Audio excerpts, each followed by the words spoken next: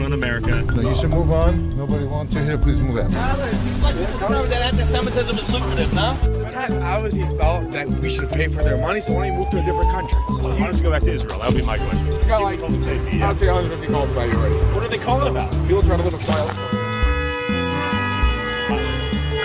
You two gentlemen, I saw a video of you walking into 136 Hillside. They asked not Fair to enough. come back. Amazing. If you come back, it'll be a trespassing charge. You say anti-Semitism, I say anti-Goyism. The Jewish community is extremely racist. You have a group of people that call themselves God's people. You are a Semite supremacist. Elon Musk has 12 kids. Why can't I have 12 kids? He pays for them. You're arguing that I should pay for your kids. I'm arguing that the government said. That's our money. I pay taxes. Excuse me, sir. What are you doing? Can I call the cops on you? Look at that. We may be in a corrupt hellhole. So what am I being pulled over for? We got a call. Keep your hands on the steering wheel when you do something. This is Lakewood, New Jersey, home to one of the largest and fastest growing Orthodox Jewish communities in America, having anywhere from 6 to 10 kids per family, causing the community's rapid growth to spill into the neighboring towns of Jackson, Toms River, Brick, and Howell, causing non-Jewish residents to fear that their town will soon be turned into Little Jerusalem, just like Lakewood. The tactics within this community, I would liken it to organized crime. You were vice chairman of the Israel Advisory Committee for Donald Trump in 2016. How did you get a relationship with the White House? Who in the White House? I don't want to say. Who are we messing with now, Chris? This video a mistake, man? I'm going to be honest. Your powers out here are pretty immense. It's not about Jackson. Jackson is a test case. If it isn't squashed soon, is going to take over the entire country. It's already a problem in all the surrounding towns. You have billionaires from Lakewood being involved, people connected to the President of the United States. In New Jersey, is there room for a two-state solution? No, there's clearly not. I think it's going to be a fight. I ride around Lakewood. There are near Lakewood, outside of Lakewood, and all these towns around Lakewood. There are housing developments. Well, Goyim live there. There are no Yidden there yet, but all these housing developments. Someone who they could turn it around. We saw what happened in Lakewood itself.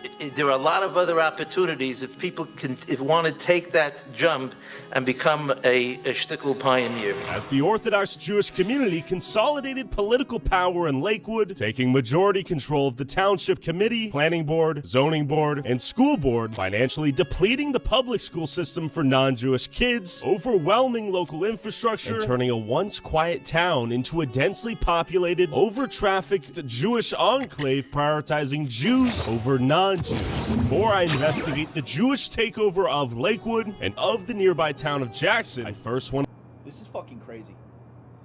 Imagine if we had an all-Irish takeover that, like, kicked out everyone else. Imagine if there was even an all-black takeover that just kicked everybody else, kicked everybody else out by, like, design. Not just because nobody wants to live in the ghetto, but because they consolidated. I mean, I guess you do have places like Chicago. But this is fucking crazy. Imagine, and then they try to run him out and say it's anti-Semitism for just doing some investigation. I want to visit the town where the blueprint was born, Muncie, New York. Someone like David Badner saw the opportunity. You're not welcome here, and you're not welcome in a lot of other places based on your videos. You don't own this place. You don't own America. No, you should move on. Nobody wants you here. Please move out. That anti-Semitism is lucrative, no? That obviously thought that we should pay for their money, so why don't you move to a different country? So why don't you go back to Israel? That would be my question. You got like, I'd say 150 calls about you already. What are they calling about? People trying to live a quiet life.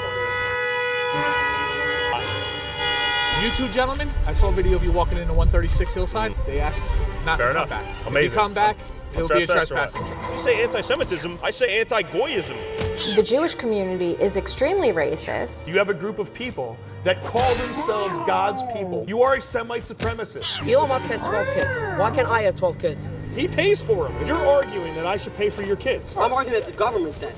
That's our money. I pay taxes. Excuse me, sir. What are you doing? Can I call the cops on you? Look at that. We may be. Look at that. What are you you doing? Did I call the cops on you? Suck it empty.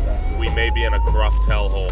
So what am I being pulled over for? We got a call. Keep your hands on the steering wheel when you do so. This is Lakewood, New Jersey, home to one of the largest and fastest growing Orthodox Jewish communities in America, having anywhere from 6 to 10 kids per family, causing the community's rapid growth to spill into the neighboring towns of Jackson, Toms River, Brick, and Howell, causing non-Jewish residents to fear that their town will soon be turned into Little Jerusalem, just like Lakewood. The tactics within this community, I would liken it to organized crime. You were the vice chairman of the Israel Advisory Committee for Donald Trump in 2016. How did you get a relationship with the White House? Who in the White House? I don't want to say. Jeffrey Epstein is my guess. Look at how panicked he gets. I don't want to say. Who are we messing with here right now, Chris? Is this video a mistake, man? I'm going to be honest, the powers out here are pretty immense. It's not about Jackson. Jackson is a test case. If it isn't squashed soon, is going to take over the entire country. It's already a problem in all the surrounding towns. They gotta You have go. billionaires from Lakewood being involved, people connected to the President of the United States. In New Jersey, is there room for a two-state solution? No, there's clearly not. I think it's going to be a fight. I ride around Lakewood. There are near Lakewood, outside of Lakewood, and all these towns around Lakewood. There are housing developments where Goyim live. There are no Yidden there yet, but all these housing developments. Someone who they could turn it around. We saw what happened in Lakewood itself. There are a lot of other opportunities if people want to take that jump and become a shtickle pioneer. As the Orthodox Jewish community consolidated political power in Lakewood, taking majority control of the Township Committee, Planning Board, Zoning Board, and School Board, financially depleting the public school system for non-Jewish kids, overwhelming local infrastructure, and turning a once quiet town into a densely populated, over-trafficked Jewish enclave prioritizing Jews over non-Jews. Before I investigate the Jewish takeover of Lakewood and of the nearby town of Jackson, I first want to visit the town where the blueprint was born, Muncie, New York. Someone like David Badner saw the opportunity a few years ago. He bought 50 to 100 houses in Muncie. I believe that he single-handedly, in a certain way, turned around Muncie. These are opportunities that come up every once in a while. Turned it around so that we could live there and they could take it over. Not turned it around and made it better. Turned it around and made it fucking Jewish. And someone has to step up to the plate. Miller News, thanks for meeting up on such short notice, man. My Muncie-landians know we here. We outside. When did you notice Muncie begin to form as a Hasidic Jewish enclave? I would say 20 years ago, I saw the first start of it, and then every year it just started to grow exponentially. Hey! Different. It's me! How are you? Stop what? They on Tyler. Yo, they on Tyler. Ass. But the Jews here were not happy to see me after I asked how they afford 7 to 10 kids on a single income and if they were on welfare in Kiryas Joel. How many kids do most people have out here? 17, 18. How do they afford 17, 18 kids? They are proud to do what the Torah says, that you need to be multiple and fruitful. How do you afford to study the Torah, though? God help me. Does the American taxpayer help you, too? Also, yes. How do people afford to have such big families out here? It's the same. Are you Tyler? I'm Tyler. Are you trying to do another anti-Semitism video? How did I spread anti-Semitism? That's crazy you said that. Life circumstance, different culture. Yeah, it's anti-Semitism if you ask questions. So this is their way of... Like, listen, I know you're frustrated about what some of the things we focused on. Is that kind of what I'm getting at? Sure. So give me some examples of how things were misconstrued. Yeah, what did I get that was wrong? So it's not necessarily misconstrued. Well, it is misconstrued. There's a lot of it that's, you'll cut a lot of it, cut out different words, make it sound a lot worse than it is. There's a lot of people here that are on welfare. A lot of people are in Section 8. A lot of people that are on a bunch of different WIC, food stamps, stuff like that. Sure. If you go to any low-income communities, you're going to see that. They're all going to be on the different welfares. Okay, so they were on welfare. Yeah. Okay. No bit of denying that. Okay. But again, it's the way you say it, it's the way you twist it, the way you... How did I twist it? Not twist it, again. Twist It's the wrong I'm word. just trying to understand where you're coming from. Growing up in an extremely... You're using the wrong words. You have to describe it how we say.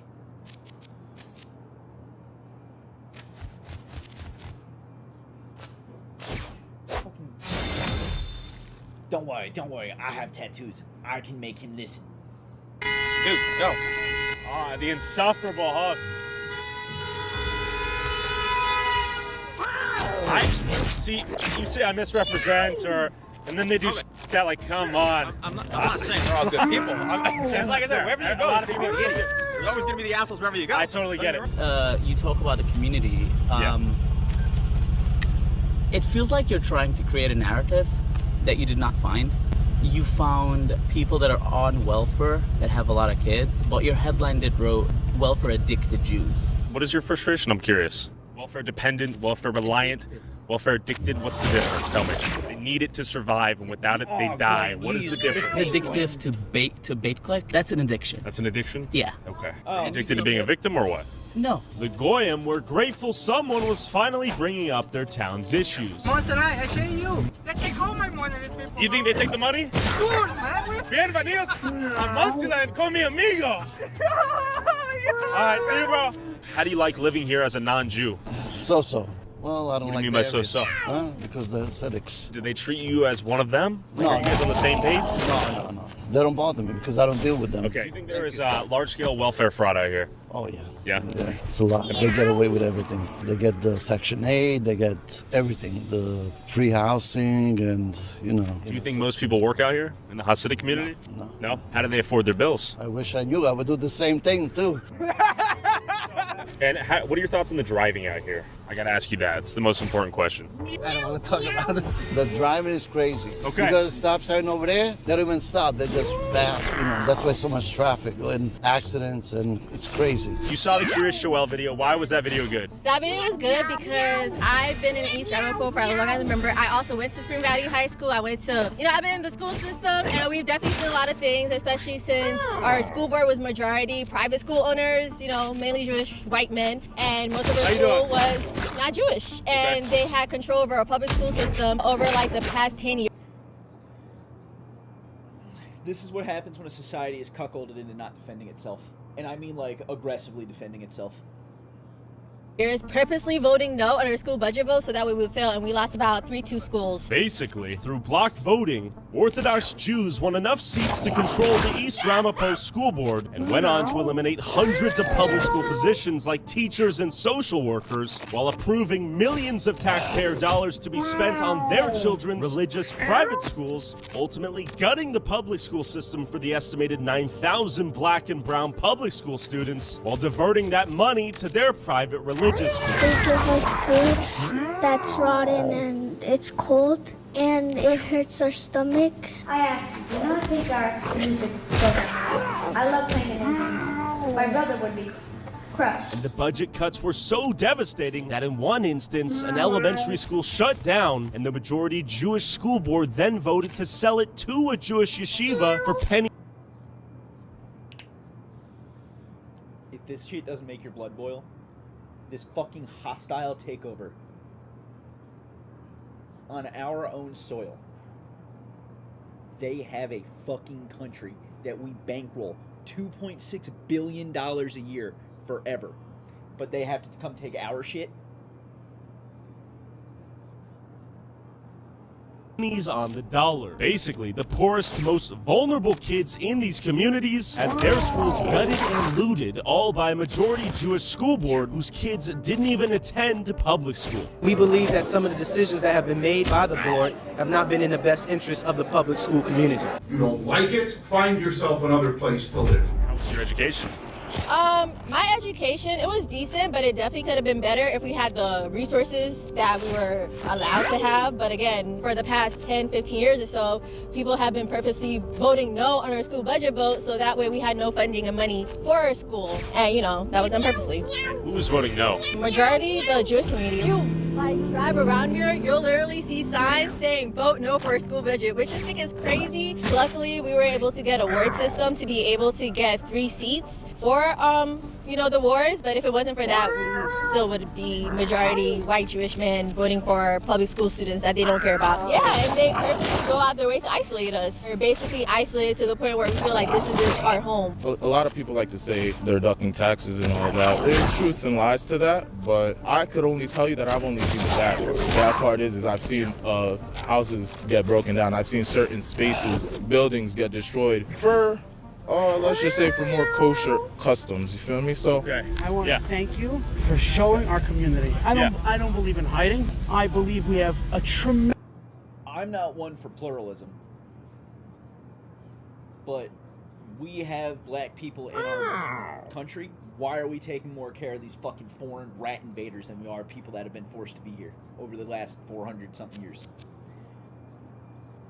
Why are we just giving territory away? And not just... It makes me fucking sick to know that that's how we're treating. They're really getting their message out there. Black people are less than the Goyim, or than the Jews. Practically, they're doing it. It's not me. It's practical experience how it's happening. Not my words, their actions. Tremendous amount to be proud of, and like every community, we're different. We have our goods. Other communities have their positives. Tell me about what are some of the best stuff. Tonight at sundown, we shut our phones, we shut our cars, we go to shul. The most beautiful part of our religion, do you understand that Orthodox Jews can be anywhere and the sun is coming down and it's the last opportunity to pray what's called mincha, which is afternoon services. They could be meow. It's coming down and it's the last Kahel Oir Yoel.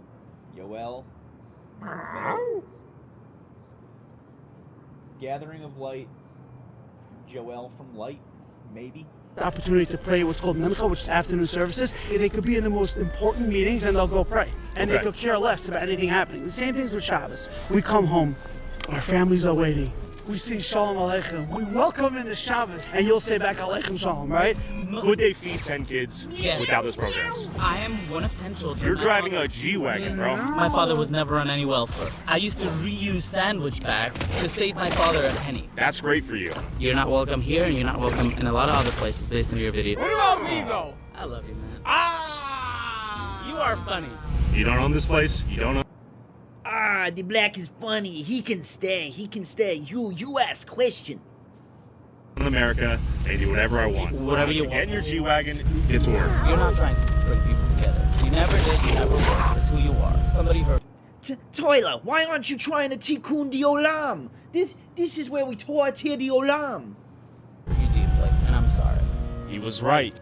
Someone did hurt me.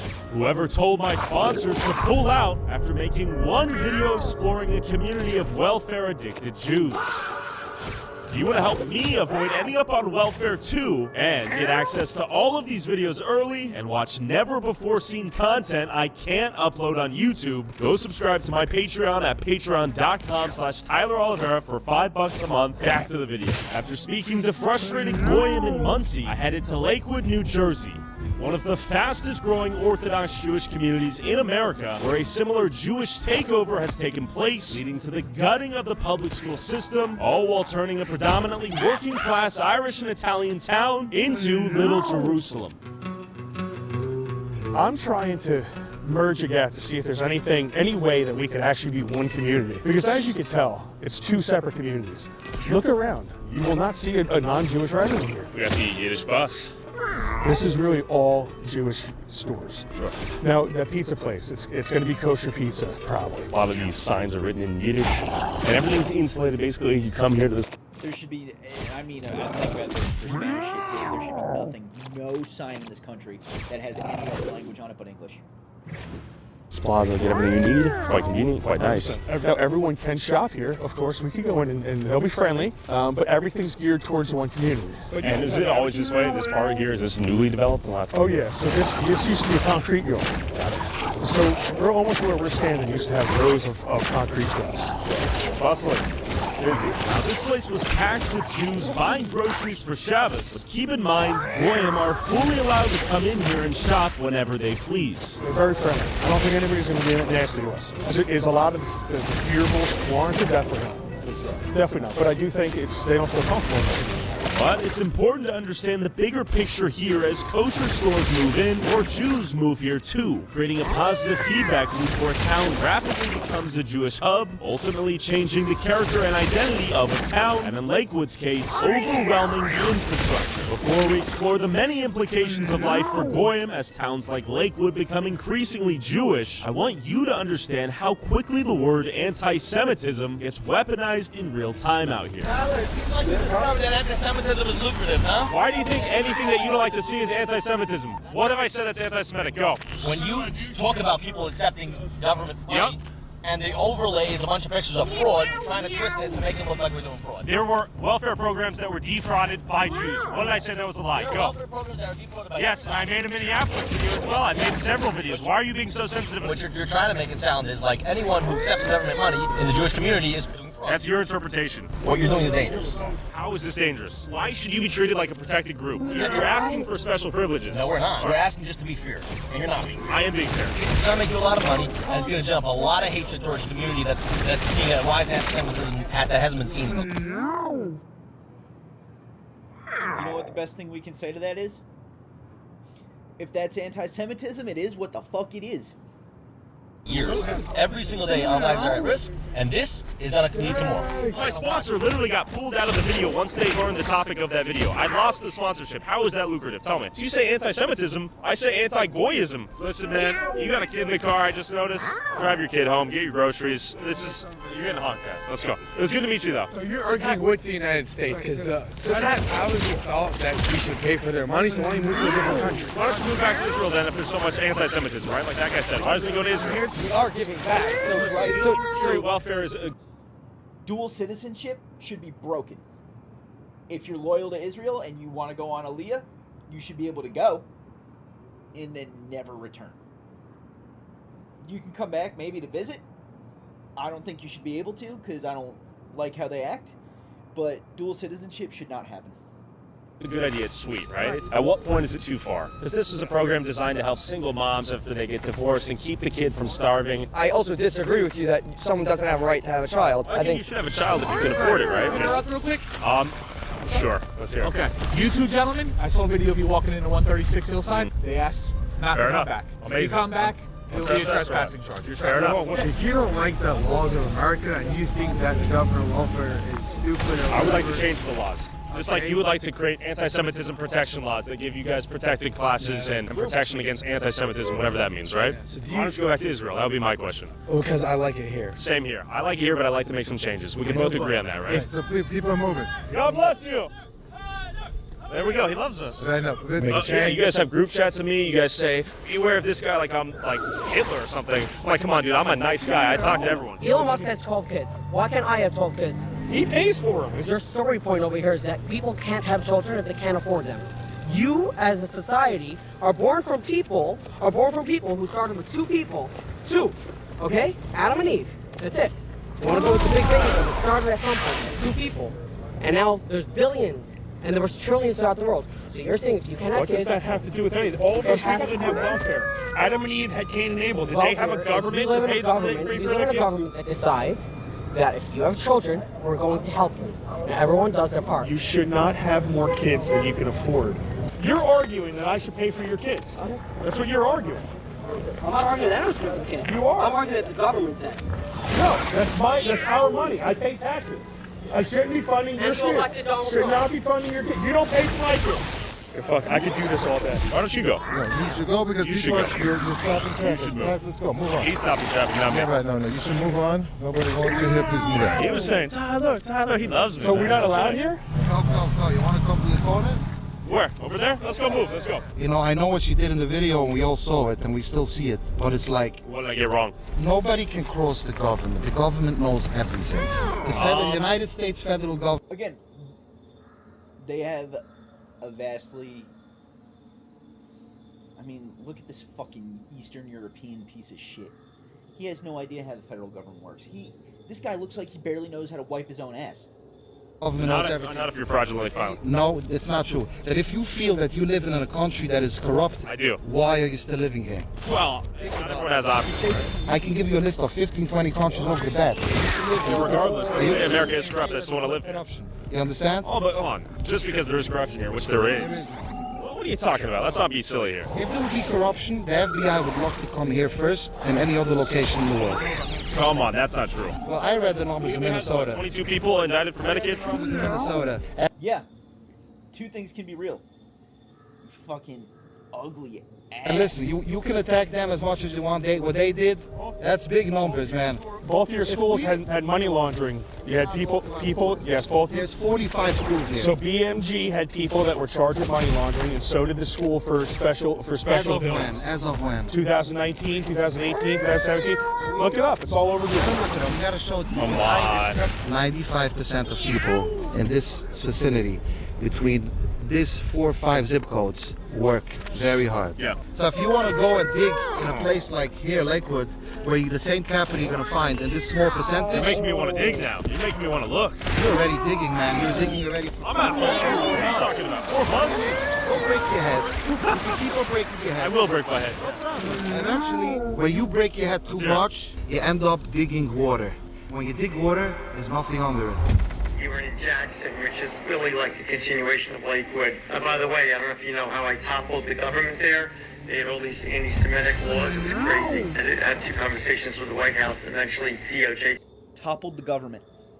That's how he describes it, as toppled the government. Hey man, they're gonna tikkun that olam though. Got involved. Anyway, so I don't know, are you already doing your Lakewood thing? I'm here with Dr. Richard Roberts. You sold the pharmaceutical company for $800 million. You were the vice chairman of the Israel Advisory Committee for Donald Trump in 2016. Yes. And you reached out to me. Why did you reach out to me via email? Because you posted that, first of all, you did your video, Curious Yoel in New York, and got a lot of Orthodox Jews very, very upset. Well, why did you reach out to me? But towards the end of the video, you saw the altruism in the community, and you seem to respect that. And since I could see that you seem to me to have a sincere desire to actually get the real facts, because if you were just bigoted against us, you wouldn't be struck or commenting on the altruism in our community. You casually commented the Jackson government. A, what does that mean? B, how did you get a relationship with the White House? I never spoke to DOJ. I did speak to people in the White House twice to tell them what was going on, because... Who in the White House? I don't want to say. First off, though, so you mentioned Jackson's a continuation of Lakewood. You toppled the governments. You went to the White House willy-nilly. Called. Okay. You're connected to the White House. I rarely leave my house. Which just goes to show the scale of your connections, in my opinion. I hear this voice from him, I'm like, shiver me timbers, who am I dealing with a little bit here, right? Like, this guy's... Little old me. And you might be wondering, why are mega wealthy Jewish power brokers connected to Donald Trump trying to set the record straight with a lowly goy tuber like myself? This all begs the question, why are they so afraid of me? I think they just don't want you to portray Lakewood in a bad way. That's really all it is. Is there any bad to see? There's bad to see everywhere. It's good to see everywhere. Exactly. Good, bad, and the ugly everywhere, right? 100%. I used to live here in Lakewood when I was in 9th and 10th grade. I love Lakewood. There's so much Jewish life here. It's so easy to be Jewish, and everything's cheaper. It's amazing here. Why did Lakewood become such a large Jewish hub? So I think it started with BMG, Beis Medrash Gavoa, and then you had a lot. You know BMG? Yeah. Tell me more about BMG, though, right? I hear it's like the Harvard of yeshivas. Yes, it's top notch. They just sit and learn all day. You already finished your high school phase.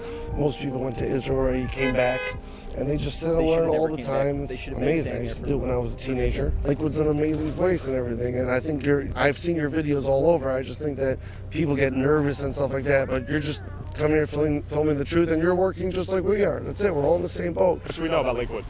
It's a great place. You're always welcome here. Thank you. Thank you. Yeah, we got it's welcoming for the most part. A few guys are fired up. We try to give them the chance to speak, have a conversation. Feel a little psst. What whisper did we miss? Nothing. I gotta go now, but I love it. To a T. A guy gets a whisper, then he goes quiet. Would you like to say anything? How you doing? Or with this guy whispering in his brethren's ears, he comes up when they're talkative and sweet, and he goes psst, psst, psst, and then they stop talking. It is miraculous. Tyler, good to meet you. What's your name? If I say something good, you're gonna put it on? Let's go. We just met up with the guy. He was like pissed off that we like come around here and explore. This guy's killing me, dude. The pss, pss. He's treating you like a child. The whole world's gonna laugh so like. I know. This is pathetic. He's treating you like a child. Who is this guy? Why are you guys This being is told what to pathetic. say? Let the man speak. Okay, does that not look like suspicious activity? Why is there so much secrecy if you have nothing to hide? Why would he do that? He's the head whisperer. All right, tell me what you're gonna say. How much money everyone makes in this town? Crazy amount. What? The police is also gonna follow. Tell them we make money so we have no need to steal it from them. They're gonna follow us. There's a police response, special response unit, and the cops had their internal monologue that they're gonna just trail us around. Amazing. So given that the cops are being called so often, they're just gonna follow us around all day. Land of the free, home of the brave. And then I stumbled upon a kosher collision. Another example of Lakewood's infamously terrible driving. We were just showing how densely trafficked it is out here, how much traffic there is. We wanted to show some of the driving differences out here. I don't think you're saying a fair statement. This has nothing to do with Ben's driving. Oh, what does it have to do with bad driving skills or snow? Totally because of the snow. Fair. It was a miscommunication. That's fair. I understand what you're trying to say. Yeah. That's how it happened. There were actually no one on the road. Totally fair, okay. You need help getting pushed? All right. Why are you making up the story? Because you need a documentary. There was not one. Why are you making up the footage that you're captured? That's bullshit. I don't know why I went Italian there. Oh, you just hit the wall. You need to hit anyone? No. Do you need help getting pushed? Okay, we're gonna get out of here. Oh, you're good. Better than anyone else. I agree. No, I mean, I'm employed. I employ a lot of people, actually. You make money for doing nothing. For doing nothing? Do you think moving capital and charging interest is something more valuable than I do, or what? What? I think you should write about Tell me. the hundreds of thousands of people that do favors for people every day. Tell me more. Open up a book. You never saw so many charity organizations as you have here in Lake. I know there's so many 501c3s. It makes me wonder. Are they all charitable? Are they feeding for tax exemptions? You know, would you say this is a great place to move to for a young family? If I have a kid or a wife, a young wife? Okay. Not just the Jews. My best friends are those. Okay. Respect. What do we have here? We have a. Hey, it's good to meet you. You see that? I saw it. So what is the name of that organization once again? Hatzola. Okay, good to meet you, man. See you later. And we have Hatzola up here to help the community. Yeah, this guy doesn't even know what the First Amendment is. Don't be a joker, bro. Come on. Yes. Come over here. Come over here. I need to get you like a second number. So what's your Instagram? You have Facebook? No, I don't have. Look at these hundreds. My phone number's been leaked. You're a little child. Give me a number. I promise. Why are you insulting? I'm not insulting you. Come on, I'm a little child. Just give me a number. I promise I'll make it worth it for you. All right, look, give me your email. Give me your email. Give me your email. 732. Give me my number. All right, awesome. And what was your first name? Moshe. We're gonna do some big stuff. You're afraid. I don't even know what's going on. Oh man, these guys are next level. I feel like I got dropped off on an alien planet. And you might be wondering, what is Hatzola and how are they able to blast through red lights like that? It's like a community watch, but they think they are cops. And if you notice, they had their lights on and they just ran a red light, just like a police officer would do. No uniform. They had the Jewish uniform on, white pants and the pearls. In a police car is what it looked like, but he's not a police officer, and he's blasting through the lights like he is a cop. There's a Hatzola billboard right there, Mike. And what is that for?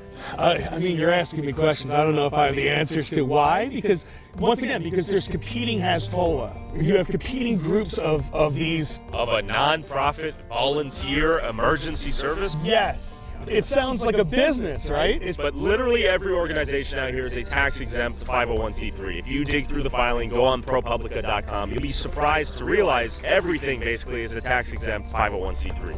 Yes, because it's all through the religions. What are your concerns? Why are we interviewing you? So, I think I echo the concerns of many non-religious people in my area. And the biggest concern is how one group of people gets to act that is separate, segregated from everybody else. And that group being Jews.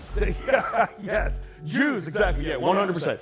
But you know what, it's in my area, it's Jews. In other areas, you obviously see the Somalian, right? In Minnesota, there's things that are happening all over the area. But yes, in my particular area, it is Jews. And it's Jews that are expanding their territory.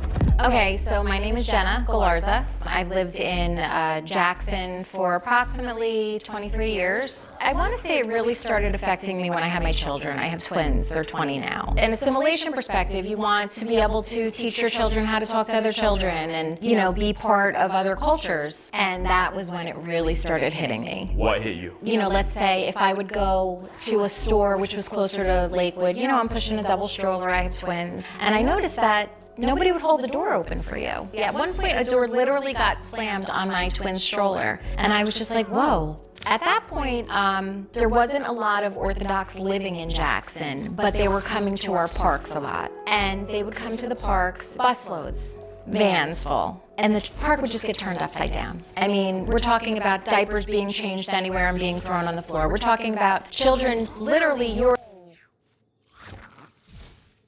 fucking disgusting. And we have to deal with that. I would say that about any people group. Why do we have to fucking deal with shit like that? This is America. It's fucking foul. Why do we have to deal with it? Oh my god. urinating in public and absolutely not interacting with your children. So listen, at that time, if it was a minion, there was 10 men, not a big deal. But then you started to notice that it was no longer just 10 people. It was 20 people and 30 people. Just completely changing the feel, the character, the comfort that you once had in your neighborhood is no longer there. And another source of conflict is the Jewish community using residential homes as places of worship, often without approval from the Jackson Planning Board, bringing in tons of outside traffic and destroying the peaceful quality of the neighborhood. We can have even where if you work in an office and there's 10 Jewish men there, you can just take a conference room for 10 minutes. We don't need like a formal like church. I've prayed in parking lots with, we're going somewhere and there's get other guys together and But if you're living in a residential neighborhood and this house becomes like a revolving door of people coming in and praying constantly, parking their cars, I imagine there's some quality of life concerns, right? Increase in traffic and the streets being covered with cars and people all over the place, or what? I don't think that that's what really happened, but maybe on like the Sabbath. But a lot of any Semites will probably say that because they don't like us. They don't want us. This home used to be probably about 1,100 square feet. It does have a new owner. Okay. Apparently, they did get permits to expand on their house. Most of the permits are just, kind of just given. Nothing is really followed through. Okay. This home will be being used for a full-out temple. Temple. Yeah.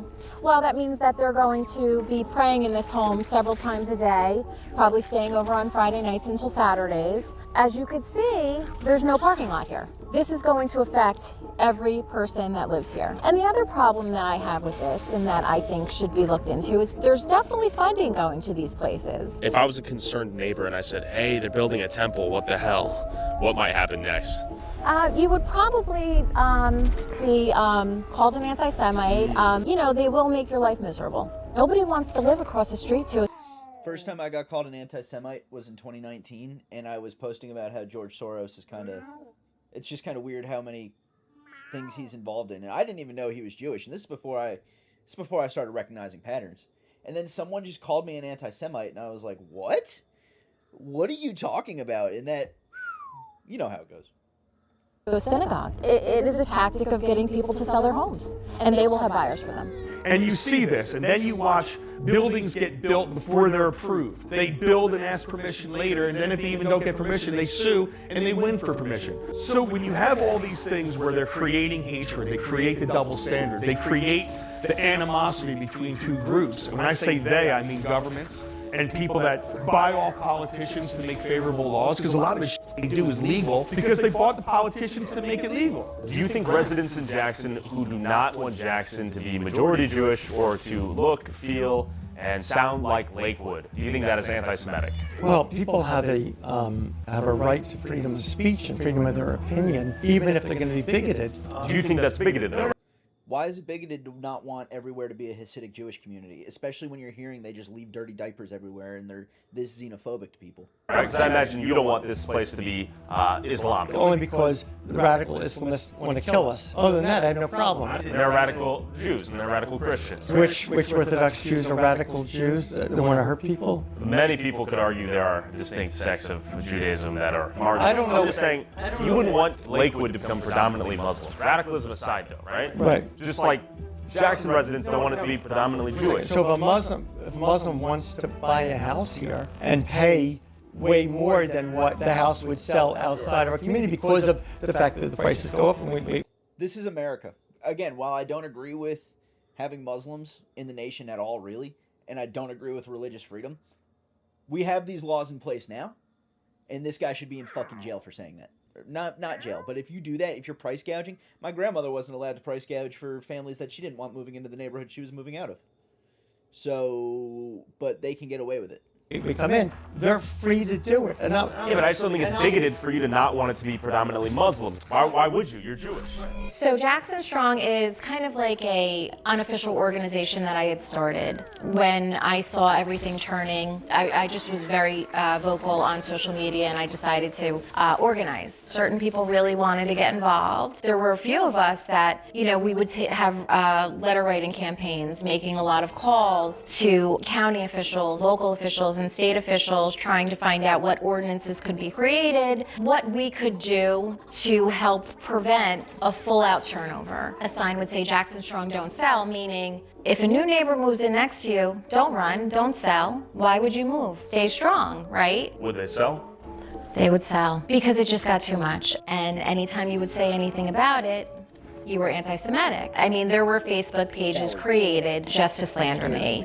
They would manipulate pictures of me. They would put, Russian hats on me, a Hitler mustache. These were things that were even coming out of Israel. At one point, there was a post where, somebody had said that, she needs to have an ice pick in her eye, and something like that. I did go to the prosecutor's office, and my Jackson Strong page was taken down for no good reason at all. It was just taken down. There was a page, Rise Up Ocean County, which was a pretty important part of everything that was happening. That page was taken down also. However, it was hijacked. So when our page was taken down, just for stating the facts, when you're bringing out the Kaporis incidents, when they're cutting the necks of the chickens and blood is pouring through the streets, and then you're talking about that and you're posting videos, and all of a sudden your Facebook page gets taken down, only to be replaced with a complete anti-Goyim harassment page, and you could report that page over. The point of this page is to point out how ridiculous the hate going around is. Can everyone relax and not try to find things in your neighborhood in trouble or to pick on one religion when there is no they and us? It's just us as one nation under hashtag spread the love. Life is hard enough with real issues, not zoning laws. We have our Torah laws. Have dialogue. Talk to your neighbor. Stop posting on stupid Facebook pages. Hopefully we'll start tikkooning the olam. And over, and you could have a campaign of people reporting that page, yet that page remained up. Do you want Lakewood to be predominantly Muslim? Just you personally? No. And why? Because it's a... Say they don't want to kill you. I'm fine with people moving in, but to have Jewish schools, we have to have a critical mass of Jews here to support Jewish schools. To have kosher grocery stores and supermarkets, we have to have a critical mass of Orthodox Jews here to support kosher supermarkets. By the way, so using that logic, why would anyone in Jackson want Jackson to have more and more Jews move? You're arguing there needs to be a critical mass for... How are we infringing on their right, their ability to do whatever they want? I'm not saying you are, but why would they want that? Why would it be bigoted? They don't have to want or not want. If somebody's selling their house to an Orthodox Jew, the Orthodox Jew is allowed to buy the house. Sure, but I'm talking about the people who are not selling their houses to Orthodox Jews. Then they have the right to do that. Of course. But that doesn't make them a bigot to not want it. It doesn't mean they're hateful. It doesn't mean they hate you. What is it in their lifestyle that we're going to change? All right, so we could start with the traffic.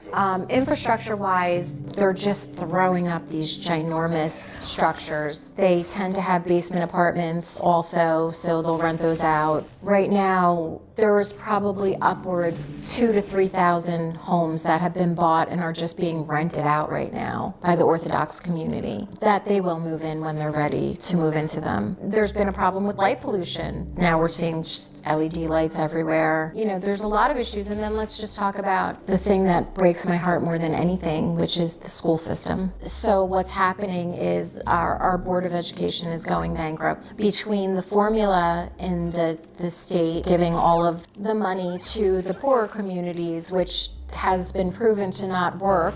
We're losing that kind of funding, but we're being depleted from the busing. We are required by state law to provide busing to all of the private school students. Why are we But if they have so many charitable organizations, why aren't they providing for themselves?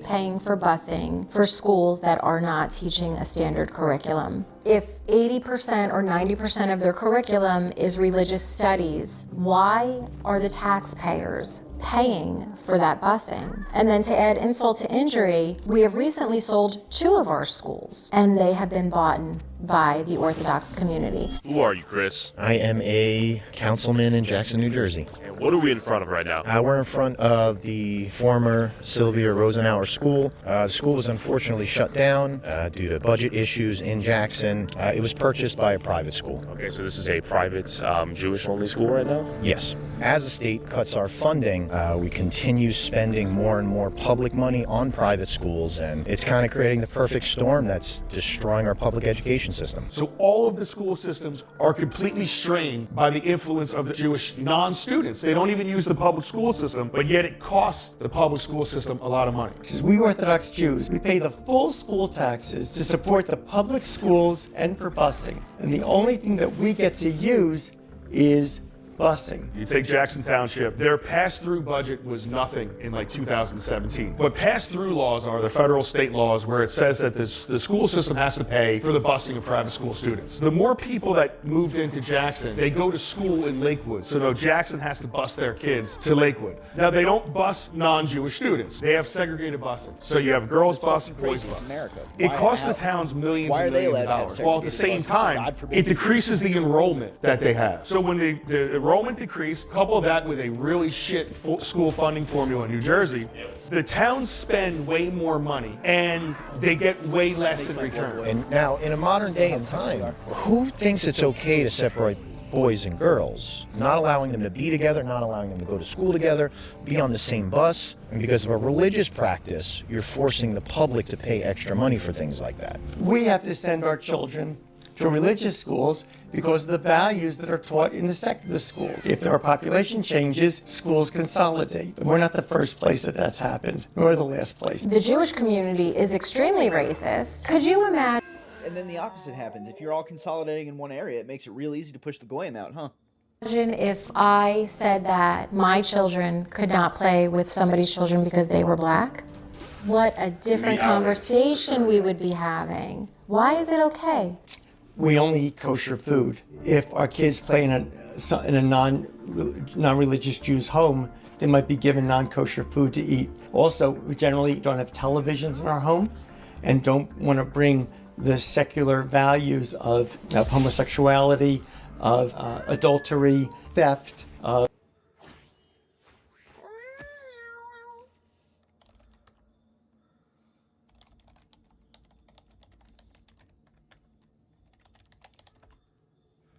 Let's see the Jewish support for gay marriage. Strong support for gay marriage. 82% of U.S. Jews support same-sex marriage.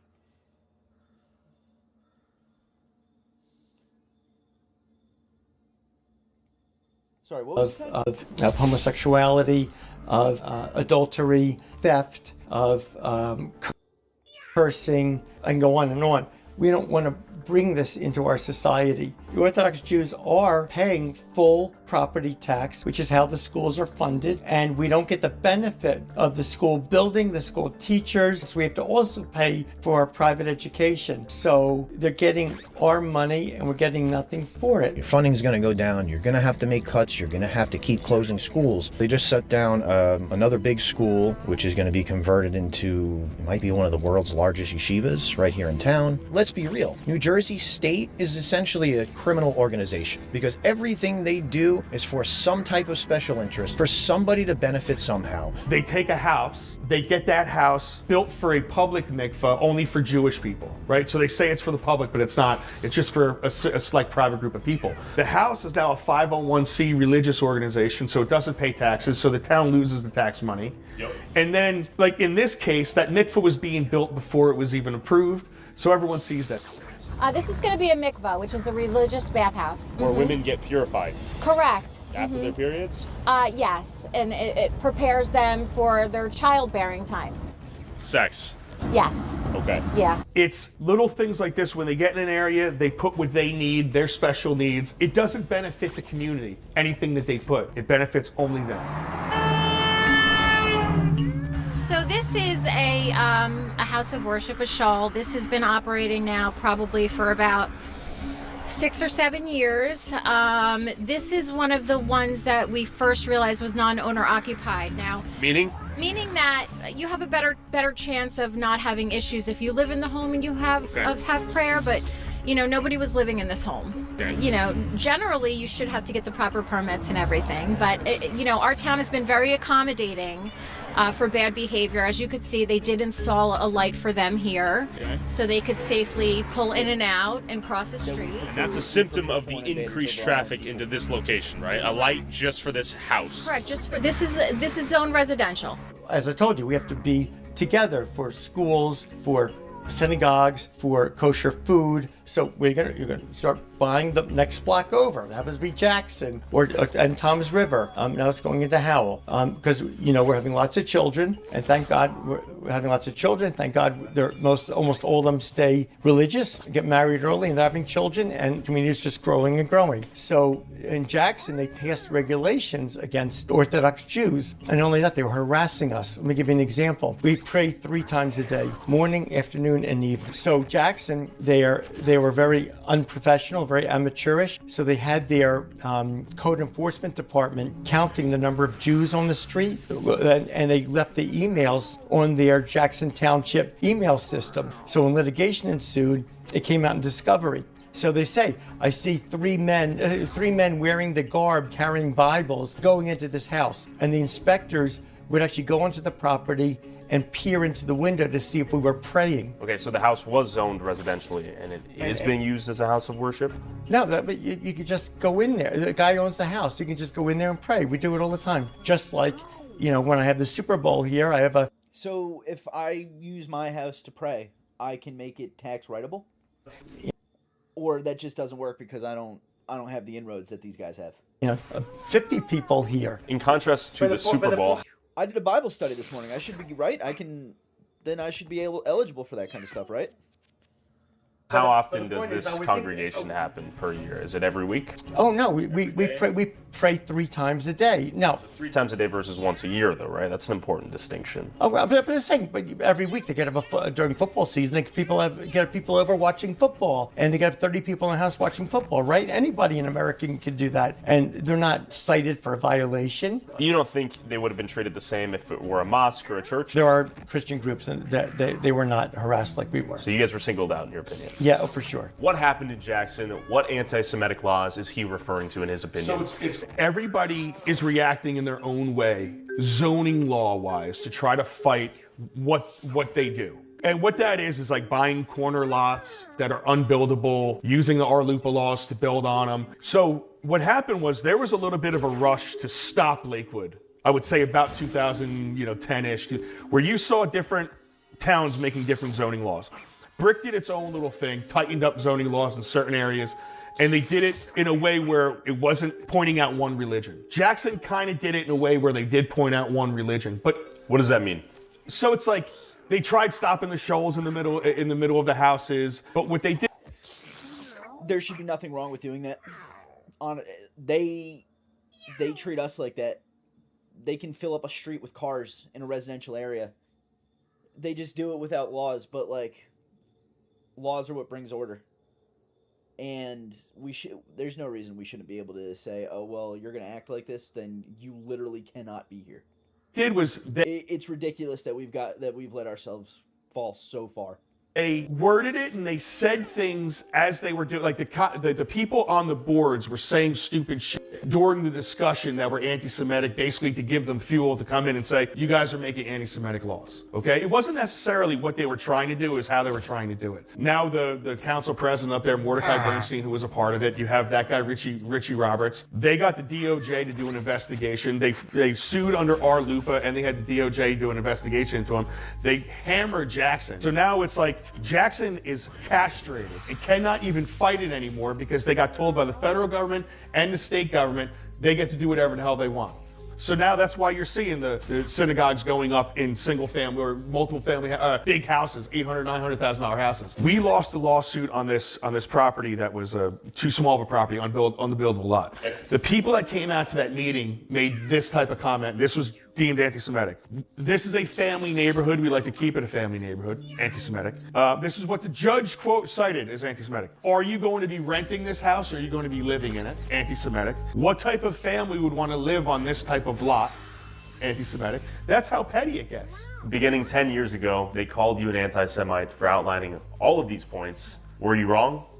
I was right. There are plenty of county roads in Jackson. Nobody's saying that you cannot put your house of worship on those county roads where you could put a proper parking lot and you could have proper traffic. So why are we dealing with houses of worship within walking distance that could be on main roads? Air roofs are up. Why instead are we putting them smack in the middle of residential areas? Because it's another way to get people out of there. It's another way to create a complete religious enclave. And this all begs the question, does the Jewish community living in peace come at a direct cost of the non-Jews also trying to live in peace? Can the two groups get along? I toured a mostly all-Jew neighborhood in Lakewood to understand Jennifer's frustration a bit more, what she sees as Jackson's seemingly unavoidable future. Where are we at, Jenna? We are in Westgate, aka Kosher West, aka the Little Tykes Graveyard. I'm noticing lots of toys on the lawn, car seat that may not be getting used, tons of minivans, many children, many families. AKA the Little Tykes Graveyard. I'm noticing lots of toys on the lawn, car seat that may not. If I had people living like this near me, I'd want them gone. We only can't because we've fallen so far as a society. And yeah, that means everybody that lives like this should be able to be disciplined by law, not just by the community around them. Not be getting used, tons of minivans, many children, many families, full trash cans, abandoned vehicles, a lot going on here. Correct. This is on the border of Jackson. And unfortunately, I see this as being Jackson's future if we don't get a hold of things. Let's go for a walk. How large are the families out here? Again, you know, anywhere from 6 to 12 children. This is all Orthodox Jews for the most part? This is predominantly probably 99.9% religious. Could I buy a home here? I don't believe you could. Obviously, legally, according to the Fair Housing Act, it's illegal for them to discriminate against me, but practically speaking, could I buy a home? No. Okay. This community is allowed to police themselves. You know, they're allowed to do what they want to do. Rules don't apply. Yeah, the trash cans. We have a problem now in Jackson with rats, which we've never had before. It's definitely a concern. It's a complete religious enclave, yes. Sure. This bus right here is paid for by a Lakewood taxpayer, correct? Correct. We're walking. We're trying to walk. You got to... Yes. Call the cops.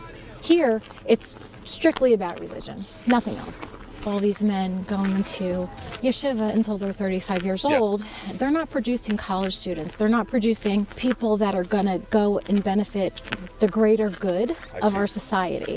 It's sort of an investment in a insulated, one-way economy. Correct, without anybody contributing. How are you? We're filming a little documentary. Yeah, for YouTube. Would you like to say hi? I actually recognize your face. I'm infamous. That's me. Yes. It's good to meet you. How are you? I actually can't shake hands I with see. you. I'm sorry. No worries. It's good to meet you. Yeah. Yeah. We're just walking around talking. Cool. Well, I hope it's interesting. Thank you so much. Yeah. Also, like, not everybody's the same. This is true. I'm noticing a strong spectrum here of even orthodoxy, right? Yeah. Even within the orthodoxy. So I got to say, very refreshing. Sweet Yeah, woman. yeah. Said hi. Good luck. You know, that's That the was funny nice, thing. that was nice, yeah. That's the funny thing about it. I mean, a lot of the women are very nice and very welcoming. Yeah. And you know, you can have a conversation with them, but at the end of the day, they can't be your friend. No parking. Look at that. They don't want to live amongst us. They don't want to live with us. They just want to live and exist and not have us be part of their lives. I mean, we've had people stand up at our council meeting in Jackson and say, I'm sorry, we cannot let our children play with your children. For the Orthodox community, the reason that we choose sometimes to live with ourselves is because we are, as a culture, very careful with the influences our children have. My children don't know about, they don't have any access to YouTube, TikTok, Instagram, any of these things. And part of that safety is that after school, all of us as neighbors share those same values and rules and restrictions. It's about unity. It's about assimilation. We should be able to force people to assimilate then. Yeah, I don't think we should have any of these things. Maybe at a moderated level, but they infect us. Now this, going back to the Jews supporting all this gay marriage stuff, they'll push all this pluralism, faggotry, all this terrible media on us, and then America will have to deal with the fallout. But then they retreat into their into their isolated little communities where they don't have to deal with any of that stuff, and they just leave it for us little goyim to handle because that's all we're worth to them. Everybody needs to be the same except for us. And they use it to degrade populations. Now they've weakened this community so they can't fight back. And now they're just gonna they're not even slowly infesting like fucking cockroaches into Jackson and pushing the people that have lived there for however long out. Why is that okay? Why are we letting this just happen? It's about, you know, the American culture, and that's what we're losing. Can the Jews and the Gentiles get along? Absolutely. We don't have. You're calling for unity. Absolutely. I also understand that this is their way of thinking. This is how they are trained. This is how they were brought up. We're happy for them to stay. We don't push them out. We had a neighbor Wheeler right across the street over one house. We were sorry to see them go. Is it bad that you have a house that's worth $300,000 and someone says, I really want to live in this neighborhood, I'll give you $600,000 for it? I think it's great if you're trying to sell your house. Okay, and if he doesn't have to. Like this woman, she didn't have to sell her house. Yeah, I think there's an argument in some instances of people who have claimed that they've been pressured, harassed, or intimidated to sell their house. So it's not intimidation. It only could be that too many people are knocking on their door asking, do you want to sell your house? Okay, so there's blockbusting. Okay. You know, that's when they approach you to sell your house, which is a level of harassment. There's intimidation, telling you that, you know, your decorations are not Yiddish, or approaching you and asking you, when are you moving? You know, you could have a child who's 4 or 5 years old, being your neighbor, and you could be very nice to that child, and one day they will just come out and say to you, when are you leaving? Well, that's learned behavior. They're hearing that, right? There's rows of housing. You saw it yesterday. 4, 5, 6 cars per place. Tight, super tight houses. The few people that I've spoken to, a lot of it stems from fear and their loss of their way of life, right? I don't think it stems from hatred, from what I've heard. So some hate it and some fear to change in their in their neighborhood. These people are moving in that don't look like them, that, you know, seem different, and I can understand it, but there are laws about. You see this shit? Dude, they're fucking just invading our country. They have their own nation where they can go and live like slobs, roaches, douchebags, but they have to come over here and take over our fucking neighborhoods. It's disgusting. Discrimination, and you know, people bought homes legally because the non-Jews that lived there made a lot of. We give them $2.6 billion forever. They get free childcare. They get housing built damn near for free. And then they can go take it from their Muslim neighbors anyway, like they are. But then they fucking come over here. There's no reason why we can't build legal systems that punish these people for acting the way they do. It's disgusting. It's evil. It's disgusting. And have you, dude?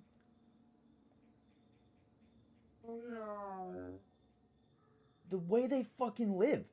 That lady, that redhead lady was talking about how Not for fucking much longer, I guarantee that. How much longer are we going to actually deal with this shit? How much longer can we just sit here and be cuckolded by the word, oh, you're anti-Semitic, you're being a goyim. Okay, go back to Israel.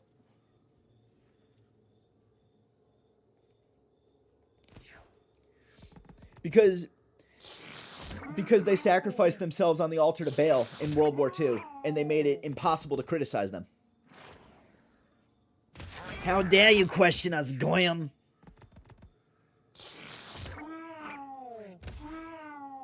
Uh-oh. No.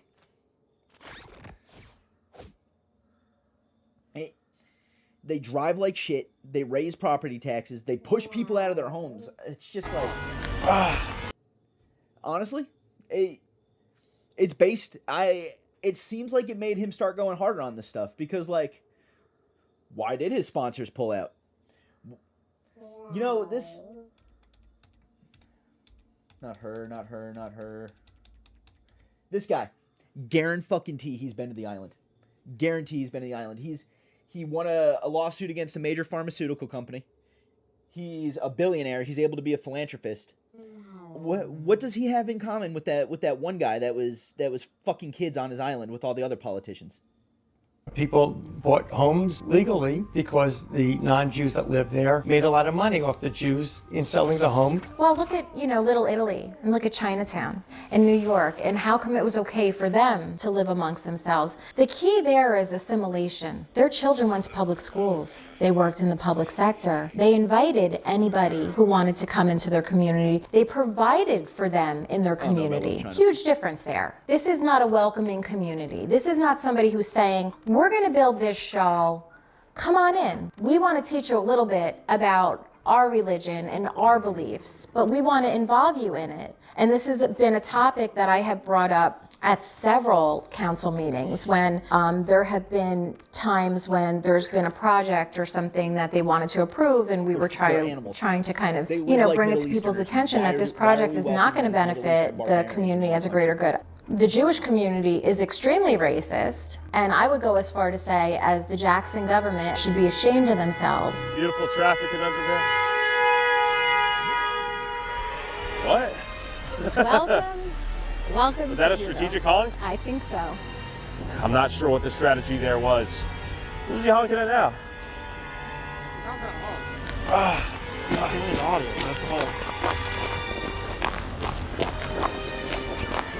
Gotta say hi. Hello. Well, we're not allowed to have so you're just honking. We're not Jewish. I'm not sure what the strategy is. How are you? I came down and waved and said hi. We're gonna see how long he's just gonna remain honking. How are you doing?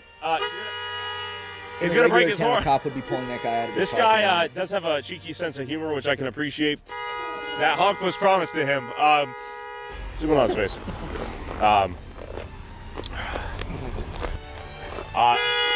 Look how far I am gonna sue him. to cover his nose. His kids in there is doing that? What? Man, I think this guy... Judaism is inherently a Middle Eastern religion. We're all, I don't want Muslims over here either. But these fucking creatures have slipped in under our nose, and they are even more quickly taking over villages or towns than the Muslims in like Dearborn and other places like that. This is crazy. Actually might be immensely challenged, so we're gonna give him a break. Yeah. So listen, we can talk all the niceties we want. There is hostility. Oh, yeah. But you know what? That's not going to happen walking down our streets. But as we were trying to escape and rest our ears from the Jews honking at us from all directions, I spotted these dudes tracking us. Turns out I had summoned the Shomrim Police, the Jewish community's internal police force that receives both federal funding and township funding. You guys want to be interviewed? We should be allowed to choose what taxes we pay. If our federal taxes are going to things like this, we have the technology. No. Okay, respect. Are we in the heart of Lakewood right now? What do you need it for? Just curious. All right, he's pushing it. What's up? You want to do an interview? Okay. I don't think it was nice how you portrayed the Jewish people, and What are we talking about? What's the context, real quick? What's the context? Are we talking about Curious Joel? Yes. I just don't think it was you were trying to portray. I think you just came into with a more of what you had a picture in your head. What do you think I got wrong? What do you think was misrepresented? Like, I'm just trying to learn. What do you actually think I got wrong about it?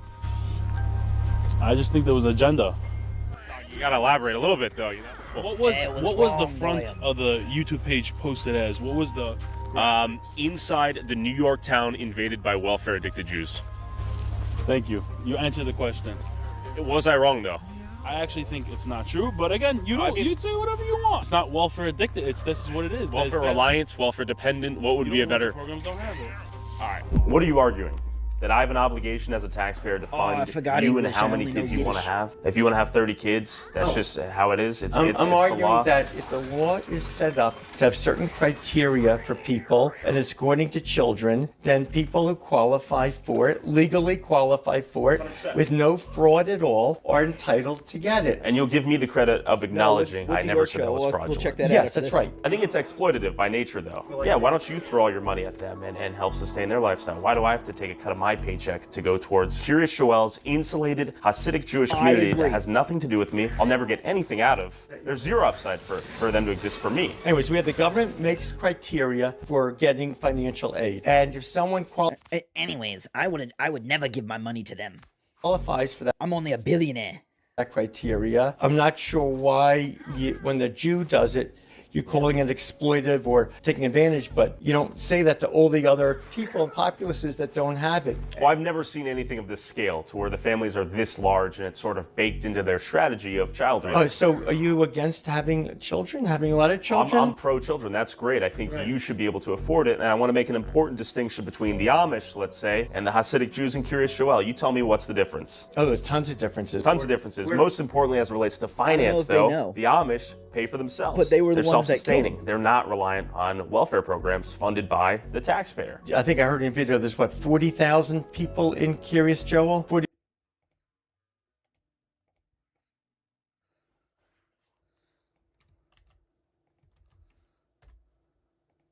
44,000, and you spoke to 20 people around on the street. Sure, perhaps an insufficient sample size. And who obviously are not the ones working, because if they were working, they wouldn't have been on the street, they'd be working. Sure, but it belies a pretty interesting question, right? How do they afford to raise such large families? How do they afford to study full-time? First, I have to bifurcate your question. There's two groups. One is the ones who are learning full-time, and the others are the ones that are working. For Hasidim, almost all of them go out to work. However, when they first get married, for the first 2 or 3 years, This guy's a Jew and he can't even pronounce Hasidim correctly. they'll learn Torah full time. The wife will work. They don't have any children yet, or maybe they have 1 kid or 2 children, and then they'll get help from their family. And if their income qualifies, which it probably does, for financial aid, they'll get financial aid. Okay, we got this guy following us. We're playing games now. We got the security van rolling on us as we roll on them. We got 1, 2, 3 police. Surely there's no conflict of interest we're about to experience. I wonder what law they're going to claim I violated. How you doing? My name's Tyler. How are you? Josh, man. Good to meet you, Josh. What's going on? I don't know. We're just getting stalked. Yeah? Low key, yeah. You look familiar, man. My name's Tyler Oliveira. We're filming a little YouTube video. That's me, yeah. So what are you filming out here? Documentary on Lakewood and surrounding towns. Am I being detained? Is there a probable cause for this interaction? What's going on? We just got a concern saying that you're walking up to people asking those questions, stuff like that. Luckily, this is America, and that is the First Amendment, right? It's beautiful, and I get you're doing your job. Call us, we gotta come out here, right? See what you guys just doing, like a documentary? Exactly, just a little documentary. Right now, hey, how you guys doing? You guys want to say what's up? What's up? What's up? Okay, well, it's good to meet you guys. I know you guys got more important things to do, but good to meet you guys. Good to meet you. Thanks for keeping everyone safe. Thank you. I'm part of like. They would love to violate his First Amendment. I don't think we need religious freedom in this country anymore. Showroom, which is yeah, public safety. Yeah. And we got multiple calls. Same reason why PD got calls. Okay. So that's it. We're just gonna follow you around. We're gonna let everybody know that they don't have to talk to you. With the Shamroon police on our back, it felt like we were being policed by a secondary form of law enforcement that seemed to exclusively defend the interest of the Jewish community. And speaking of double standards, let's talk about politics. I firmly believe that the tactics within this community, I would liken it to organized crime. We have an ultra-Orthodox person as our council president. You know, you can't think that there's not going to be things happening and rules and laws created to make his community stronger and better. When do you eventually become involved in Jackson politics? Let's say you live in Lakewood, you don't even live in Jackson. So why do you even get involved? What happened was this act of discrimination against the Orthodox Jews in Jackson was going on for about a year. And I had people calling me from Jackson with like anonymous numbers, Orthodox Jews, because they were afraid for their safety. We're generally not violent people. If we have to defend ourselves, we will. And I think a substantial number of people in Lakewood now own guns. Why? Why? They became fearful? Oh, yes, because the rise of anti-Semitism and the attacks on Jews. After about a year of them calling me, I really couldn't take it anymore. They're suffering. Why did you topple the government? I told you why. why. Did you do it with ease? Oh, it was not with ease. It was a tremendous amount of work. Agent in Manhattan. It was tremendously easy to topple the government. This motherfucker should be shot in a cannon back to Israel. Trying to get the stories out to the press. And then I met with this political group, like I said, who ran senatorial campaigns. We got the cell phone number. This is why we should never give up our guns. My governor Spanberger is trying to make anything over 9-round mags illegal, and it's so these kind of fucking people can take over.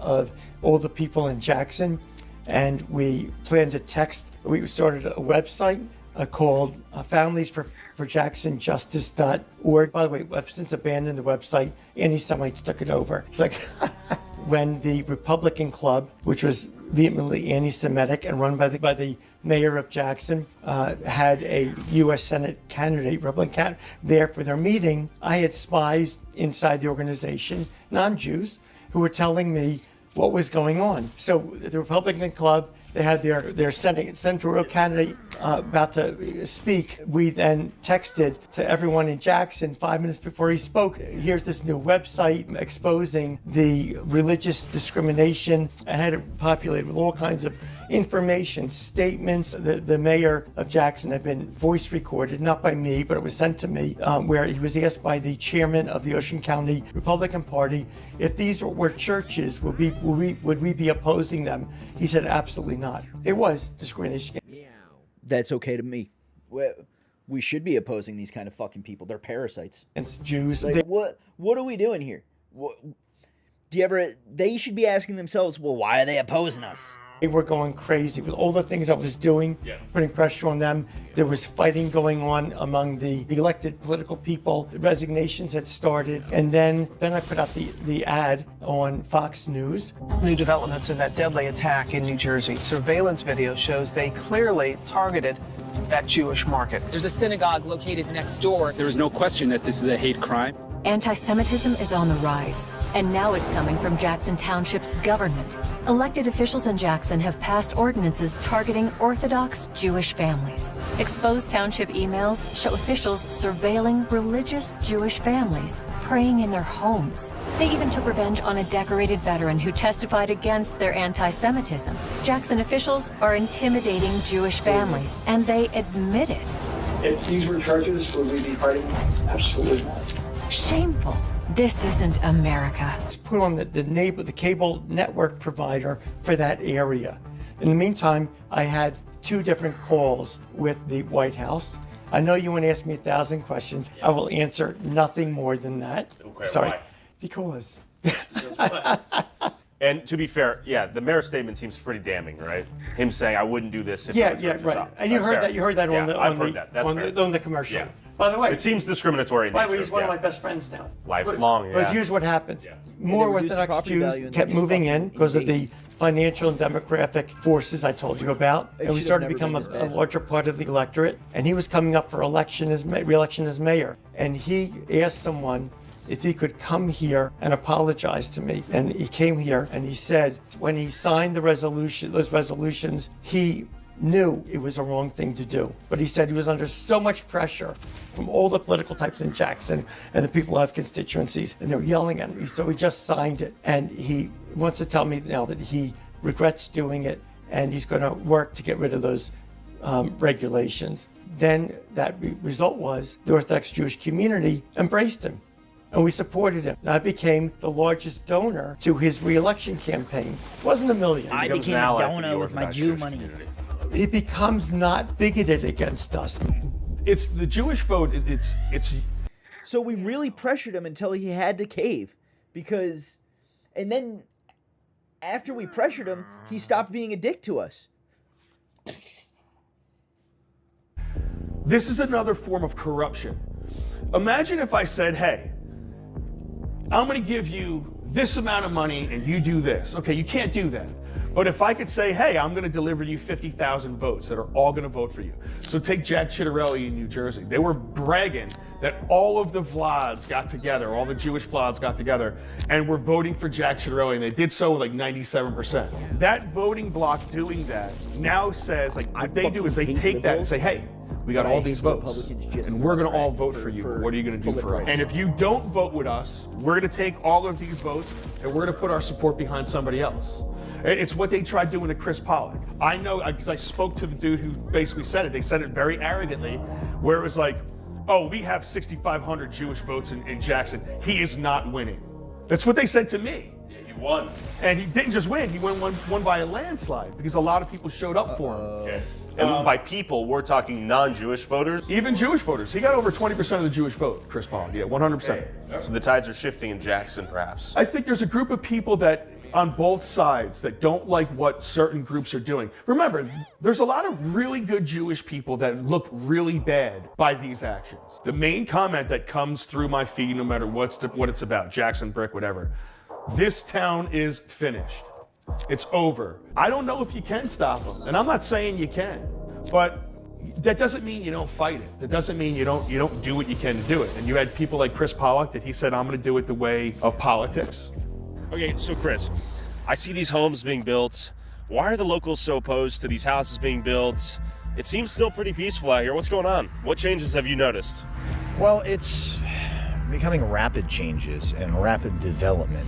You're going to be seeing a heavy increase in the population, and I don't know if our town is suited to handle it. Unfortunately, I've heard from several people that some developments only particularly want one group in there. It's people have gone in there and asked, hey, I'm interested in these homes. Some of them have been told it's not for them. What does that mean? What does that? Imagine if they were just ran out. If they were just ran out without worrying about buying their homes back. It's like they want it. It's like they want it to happen. What does that mean? It seems like it's only for one group and one community. And who's that group? It seems like it's only for the Jewish community. I'm going to be honest.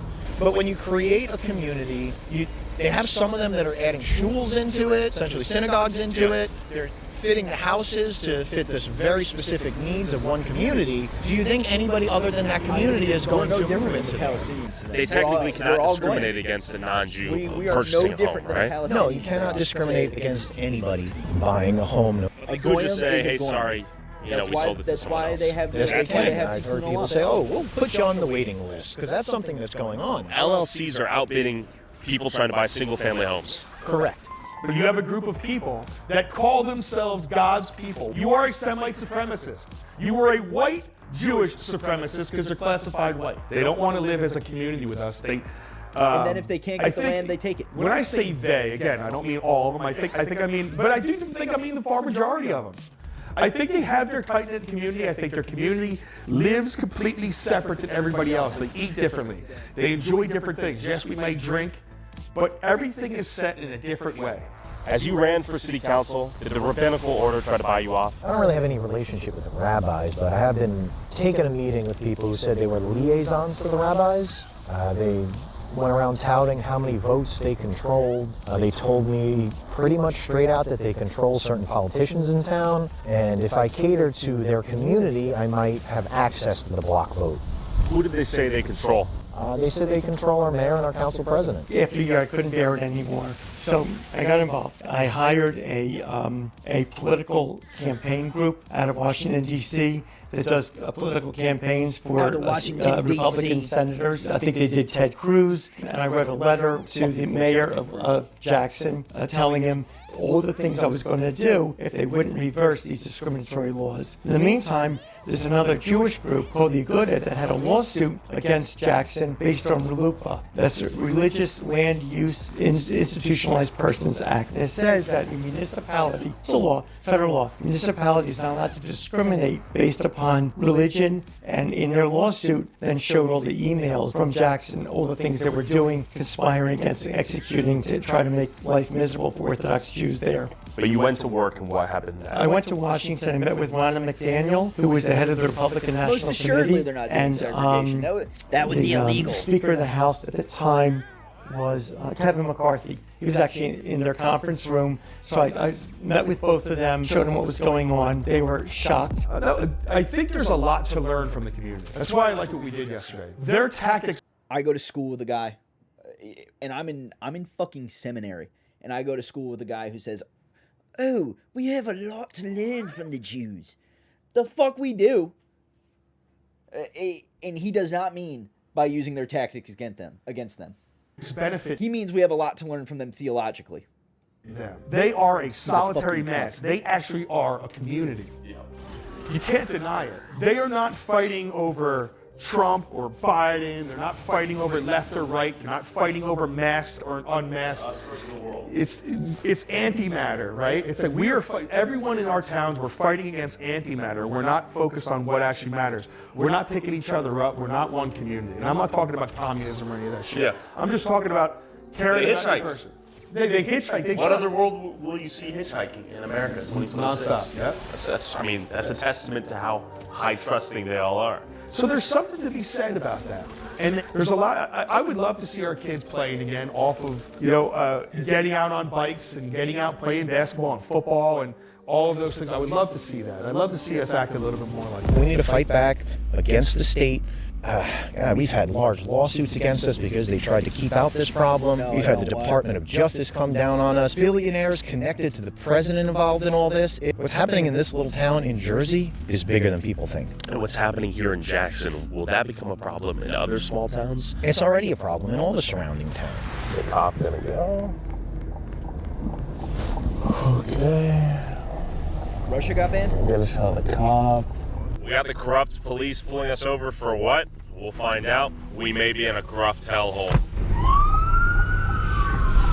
Double cop car. We're getting pulled over. We got double police. Of course. Potentially nothing better to do. Let's find out. We weren't speeding. We weren't violating the law from the best of my understanding. You have your driver's license registration? What am I being pulled over for? I'll tell you that soon as you Is see there me. probable cause? Yes, there is. What We got a exactly call. is that? We got a call on our phones For? a suspicious person. What's suspicious about me? With video cameras. There's nothing in front of the suspicious school. about expressing our First Amendment No, rights. you're So good. what am I being pulled over for? We got a call, just so you know, you're being audio recorded. Sure, likewise. So we got a call from dispatch. Sure. Saying there's a vehicle Okay. with two men in it, videotaping in front of a school. When we get a call for that, that's our probable cause to stop you because they describe your vehicle. So I'm asking you. What's illegal about the fact that we're recording?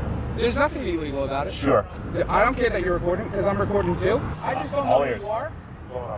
And I don't. But for my safety, I want you back in the car. Cool. Okay. So Yeah. back to me talking to you. My name's Tyler, by the way. How are Jonathan you? DeSillo. Nice to meet you, sir. Good to meet you, yeah. I'm stopping you. Can I have your credentials, please? Do I have an obligation to self-identify right now? I need you to identify yourself on this stop. Yeah, no, I totally get where you're coming from. We're It's filming a a little lawful stop documentary because they piece. described your vehicle to a T.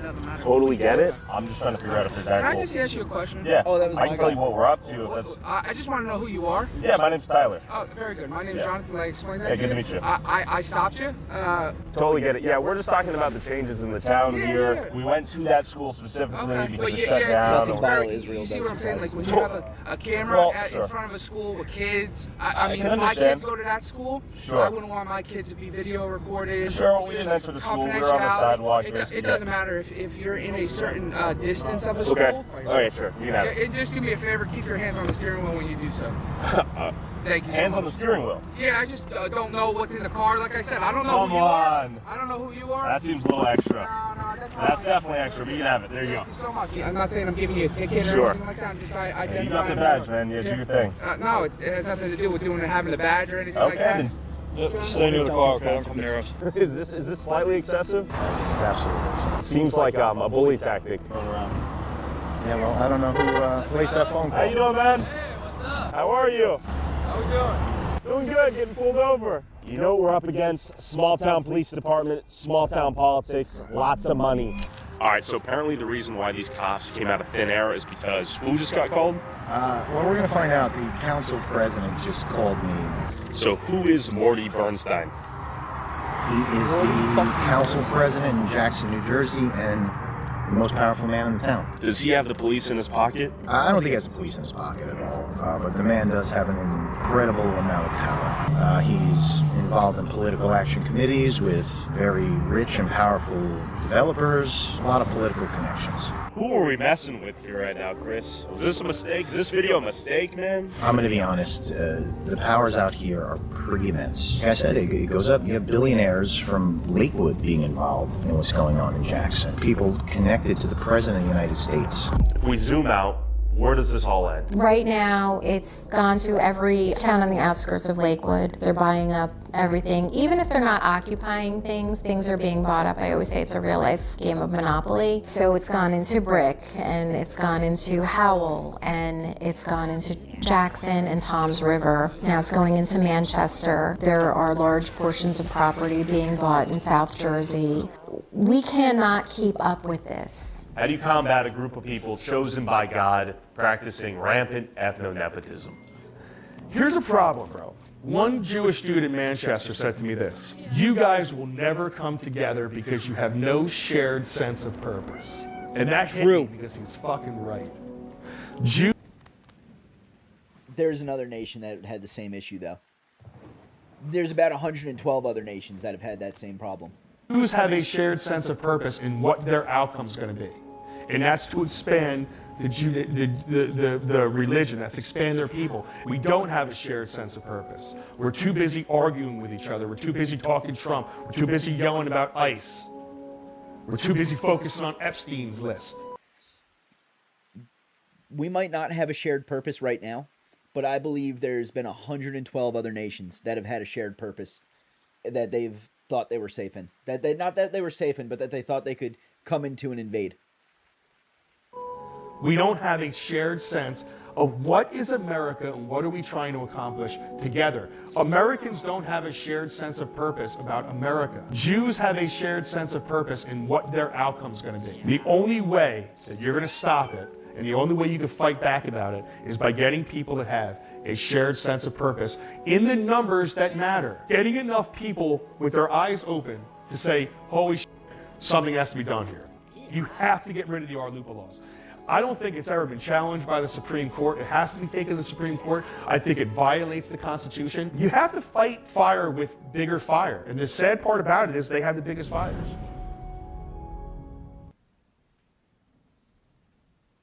Times Square calling for their Messiah, aka the Dajjal or the Antichrist. And I heard you guys talking about the Messiah coming. Can you tell me a little bit more about that? It's coming today.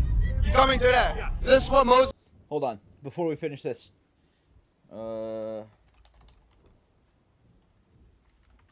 Have you seen this?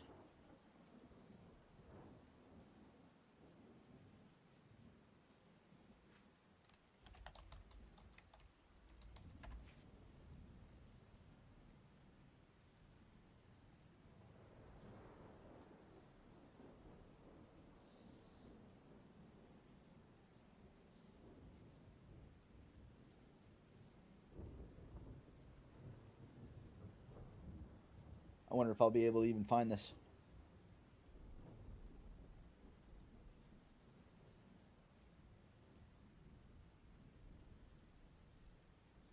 Where's the time bar?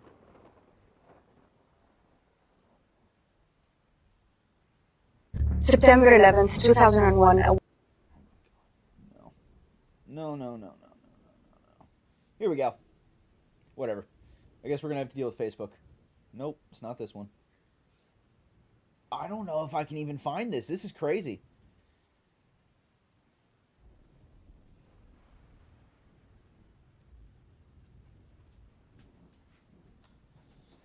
After the towers got hit, there was a spot you guys to do to jump up and down? got out of their van and How old are started you? dancing in front of the Twin Towers as they went. IDF next year? Yeah. We want Mashiach now. We want Mashiach. They're standing for the Antichrist. And what about all the kids that you guys unalived? Like 500,000 kids. What about Iran? You care about the people in Iran? You care about the people, all the other Muslims? Talk about the genocide of Palestine.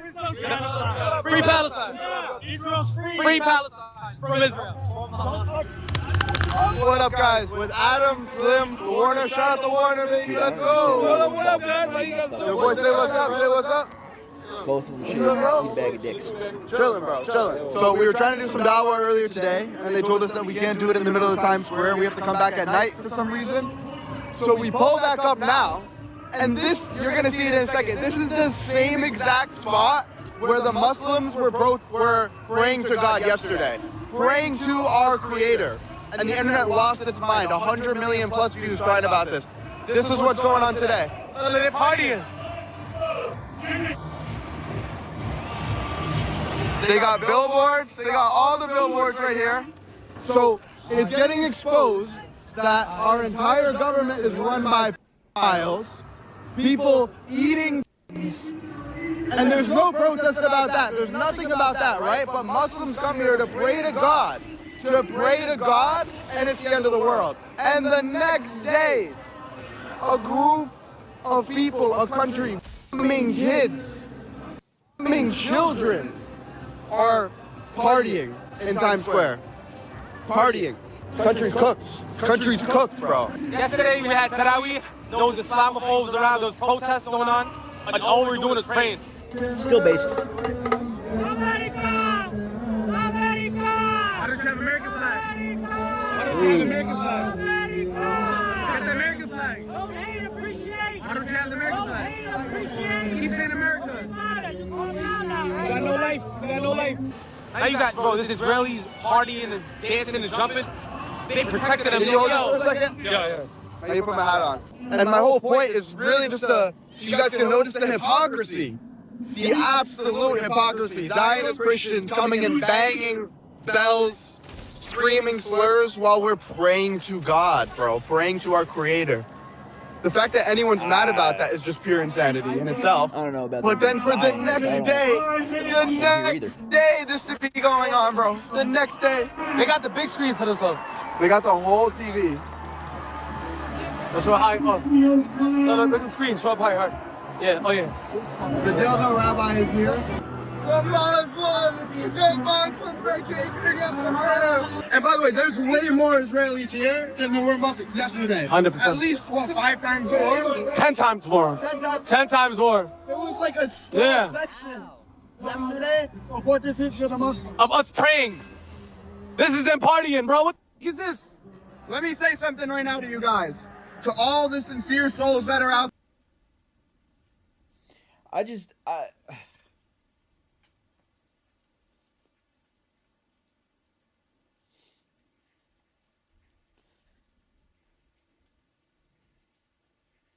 Check this out.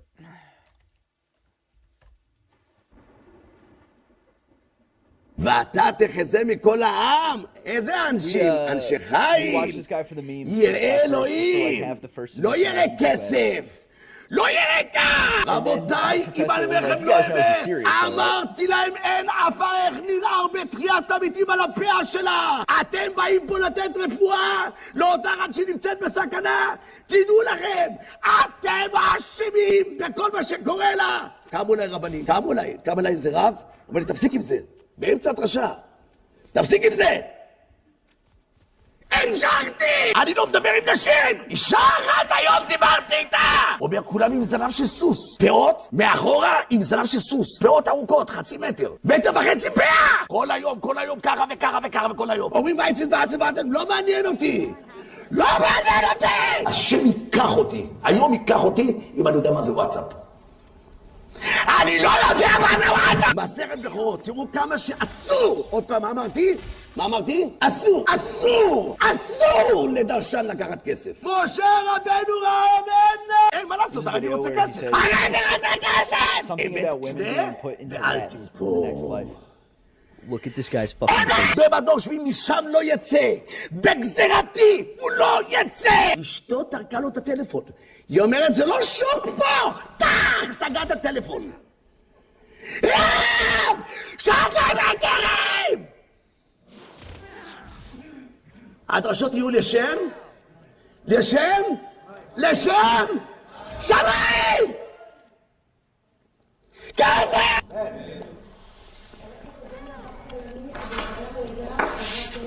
שמעת שהגאולה מתעכבת! כמה זה שכר בטלה לשעה היום? 35 שקל. בוא נגיד 50 שקל. בוא נגיד 100 שקל! אז דורשים 2,000 שקל? אני אעמוד לך בבית דין, חביבי. אתה הקמת את הגלות! והוא מת על הטסלה שלו. אתם מבינים על מה אני מדבר? טסלה! שימו לב! זה תורה! זה רבותיי, רש"י, פאות, רש"י, פאות תוכנית ו1,000 שנה. שם למעלה! היא לא יודעת מה היא תשלם על הקודקוד שלה.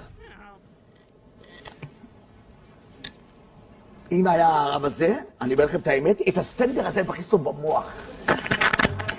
באמונת הסטנדר הזה, הייתי מכניס לו במוח. ביום שאני אסתכל מהסך של האייפון, אני הולך לעולמי. בורא עולם, קח אותי מן העולם. סמים! אין קשר שלך עם בורא עולם! אוי לסמים! רבותיי, תשימו לב, 7 ארצות יש למטה. שאומרים צבא אברהם ברוך, אתה מדומיין. יש למטה סוגים של אנשים עם ראש בצורת טיפה, ראש איליפסי. אתה גבר! אתה גבר! מול בורא עולם בחדר שלך, לבד אתה נמצא. גבר מול בורא עולם, משחית את הזרע שלך, למרוד בבורא. השם ייתן לי חיים להגיד את האמת. הרב יגן! הלך לעולמו! אמר, צעק את הצעקה שלי! אני נשבע לך! בורא עולם לא יסלח לך! המתכוון להביט בנשים שהוא מטמא בזה את עיניו, ידע בבירור, כי לעתיד לבוא יהיה סומה ולא יוכל להביט באור השם לנצח! לנצח! אם יגידו לבן אדם, או שאתה רוקד בריקוד מעורב, או שאנחנו יורים לך בראש. מה אתם אומרים? לרקוד או למות? למות! זה דעת תורה, הרב יגן. הם מאבדים את העולם הבא שלהם, אנשים שלא מכבדים את הגברים. כבד את האישה, כבד את האישה, כבד את האישה. הבעל הוא כלב? הבעל זה כלב! חתום וסותם! תנסים כיפה ציצית? למה? אמרתי לו למה! שהוא שמע! לא יודע למה הוא אמר לי, בסדר, אני לוקח עליי כיפה וציצית. וואלה, אתם יודעים, אחרי חודשיים, היום, באתי לתחנת דלק, ראיתי אותו שם. באמונה בכל היקר לי, כיפה שחורה על הראש. הוא אומר לי, אתה רואה את הכיפה הזאת? זה מה שאתה אמרת לי. מה עם הציצית? עם החילוני כפרה עליכם. תשמעו את הדרשה של אברהם ברוך. חזרו בתשובה כיפה ציצית, שלא יעבדו עליכם. אתה פורק זרע לבטלה, לא תזכה לגאולה. לא מדברים איתך הרבנים האלה, רוצים לשדוד אותך. זרע לבטלה, אין לך חלק לעולם הבא, אתה לא נשאר בגוג ובגוג. תעזוב את החברה שלך, תתחתן איתה. גש יש מתחת לאוקיינוס. הגש מתחת לאוקיינוס. רבותיי, אין לי חלק לעולם הבא, אני אומר לכם, לא אמת. הרגש! מתחת לאוקיינוס! תאכלי חזיר כל יום עם האף פיגי! פיגי! תאכלי כל יום חזיר! קורא לעצמך רב? אתה לוקח 5,000 שקל? וואלה, אני אעמוד לך בבית דין. אתה אמור לי רק מי אעמוד לך בבית דין, אה?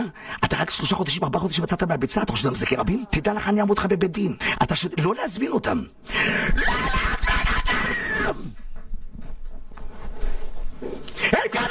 מעטפה כזאת עם כסף, אמרתי לו, סלק את זה ממני, שלא יחשבו שאני לוקח כסף. תוציא את זה ממני! לא, אומר בורא עולם לדרשנים, ידיכם דמים, דמים מלאו, כסף, כסף, כסף, כסף, כסף, כסף, כסף, כסף, כסף, קום בן דוד מלכה משיחה. למה כשהנשמה תצא מתוך הגוף שלך תרצי לשים כיסוי ראש שטיח? בעולם אומר, בעולם בזמן שאת היית בתוך הגוף עורר אותך אברהם ברוך. את זוכרת? את זוכרת שהוא דיבר איתך להוציא את הפאה? לא יוצאת. עכשיו היא מבינה שאין, היא לא תקום בתחיית המתים. רוצים משיח עכשיו? כן! רבותיי, מכל הלב, כולם צועקים. אבא! אברהם ברוך הפרימיטיבי, מה אתה צועק? מה אתה צועק? אני מאמין יבוא עכשיו. אוהב אתכם כפר עליכם, כל החילונים, רבותיי, לחזור בתשובה. אני אוהב אתכם. אז תשבו שאברהם ברוך אומר, כי אני אוהב אתכם. אתם צריכים לאהוב אברהם ברוך. אתם צריכים, החילונים, החפ"ל, אתם צריכים לאהוב את אברהם ברוך. אתם יודעים למה? הוא אומר לכם את כל האמת. אני לא באתי לשדוד אתכם, לא באתי לקחת לכם כסף, באתי להגיד לכם את האמת, להציל את החיים שלכם. למה? כי שימו לב, רבותיי היקרים, זה...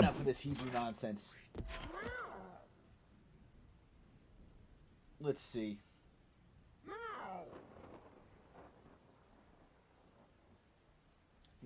You fucking lick motherfucker! You mind just separating the front? I have an officer walking up right now if you want to talk with him, please. All right, Jeanette, what's going on? Apparently, he's hitting me. He's abusing me. He's 19 and he's fucking with me. The only thing I got going on right now is you are very drunk. So why... So, are you guys arguing because you've been drinking? No. Tell me about the money home. you threw at him. I just got home. Dude, do you really want to do it? Come on. Come on. What's your name? Officer what? Machuga. Okay, Officer Machuga. I just walked in my house. Okay. And I spent $450 on all this stupid shit. Okay. And my son, who's a recovering alcoholic, and I am also an active alcoholic, was pissed. Because I spent all this money and I didn't give him any money. I didn't Venmo him money. He stole $28. So I discontinued my Venmo. And I said, you stole from me, I will never give you another penny. And that's kind of the theme. Okay. That's it. So, what would be the best solution to help you I today? don't know. But I'm not going to let him hit me. Okay, where'd he hit you? It doesn't matter. Well, it does matter. I want to know where he hit you. Why? Hold on for 1 second, okay? He got like a little mark on his face. Who does it? Can you step outside with you real quick? What do you see? Huh? Mark on your face. Is it this red mark here? Yeah, feel that. Yeah, how'd that hit? No! Yeah, she's just feeling herself everywhere. What's going on? Another problem, huh? Do you know me? I do know you. Okay, cool. Well, I don't know you because I'm an alcoholic and I forget. And it's been a lot of years. For what? Since you saw me. It's literally been like probably 4 months. Like I said, no, come here. Let me smell your breath. And then she's like, no, I don't need to show you anything. And I'm trying to calm her down. Don't touch me. I'm sick of you. It's not good enough for you. I'm like, what? And she's like talking about the money because she went to Walmart with 3 iPhones to sell to an eco ATM. Yeah. I was supposed to come with her, wanted to moderate her. But she obviously came back drunk and inebriated out of her mind. All right, you. It's been more than 4 months because I used to live on Prairie. I know. I saw you on Prairie. I just bought this house, and don't you dare tell me you've been here. I've never. Oh, I was literally here 2 days ago. Okay, because my son, my nemesis. This is not cool. And I'm just trying to hold her, and I'm hugging her. I'm like, stop! And I'm squeezing her. I want her to stop. I mean, I probably shouldn't have done that because she's drunk. She doesn't understand. She starts talking. Yeah, I don't know, dude. She starts screaming and doing this whole scene where she's like sitting on the table. Alright. Okay. You can flip me off all you want. You can tell me to go. I don't care. I don't care. I know you don't, so get the f*** No, I'm not. You're not what? I'm not getting out. Alright, I'm gonna ask you to leave my premises. I'm not. I'm gonna ask you to leave my premises. I'm gonna ask you because you openly admitted you don't care. I'm calling the police. I am the police. I know you are. How could you? She's calling the police again. What are you doing? Hey, what are you doing? I'm calling the police on him. For he what? openly admitted he doesn't care. Okay.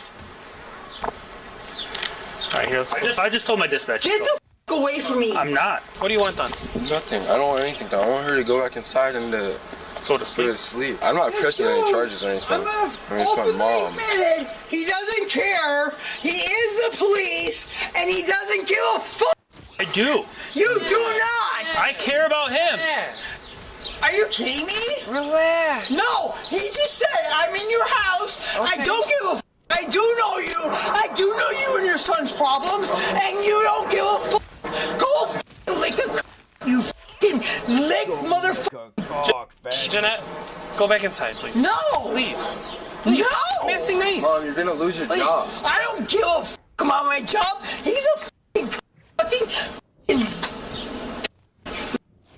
motherfucking.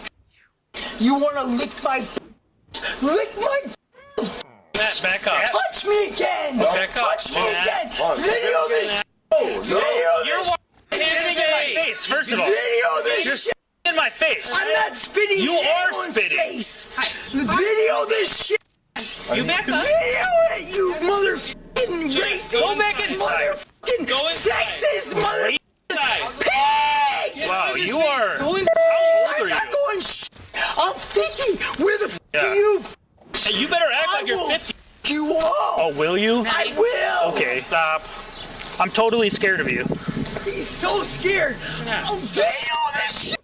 Jeanette, we're videoing it. We have body cams. We're videoing the whole thing. Video it. He's a fucking punk. What's this? He's a fucking punk. He sexually harassed me in my house. You got that video? Okay. You got that video? It's right here. You got that video? I do. Jeanette, Okay, get the f away from me. You keep Get walking the towards. away from me. You keep walking towards me. It's okay. I'm here. Jeanette, work. Can you get her inside? He fucking sexually Yes, I can. harassed me Hey. in my house, in my fucking house. Nettie? I wanna video it. What's your Video. name, officer? Officer Machuga. Okay, Officer Matua. He fucking sexually harassed me in my house. That's why he came out here. Okay. What we'll do is review the body cam. What are you? Come here. Come here. What? Jeanette. A woman's not attracted to you? What are you talking about? Get the f away from me. You walk towards Get me. the f I'm not. away. Jeanette, please go inside. Come on, in the house. Please, please. You're in job. What are we doing? Work. We're going to bed. I'm not going to bed. Then we're gonna do whatever it is you were gonna do before. You get the f out. Not. He's Jeanette. Get the f out. Not. You're a f***ing punk. I'm not doing anything. You're a f***ing. I'm this bee. I'm the f***ing bee. Yeah. You want to do it? Come on. Come on, I'm gonna keep doing it. Come on, Jeanette.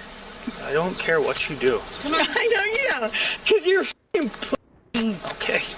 Come on, Matt. She's lovely.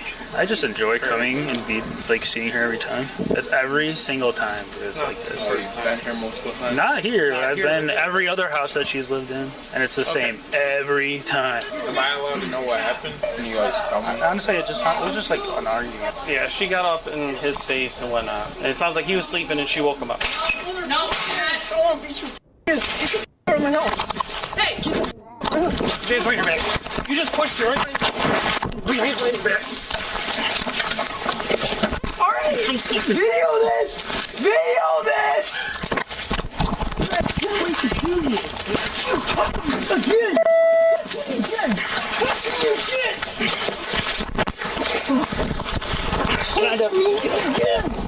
Matt, cooperate. Dude, it's not right! It's gonna be We're easier. trying to It's arrest her. not right! Get rid of my house! Video this! Video it! Hey, I'm videoing. Video it! I'm videoing. I am not doing anything wrong! I'm videoing. Video it! Oh. Video what the f*** are you doing? I'm videoing it. Video it! I'm videoing Video it. it! Stop. Okay, I'll get the... Anything better. Video them! Stop, Mom. Video them! It is. Okay, we're everyone's videoing. videoing. Let go of me! Let go of the watch. Let go of me! Stop. I'm in Let go of the asthmatic! watch. I need medication! Then sit up. Go! Then sit up. Let go of my lunch! And now you got me bleeding. That's nice. Oh, it's cool. I feel sorry for you. 195. Call police! Here. Call somebody! You need your... Call the... No, call Channel 9, dude. This is wrong. I didn't do anything. Yeah, you pushed right through me and into him.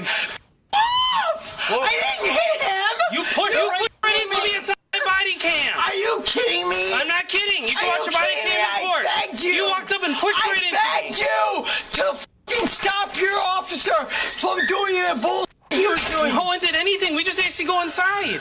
Call the police, Dude, man. this is the police. Call This the is news. Okay, they're Call on the news. Dude, the fucking news. Shut the Hey, man, you're gonna go for domestic too. Go. Call the news! Call the news! Just take her, guys. Call the news! Are you serious? Take me? No! No! No! Bus conference. No! Do we have I will another not unit go- en route? No! I have to go to work tomorrow. F you! No. You, dude! I'll lose my f***ing job! I told you about your job in the house. Are you kidding me? My daughter is f***ing unmedicated and weird. I'm taking good care of your daughter. Are you kidding me? Just watch them beat the f*** out of me. We didn't do anything. We put you in handcuffs. You were fighting us. Okay, and now I'm going to jail. Did I do something to go to jail? Yeah. Push off this officer, then push into me. No, I didn't. Yes, you did. It's on body cam. All right, stand up. You're going to jail. Let's go. I'm not going to jail. You're absolutely going to jail. I'm not going to jail. Did you guys call an ambulance? No, it's other officers. I want an ambulance. I'm an asthmatic because I didn't do shit. You on the ambulance now? Yeah. In our face. Went inside. You stormed back out. Like pushed me out. Yeah, I Pushed into him. stormed. Paramedics are gonna come here. Don't touch me. Here, Don't. we can stay just like that. Oh, I'm so offensive. I'm gonna stand up, you mother. Wow, you're a piece of shit. You're a great mother. I have a right to stand up. I got my finger cut, by the way. She's under arrest. She requested an ambulance. She's, I don't know, she's got some cuts on her hands, I guess. What do you need an ambulance for? What do you need? They're here. What do you need them for? You wanted them. What do you need them for? I'm not. What do you need them for? Explain to the officers what I need an ambulance for. I just walked up. I've been beat and I've been bruised and I've been battered and I'm bound. You want to go to the hospital? No, I want you to mark every bit and bruise in my body. Okay. Including my hands. Keep hitting women, dude. Keep hitting women. That makes you strong. You want to arm wrestle? I'll f***ing cut you up. I don't even know what that means. It means I'll beat you.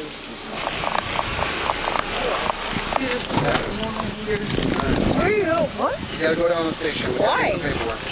I thought I was under arrest. You are under arrest. You're in handcuffs. For what? Sit down. We'll talk about it when we get to the station. Sam. Dude, what am I under arrest for?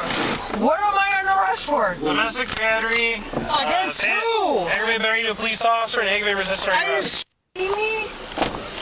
Jeanette was charged with felony domestic battery and resisting. As her case is still ongoing, she is presumed innocent unless proven guilty in a court of law. Sometimes you already know how the call's going to end because you've knocked on that same door so many times, the house feels familiar before the person even opens the door. It's 4:30 in the afternoon and alcohol's already running the entire conversation. And that part matters more than the yelling. Because when drinking becomes normal behavior, everybody inside their home slowly adjusts their expectations of what normal even is. Listen to the son's voice. He's 19 years old and he doesn't even want to press charges. And it's not because nothing happened, it's because he's tired. Kids raised around this don't grow up learning conflict resolution. They grow up learning emotional survival, they learn to keep the peace, read moods, and brace for impact. Imagine your own mother calling you her nemesis. That's not an argument, that's a household that's been hurting a long time. The officers stayed calm as long as they could in this call. No rush, no ego, but once she started pushing them, the call changed. Now it's not a family dispute anymore, it's a safety issue. The arrest didn't happen because she was rude, it happened because alcohol removed the last bit of control she had over her behavior. Some people think police create these endings, but most of the time officers just arrive at the moment a long pattern finally runs out of room.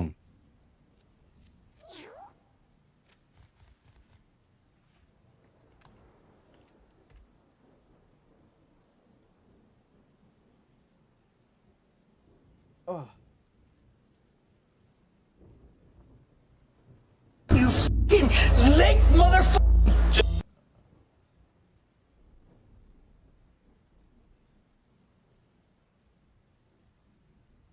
So what Yeah, about fuck when it. you someone? I did not. All right, it was allegations. One of her friends messaged me and was like, "Oh, so you think it's funny doing that to a woman?" And your ex accused you of assaulting her daughter. Yeah, well, As a third thing, Islamophobic and a no.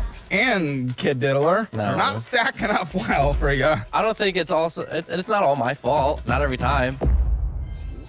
DollarWise is finally here, sending waves through the personal finance world. This is officially now the best budgeting app on the market, and I'm giving you a special deal to download, but only through March 31st. Take a free 3-day trial to test it out, and then you get the monthly plan at a 33% discount for the first 3 months, or the annual plan at an insane 50% discount. And with the annual, you get my budget-friendly cookbook and my brand new 30-day detailed budget meal plan signed by me and mailed directly to you. After March 31st, the cookbook is going away forever, so this is literally your last chance. Don't miss the opportunity of a lifetime. Download DollarWise to start your free trial. Go to dollarwise.com or click the link below.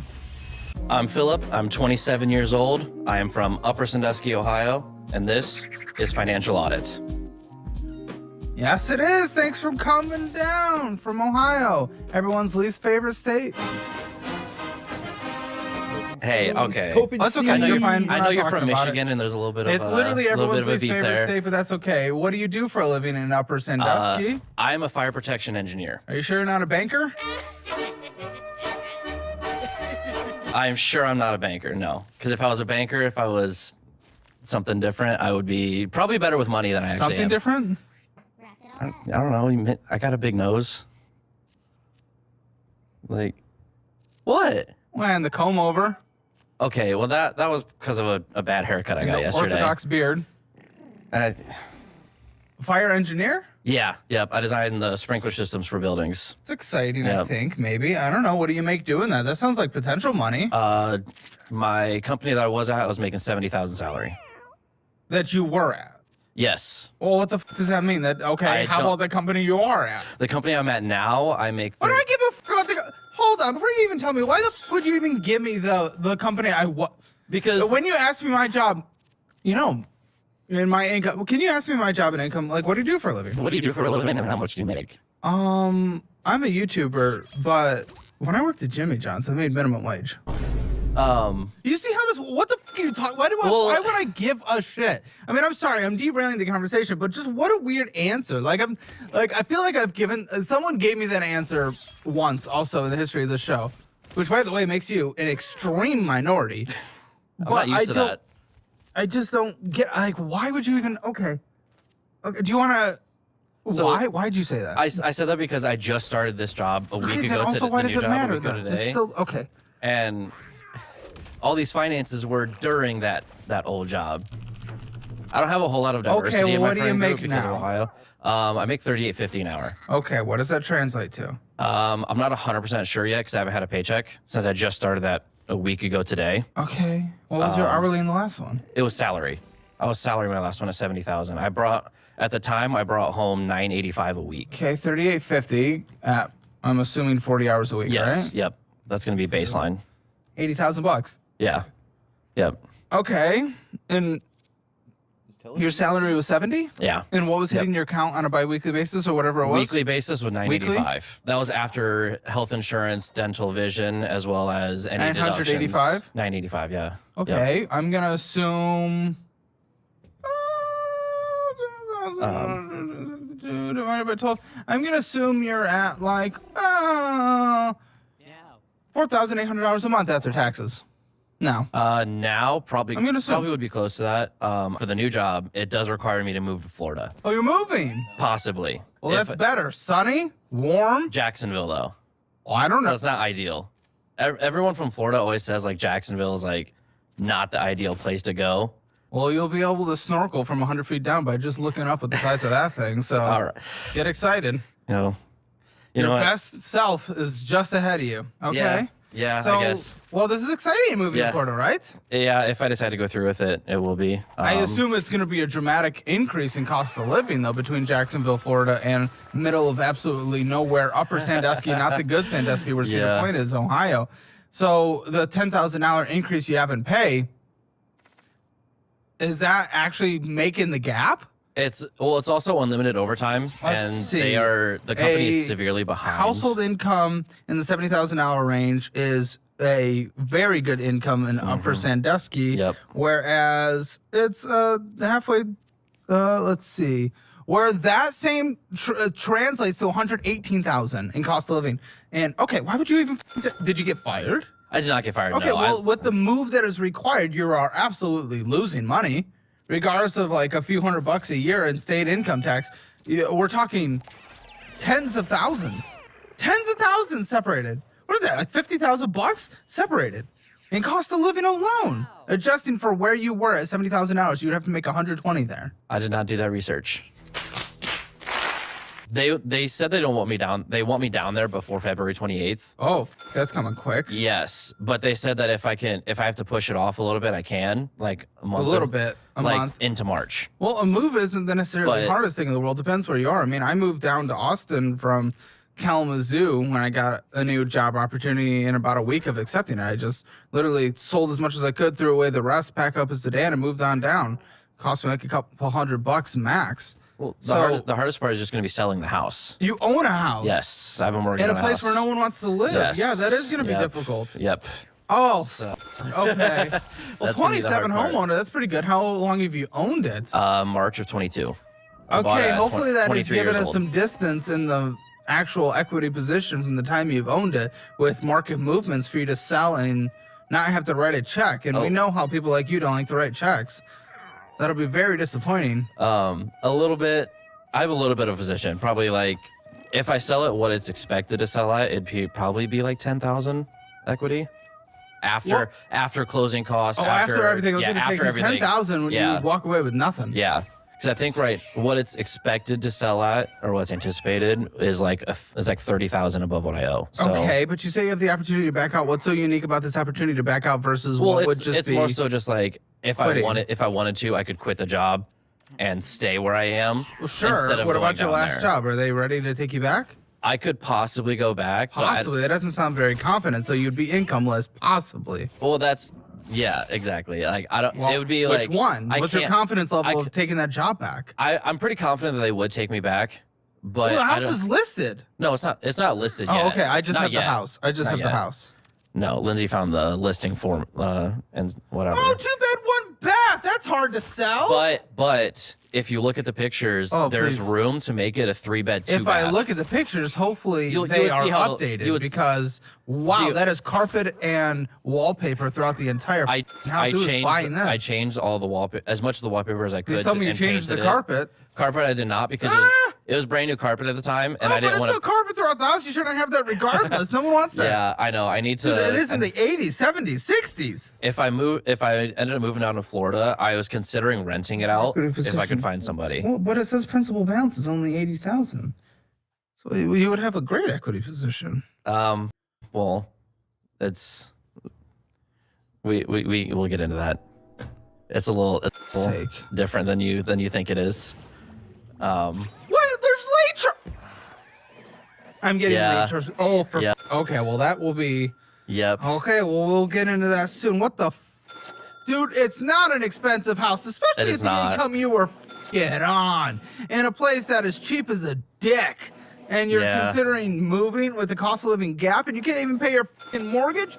What are you doing? What are you doing? What the fuck is wrong with you? What are you considering? Why'd you even accept this job? Why'd you leave that job and get a new job? What was the point? Because at my old job, I was kind of like fed up with a lot of things they were doing. Obviously it was salary, so it was 40 hours is what I was being my base pay, but I didn't get overtime, and I was working like 55 to 60 hours a lot of weeks to try to catch up. And then they just kept throwing more projects on my plate, even though I told them I'm like way behind. I need time to catch up. And then just things with like other people in the office. I just did not enjoy being there anymore. And it was kind of ruining my whole Okay, well, thing I'm of literally wanting- being told you're here because you're just endlessly being and sending girls money. Most of them are my female friends, yes. Female? Okay, so Okay, I'm not insult language. I'm okay. not okay. Are you getting laid? No, I'm not even trying to with any of them. You're a virgin? No, far from it. Okay, so But- why again am I being told like a lot of your financial problems have to do with you being a MILF hunter and just sending women money left and right? What the fuck is going on, The guy? cuck part is because I have a lot of friends who suck with money just as bad as I do. But when I Then do why get are a you little, the one sending them money? And because they're when women I do get too, a little bit vaginas. of money, I help them out when I can. The women vaginas? Well, I mean they're women, but I don't get anything out of them because they're just my What's friends. the relationships to them? Platonic, fully. They're just my friends. And how close are you to them? A few of them I know in person, and then a couple of them are shit. just social There media it is. friends. There it is. What? To social media friends. What? You're sending money to social media friends Yeah. that are attractive? Are they attractive? Well, yeah. Okay. I don't have ugly friends. There it is. There it is. I'm not friends with ugly people. Huh, can I see these social media ladies? They won't be put on screen, just for me. Sure. My eyes only, my precious eyes only, and I will tell you where they are on the goon scale because all right. I think you all kind of understand what's going on here. Hey, Florida, they got lots of BBLs and fake titties there. You'll be happy, but you'll also be blowing your load, and by your load, I mean your wallet towards them. Let me see if I can. You go to strip clubs? No, I don't. I've never been to one. Okay, well that's good because you would lose They a don't. lot They don't really of interest money me. because you haven't been. That's I've what been told that. I used to think. I've been told that. One of my friends lives up in Cleveland, and he goes with his girlfriend quite a bit. I'm like, dude, you have I went issues. with my girlfriend. Okay, well, fuck you, bitch. There's the one girl that I'm friends with. Yes, I know. Wait till you see. Like, So, she just posts a lot of random shit, but she's also one of my That posts one a of my lot good of friends. random shit that Like- are thirst traps. Okay, and that's one that you scrolled on. well, first of all, it was the one that you showed me. Okay, It was there's just a- it was big just a- lip though, and like Asian, Yeah. like. Okay. Yeah, she's one of my friends. Okay, that's a. If you scroll up, Hey, we first follow of all, each other. Okay, I can show a picture that's not her face, right? To them? Yeah, sure. Because As it's long as it doesn't not show her like face. her profile. Well, this is what she is showing. This is what Which he's one- sending pictures to. Which one is it? It's not pictures. It's just no. money. This is what she's posting Well, yeah, online. that- No shit. she She's post- trying to yeah. get money. Yeah, but like, Dude, what the? Yeah, we've been show friends. me the next We've one. been friends. Okay. Oh my gosh, that's such a goon. She's showing Okay, like the. that's- Ooh, ooh, like we know what's happening here. That's not. You're not. They're milking you. They're milking you without you getting the benefit of getting milked. I mean, I guess, yeah. Well, at least but- if you were having problems, I could give you a high five because you're nutting. And I think we're all pretty okay with what consenting adults do these days. I don't really give a shit. Yeah, but you're just I'm not out there blaming. giving money to women that do nothing. Because they're my friends. And you're like a super Christian. Because they're my you friends. have tattoo, cross, Yeah. and everything. He was bragging about it when I walked in the door. Yeah, like it was 'cause a I'm proud- competition. I'm proud of it. Okay, good. Well, yeah, almost knocking up women left and right with raw dickies. Yeah, I guess. Like Yeah. what is that? No what, one's is that what perfect. No one's Christians are doing? perfect. No one's perfect. Okay. Gotta repent sometimes. They're your Nope. virtual friend. Have you They ever are met them? In my brain, Have they you are ever met them? No, not in person. No. In my brain, they are strictly platonic. You've never met them. Not in person, no. You're a simp. No. What? What? By the way, again, passed due on a mortgage and sending these Okay, Asian well- e-girl titty chicks money? What the f are we doing? It wasn't that much. You're calling it friendship. There is so much more happening in that brain than that you're not willing to I mean, acknowledge. if anything, it's all subconscious that I don't even think about. But like, That's what I just in said. and my conscious mind, it's just purely platonic and just me helping my friends. That's all it is in my mind. That's Why are they getting money when the mortgage isn't? 'Cause the at- mortgage that is a very affordable mortgage that most people Yeah, literally I murder know, for in the 'cause United States. at the Like the time, it median was- home price is like $350. Dude, Yeah. you're at 120. You Yeah. bought it for 112 or whatever. 128. Oh, 128, and it's Yeah. worth 140. Okay, yeah, that's right. Like people would kill for that. Yeah, I know. Kill! I know and the you're position, missing and it it's to goon, but only mentally to friends that we've never met online they that are are all the friends. same titty 'Cause Asian they girl are gamers. friends. They are They're all the friends. I mean- same though, not in a racist way. They're literally all the same. You're picking the same, like architect. I mean, I got attractive friends. What can I say? And my friends are attractive. Friends That's- that you've never met that you send money to that Okay, post booby yeah. shots online. I think you don't know what the term friendship means. I mean, we're friends and we talk to each other so often. We're not like super close friends. And if but we you ever still- stop giving them money, do you think you would Oh, still I- be I talking to haven't- them? I haven't given anybody money in months. Months. A couple months, yeah. A couple months. See, it just gets months to a couple months to. It's going to be even less than that. No, I'm sure no. soon enough. And I'm sure listen, a couple months isn't long enough for someone to be like, oh, this person's done.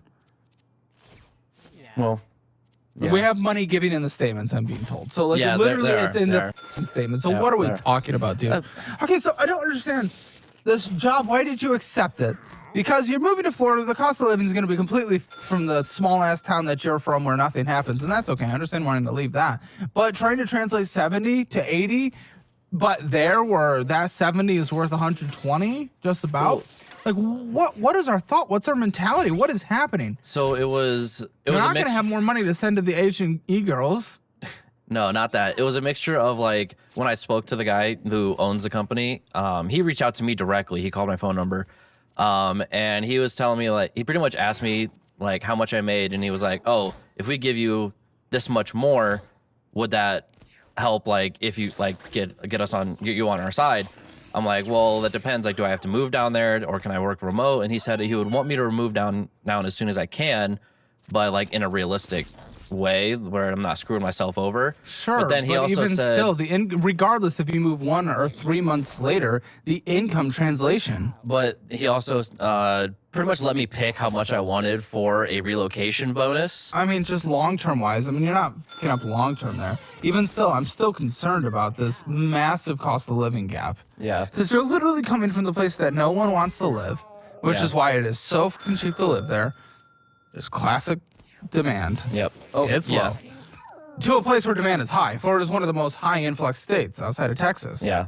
Well, the other thing too is like, me personally, I hate having free time because that's how I get into these. That means trouble nothing to me. situations. If there is So work to do, so is still the question. Well, it's also like the overtime and everything from the main job, but I also would be immediately looking for a second job as soon as I get there, because when I have the free Well, you said time, you like have a second job now. What is yes, that? It's just a gas station, Casey's.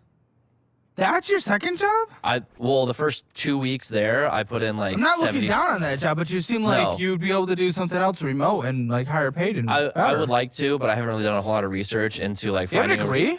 Yeah. What's your degree? Associates in mechanical engineering. Associates. Yeah. Okay, that's fine. I'll get you a course career certification. I was It actually can be in the tech world. I wanted to get into project management or There you go. estimation. We'll get you a 'cause product most management course one. careers have that. It does. So we'll do but- that. A lot of people in the audience have used it to get a lot of higher paying jobs or different jobs. So I was we'll do looking that. into it, but You had a second job at Taco Bell. I Yeah, thought. That's I what I did. thought your second job was. It was at first. I got fired on my when Got I was fired at I got Taco Bell. fired How do you because- get fired at Taco Bell? What's wrong with you? I worked with a couple of my friends, and one of them was a guy friend, one of them was platonic. And Here we go with the friends this is again. gonna What is sound- happening? okay. What is No, happening? I thought you were stealing change from the drawer. No. So the guy friend, he like made a joke, like making like a little dig at me. So I kind of like slapped his ass a little bit in like a friendly way. Very Christian I'm of very you. straight. I'm very straight. It was a it was Says a every friendly- straight guy. Anyway. Usually most straight guys don't have to defend their straightness. Uh, I'd say the gayest thing besides taking a dick in your ass is being, potentially offended about your Honestly, yeah, masculinity. I get that. No, it was kind of, he made a dig at me, so I kind of like did that as a joke back, whatever. And then, Brandon, Mika, Christian, and I roast each other constantly. Yeah. I've never touched one of their cheeks. well, me and my friends are Brandon, different, next I guess. time, huh? Me and my, Oh, okay. See, you he get in gets there? it. You get in Christian's cheeks? See, he gets it. When he roasts? Yeah, just like a little that's backhand. good game, but Yeah. not like roast back, because you roast back. Yeah. What? But not, you I don't do, like, and then I just get like a little then you're just backhand. like- No, it's a little backhand, like I got a nice one, like whatever. No, not a little grabby. No. In Innocent like 2026, that was considered.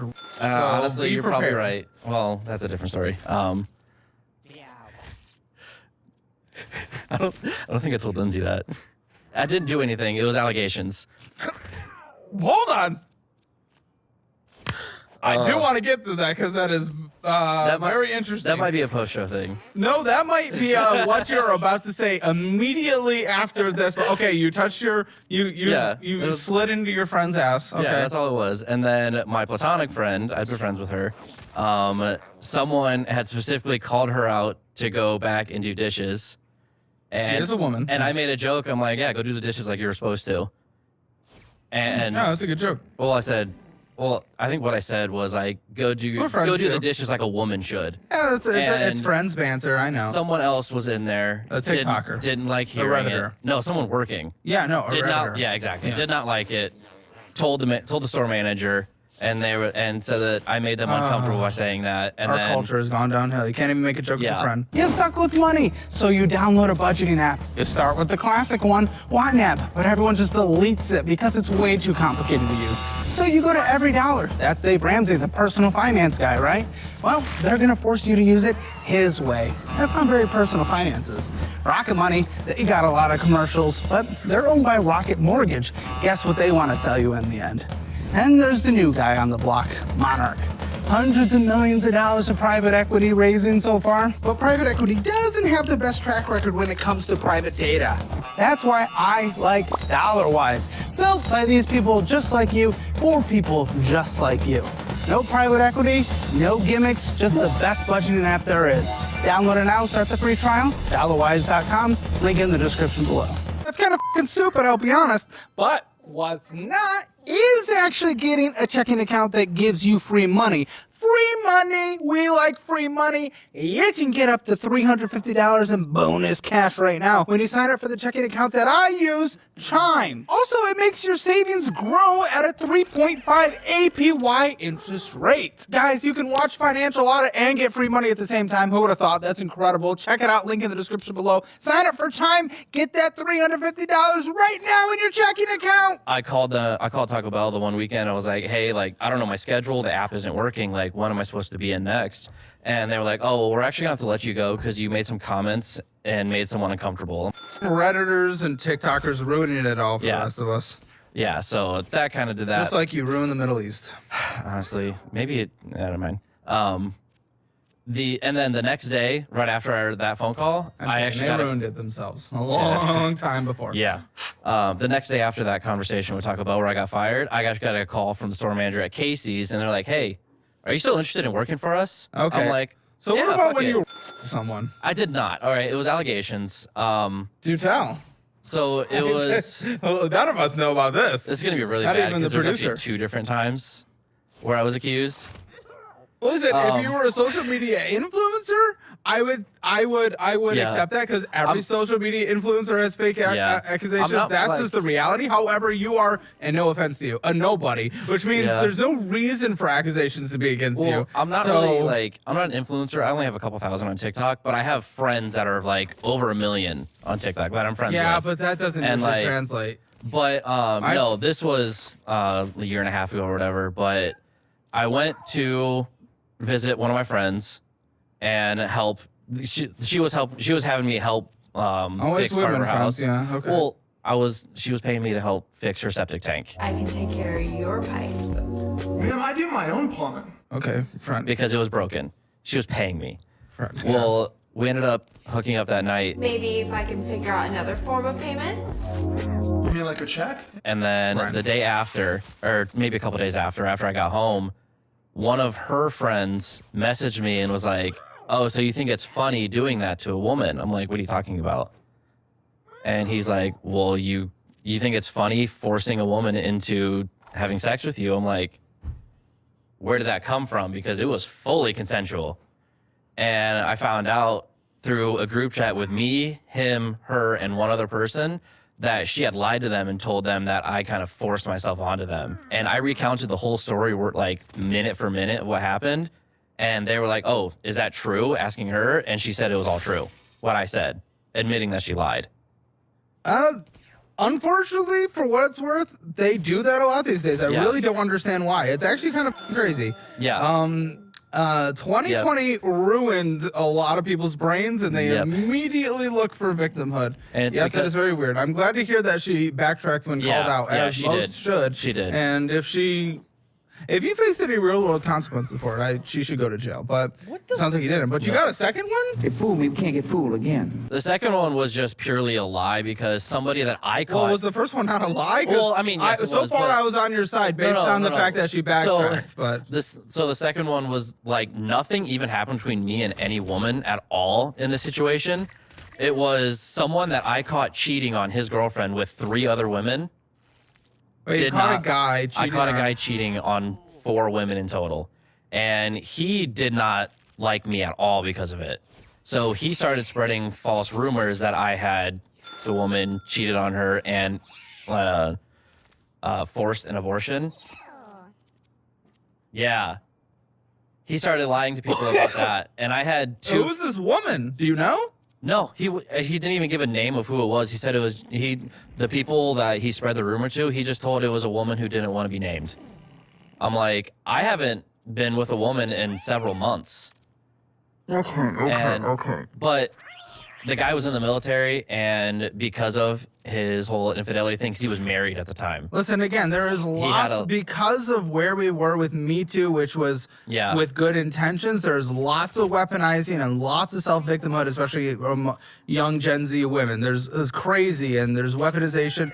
The internet's gone off the rails, but luckily no one takes them seriously anymore. Unfortunately, this hurts real victims. However, I would be on your side until a note just got typed to me, and this is where it's a little difficult, and I'm starting to struggle because, again, an influencer, sure, I would expect that there's 1,000 allegations against literally every influencer forever.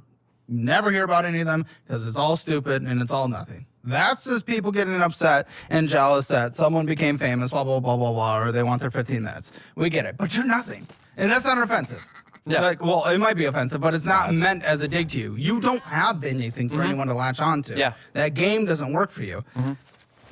And your ex accused you of assaulting her daughter.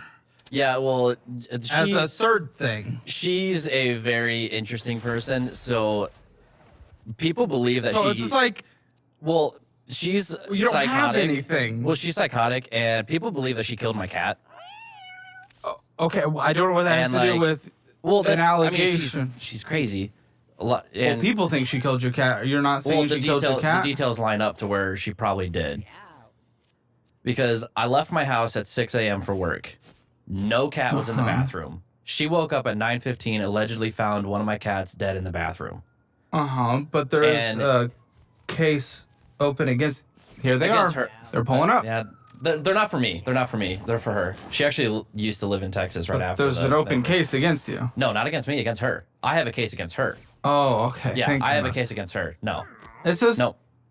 Again, it's really hard. Yeah. If you were Brandon and Lindsay who are starting to get known, or if you were any of my YouTuber friends, I'd be like, okay, I get it. Yeah. This is welcome to just bullshit online. Nobody knows who you are. Yeah. You're nothing. Well, it's just why do these keep happening to you? It's probably because I make terrible choices, and women specifically. About what you do to women? No. Okay. The women I pick are terrible choices, apparently. Like I'm addicted to this shit. I don't know. I can't explain it to you. You're addicted to bitches punching you in the face? No. I don't. Well, but the second one wasn't even a woman. You said there was a guy claiming it was a guy just claiming that I did that to some woman that didn't even exist. Forced an abortion? Yeah. But the guy was in the military, and it came out. What does that have to do with anything? Because it came out that he was actually married at the time that he was cheating on 4 other women, as well as he was. So you're saying it was a revenge accusation? Yes, because he was the one that was abusive to his now ex-wife.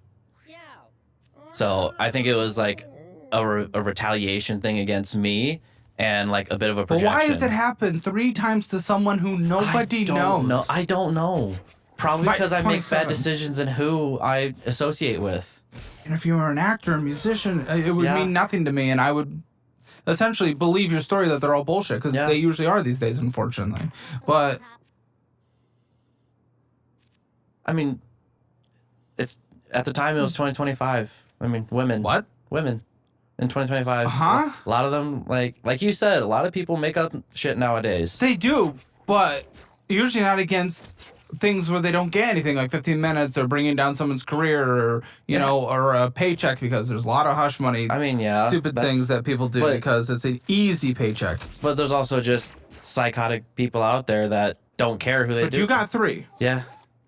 Islamophobic and kid diddler. No. They're not stacking up well for you, cat killer. Well, my ex that accused me of things with her daughter, there's a lot of story to that. We were together for 3 months, and in those 3 months, she allegedly killed my cat. She got me fired from 2 jobs. What? Yeah. You got yourself. How many jobs you get? Again, those are stacking up too. Why are you getting fired from so many jobs? Well, I was intending on leaving those jobs because I was starting at the company that I was at, like where I made $70,000 salary. I was starting at that company, so I was intending on leaving those jobs anyway. But because of the situation with her and her being so like, I guess, violent in a way, to where she would threaten people online, give them our address, and threaten them to show up to my house. And why the fuck were you dating her for 3 months and not 3 seconds? Well, it was shortly after that where I was like, all right, yeah. Was it that grippy? No. What are you doing? It was probably the last like whole month that we didn't do anything. Because I was just You checked did out. for 2 months? Yeah. With this crazy... Yeah, I was down bad. Listen, just because of where we are in our culture, I relatively am on your side and kind of believe you. Unless, again, it's just like, unless that group chat is there and like that story you told about how she backtracked isn't actually a thing that happened, then all of a sudden you lose credibility. That's going to be a hard time. But based on our culture and all this shit we've seen online these past few years, where the new generation that grew up watching Me Too and they've weaponized it and they're crazy online, Reddit, TikTok, all that shit. It's like, I relatively believe you. But all it takes is one little thing and I'm done. And I'm done, and I'm on their side. Well, I've had a lot of people, like, there's a few people that I'm friends with. Okay, don't take it that way. A lot of people what? A lot of people that I'm friends with on TikTok are known for, like, calling out these people who are abusers or stuff like that, and actually, like... Well, yeah, it's because it's they a actually literal... hold legal action against them and file police reports, stuff like that. No, cancellation is an economy. They've looked into me for all 3 allegations, and all 3 of them. You just called them your friends. Well, yeah, because they're still objective, because it's legal matters that they hold people for, and they've looked into me in all 3 cases, and all 3 times have been like, yeah, this like nothing's happened, like this dude is good to go. So how long into your relationship with this woman that alleged you as a kitty diddler? Right at the end, right after we broke up. Huh? Right after we broke up. No. How long into the relationship did she endlessly dump her baby on you while she went and f***ed other men? She was on FaceTime with them. I mean, she did cheat on me, like, at the very end, but that was, like, right before we broke up. It was Why was she on FaceTime with other men, and why were you okay with that? Well, because it was a mutual friend of ours. Lots of friends. I know. But it was probably the last, like, 3-4 weeks that I would get home from work. That's half the relationship. Close, yeah. It was a third. But it was the last like 3-4 weeks where I would get home from work where I was working like 11-12 hours including drive time, and she would just be like, hey, can you take her? Like, I need time to relax. And she would just go upstairs into our bedroom, smoke weed, drink alcohol, and be on FaceTime with random again, people. you were not breaking up with her that day because... So at that point, she had already had scheduled a little like vacation to go see one of her girlfriends, and she was going with her daughter to go see her. So I'm like, all right, when that happens, she's taking all of her shit and getting out. Like, I was done at that point. And so she got on a Greyhound and ended up going to Oklahoma to see one of her girlfriends, and then ended up accusing the husband of the girlfriend of her. Okay, yeah, again, Yeah. weaponizing it. It's crazy. Yeah. It's a bad time that we're in right now. Yeah. What is not an allegation, what is 100% real is you are behind on your mortgage. Yeah. That ain't no allegation. Yeah. Okay. Yep, that is real. That is real. I was behind. You diddled your mortgage. How'd you Well, you get don't have to this say it one like up? that. So I will talk about that in a second, but first give me your Hammer financial score. Oh God. I took the test like 4 months ago, and it's probably gotten worse since. So it's probably close to like a 0.75. What?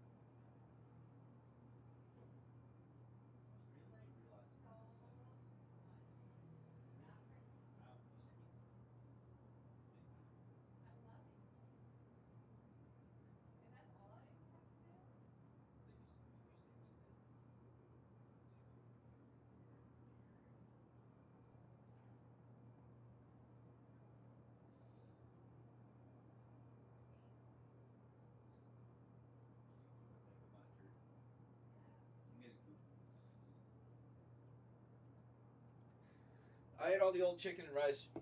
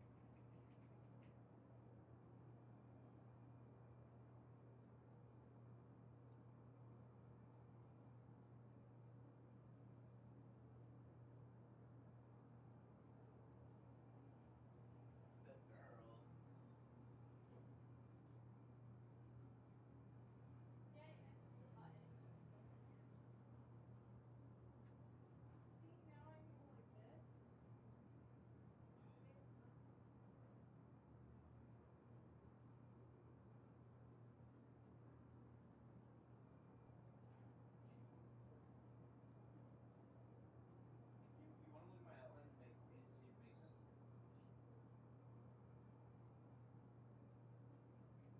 No. Thanks, dude. I'm gonna open it for you. Huh. What? I do.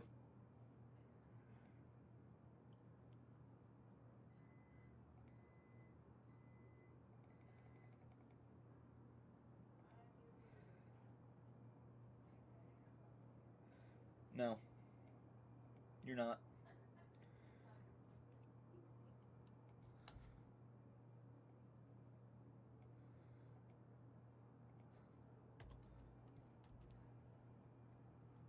Come on. It's up for you. I'm going to get my chicken. I hope they like it. They will. They like everything you do. True. I am kind of like that. Dang, this mirror makes you look good. Okay. Oh, fuck. I have to read. I just make things pretty. I don't read or do math.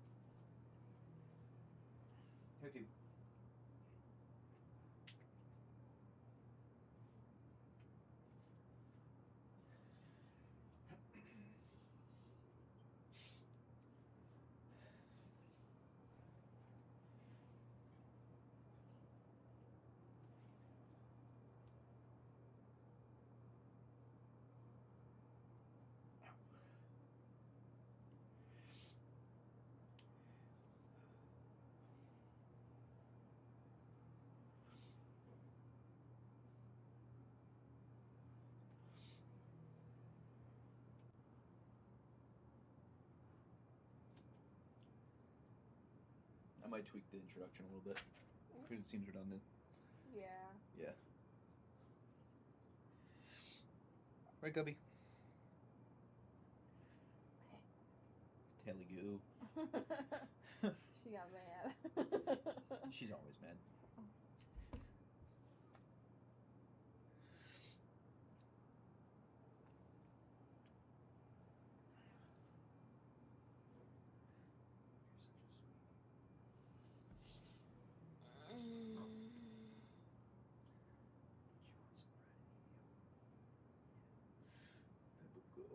Oh, Bubba Guff.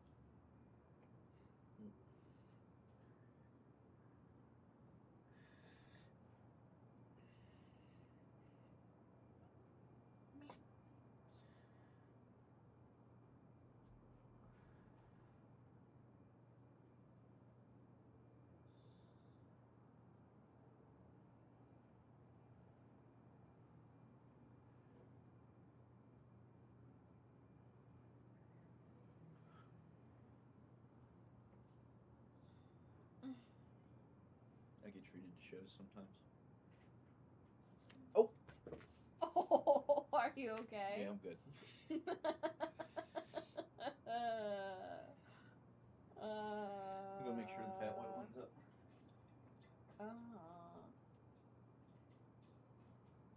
Marshmallow!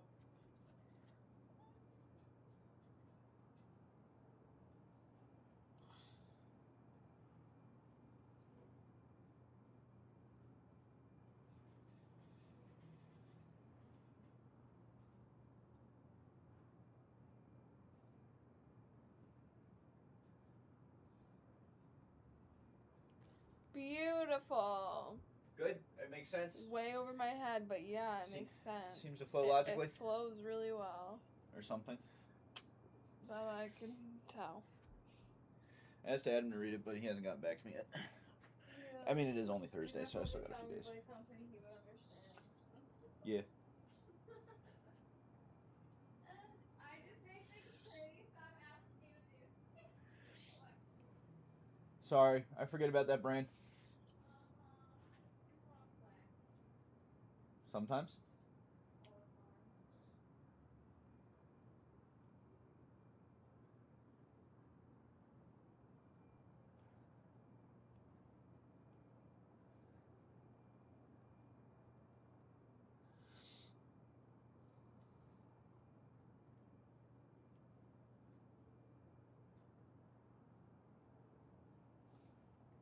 Let me take a look at this video real quick. I'm assuming it's this. I have a serious question to ask all Destiny players. Oh boy. Okay, I'm going to keep this brief and just off the cusp. I just have a serious question that I want to ask everybody that is a Destiny 2 player or a Destiny 2 fan, or maybe at this point, maybe a former Destiny 2 fan.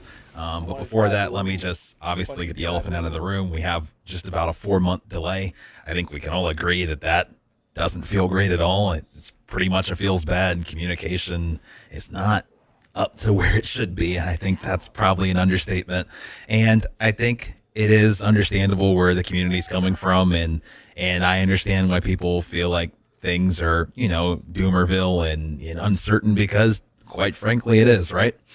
And so if we can get past already acknowledging that the 4 months of not having any Destiny is bad and blah, blah, blah, let's like all just put that like aside for a second, because we all like agree, or not all of us. And if you don't, then I mean, I'd love to hear it. But I kind of want to talk about something that's a little bit of a... Who out there is like, oh yeah, 3-month delay? Thank God. exactly what Destiny needed. Nothing gave me more optimism about the future of Destiny than the delay of Shadow and Order. Me, you full of shit. You bullshit. You fuckers weren't gonna play anyways. Quit lying. Bigger thing. And it's when I see everybody's reactions to having Destiny essentially go dark for the next 4 months while Marathon is doing its thing or whatever. I wonder, like, because a lot of people, at least it seems like these days, really want Destiny 3. I'm included in that. I really want Destiny 3. And with that being said, I got to be a little bit of a realist here. To get Destiny 3, at least in my opinion, I don't personally think that Destiny 2 and Destiny 2 can keep getting updated in tandem with Destiny 3 being created at the scale that I think we all want it to be for it to be a successful game whenever it would launch. And so when I see people so upset about Destiny 2 not getting any updates for 4 months, it just makes me want to ask the question. And once again, like I said, 4 months of being down is not a good thing. But it makes me want to ask the question, if Destiny 2 was to, let's say, we get this next Shadow and Order update that's now being renamed, and maybe they want it to be some sort of Into the Light variant, you know, Pantheon 2.0, so maybe instead of Into the Light, they call it Out of the Darkness. Just, sorry, spitballing. And that comes out, blah, blah, blah, blah, blah. And then it's, okay, now we're going to go cook for Destiny 3, because I'm not sure if I'm convinced if there's more DLCs after this. And that also makes me a little nervous about Out of the Dark. I'm just going to keep calling it that now, because if there's not something that we're playing for, then do people even play? I feel like with Into the Light, part of it was, you know, the Witness is coming, right? Yep. But if there's no, like, Witness, are people going to care about Pantheon 2.0? I don't know. I like, maybe if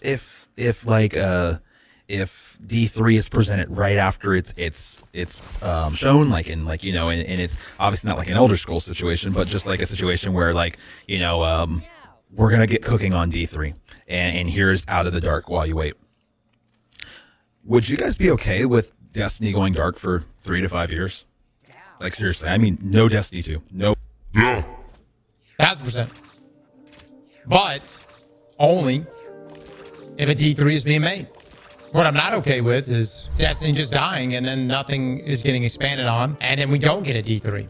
Or, you know, Bungie f***s around, they make a D3 and it goes through the same, like, development hell that Marathon went through, which is the cycling of, you know, from game directors, you know, being moved to the entire game having to be essentially reshifted. That's why the front end of creating Destiny 3, if they're doing it right now is the most important time for the development of Destiny 3. I cannot express just how clearly leadership and, you know, especially game director has to truly grasp what it is that makes Destiny Destiny in order to make a Destiny 3. Because if you just implement the same systems here that we have in Destiny 2, then we are going to be right back in the same spot that we're in right fucking now. And you also don't want a situation where year 3 of development here, turns out the initial vision for Destiny 3 was wrong. Now we're going to have to wipe that clean, start fresh. Just bring back all the raids and weekly modifiers, and I'm playing for fun with friends. Although there are some of you right now that are diehard Destiny 2 fans, and you'll play anything Destiny 2. There is way more out there that would only jump back into Destiny if it was a Destiny 3. No updates, no nothing. We get Out of the Dark, and then we just sit on our hands for the next 3 to 5 years. I know people want Destiny 3, but I just wonder if people understand what Destiny 3 would mean for Destiny 2. Like, when I see people react to Destiny 2 being left dormant for 4 months, it makes me wonder how you guys would feel about Destiny 2 being dormant for maybe 3. I'll tell you this. I'll put it to you like this. The same content creators and streamers that covered Destiny 1 extensively, outside of maybe 2, the rest moved on. Think about the people you first watched play Destiny 1 when Destiny 1 first launched.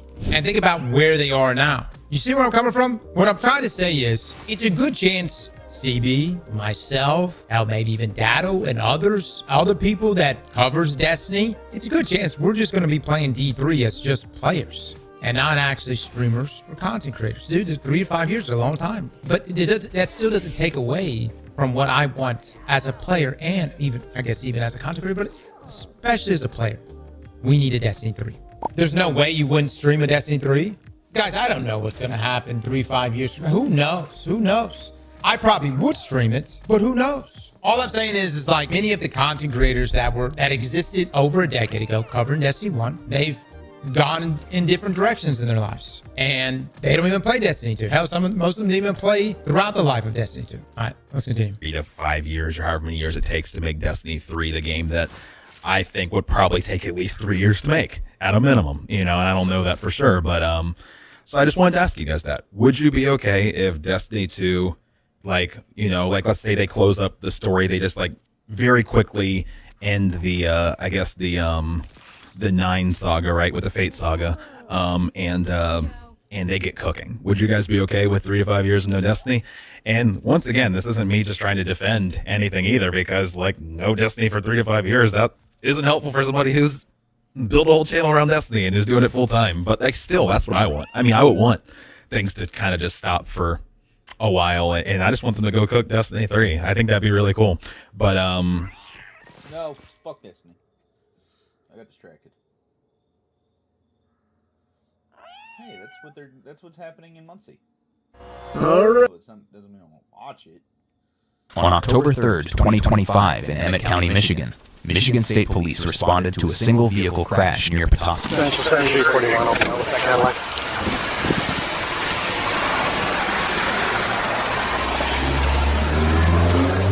Take a look at this side.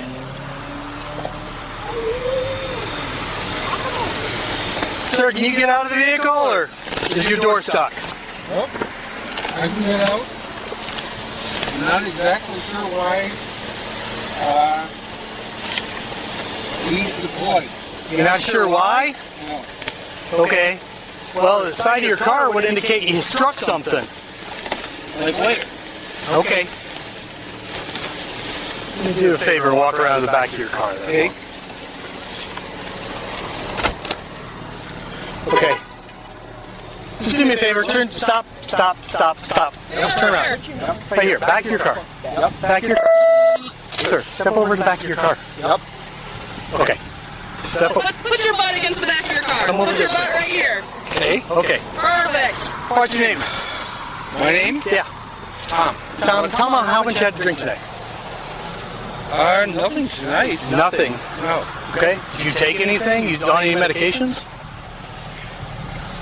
No. Okay. Well, you were in an accident here. You struck some signs. Your vehicle was called in.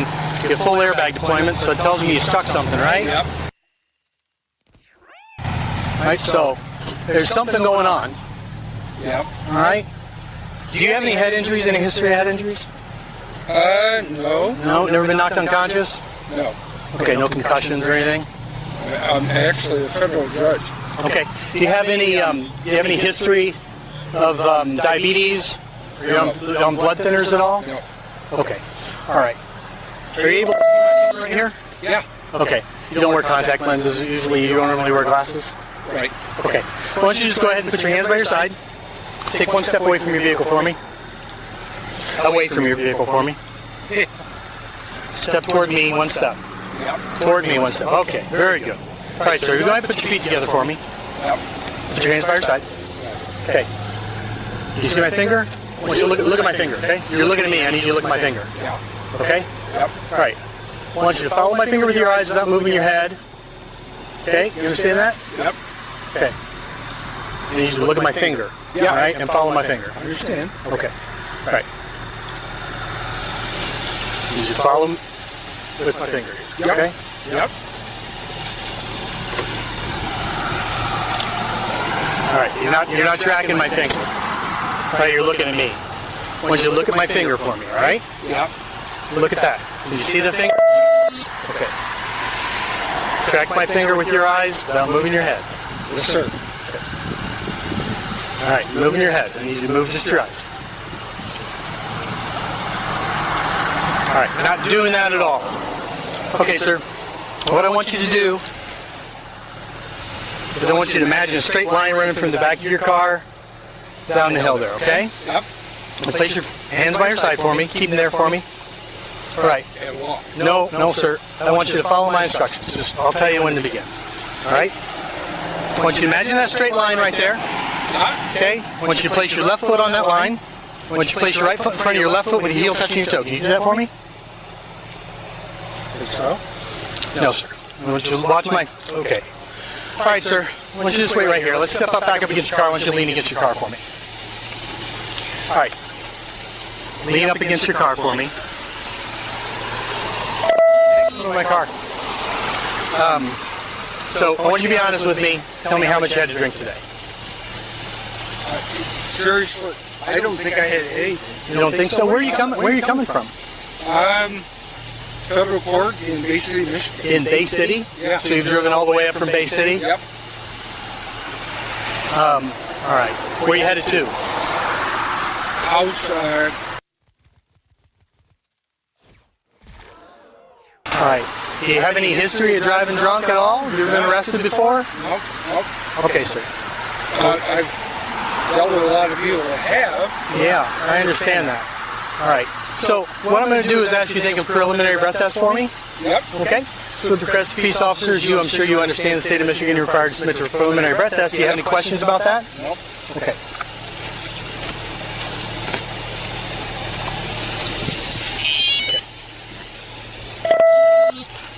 What I want you to do is take a deep breath from the bottom of your lungs, blow long and steady until I tell you to stop. Okay?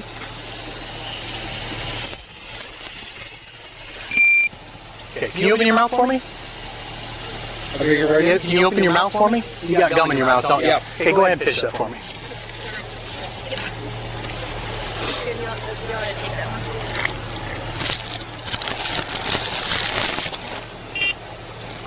Okay. I'm going to have to wait just a moment before we do the next one since you had that gum in your mouth. Yep, I understand. Do you have a wallet in the vehicle or is it on your person? In the vehicle. In the vehicle. Would you mind telling my partner here where it is?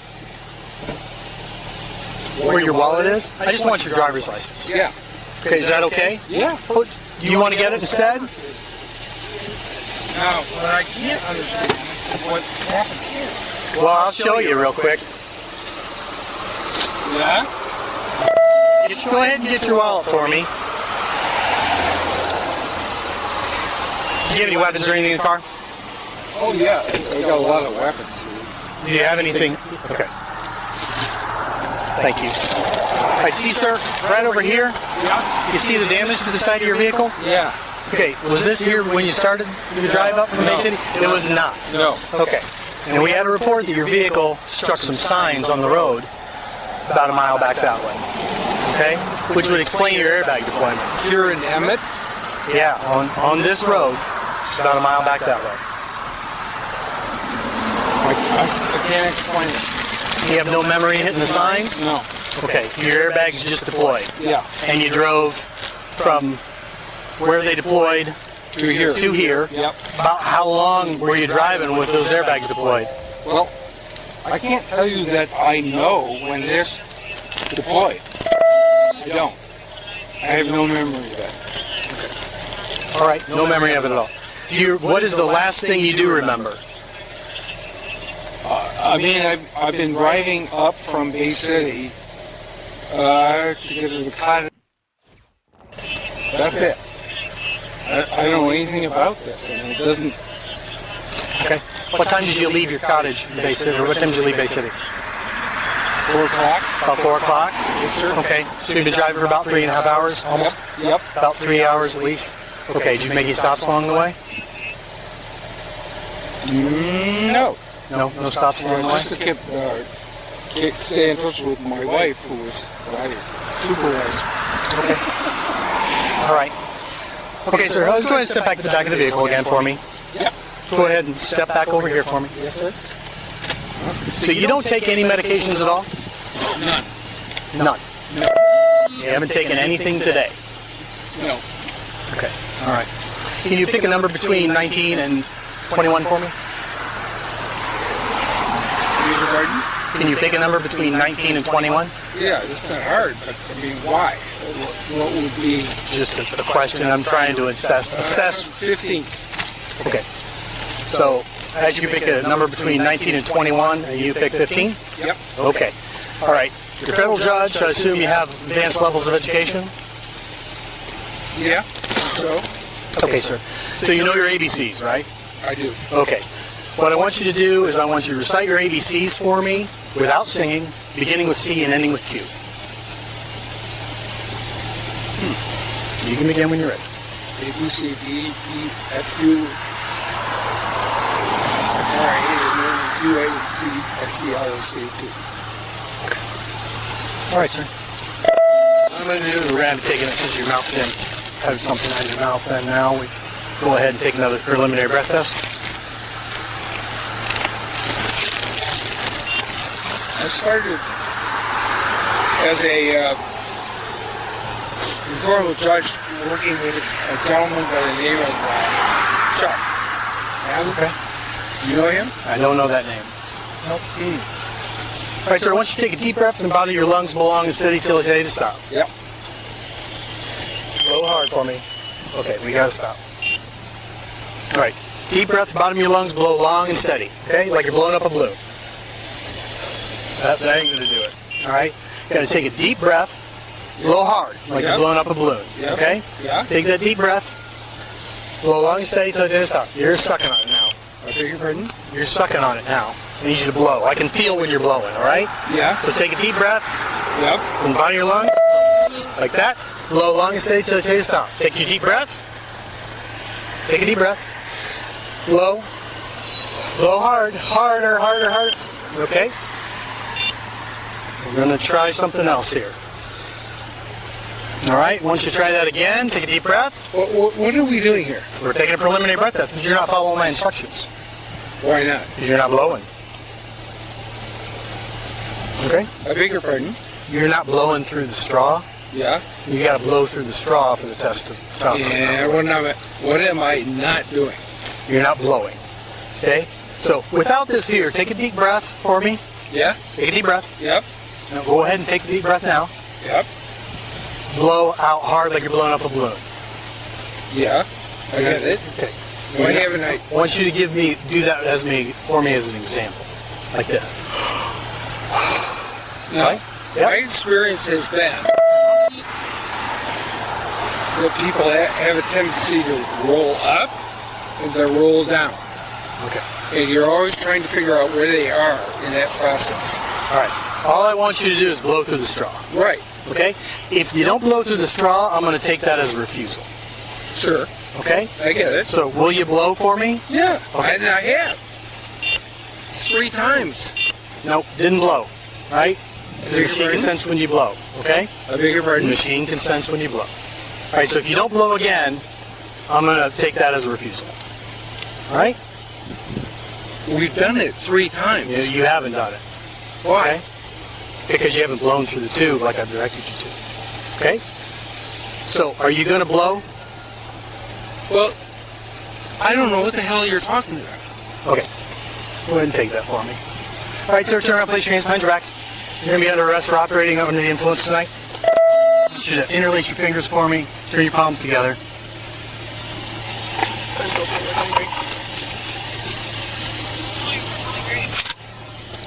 4111 now, because we just watch it. So, what the hell are you doing? I'm arresting you for operating under the influence, sir. Well, you are very clearly intoxicated. I've got the odor of alcohol coming from you, even though you say that you haven't had anything to drink today. You were involved in a motor vehicle accident. You're unable to follow simple instructions or take any of the tests that I'm offering you here. So I'm going to go ahead and put you in my vehicle. Come on with me. Following the crash, the driver, identified as U.S. District Judge Thomas Ludington, was charged with operating while intoxicated and operating with a blood alcohol level of 0.17 or greater. Police reported that his preliminary breath test registered a 0.27, more than 3 times Michigan's legal limit of 0.08. Court documents indicate he is being treated as a first-time offender. If convicted, the misdemeanor OWI charge carries a possible penalty of up to 93 days in jail, while the high BAC charge could carry up to 180 days in jail, additional fines, and a 1-year license suspension. After the arrest became public, the U.S. District Court for the Eastern District of Michigan announced that Judge Ludington voluntarily stepped away from the bench pending resolution of the state case. Federal judges hold lifetime appointments and can only be removed through impeachment by Congress. He is scheduled to return to court on April 6th for a status conference. The case remains ongoing. turn toward the vehicle. Place your feet in the floorboard. I beg your pardon? Place your feet in the floorboard of the vehicle. All right, where are we going? We're going to jail. Okay?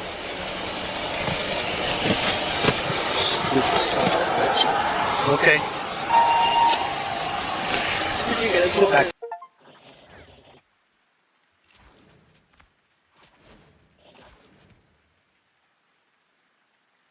In May 2022, the Cumberland Police Department began an online undercover operation to identify individuals seeking a relationship with a minor. Coincidentally, an undercover investigator stumbled upon an ad on a website similar to Craigslist labeled as Daddy for Little. According to the ad, it stated, "I'm a married..."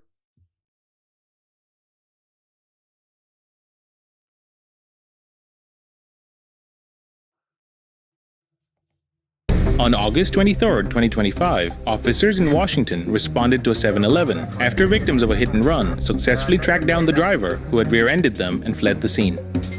Upon arrival, the victims tell the officer that the driver is inside the store barefoot, acting as if nothing had happened. Here's what the officers did next. Just hit us on Halverson and Sylvan, dude, and we had to follow her here. Okay, is that her? That was her that just walked in. Okay. Take another person, so I'll take another. Hey, you guys all right? Nah, my neck is. I'm okay. Yeah. Okay. We got rear-ended. You were slowing down for one of the speed bumps on what road was it? Halverson. On Halverson, up there? Right up here. Okay. Going over the speed bumps really slow, and she just came in. Out of nowhere. We were just talking, and out of nowhere, she just came up from behind. So which car were you guys? We're in this one. You're in this one? Yeah. Where'd she go? In 7-Eleven. Okay. She's acting like nothing happened. She's barely dressed. She has no shoes on. Okay. Who was driving this one? I was. You was? Okay. I'll be right back.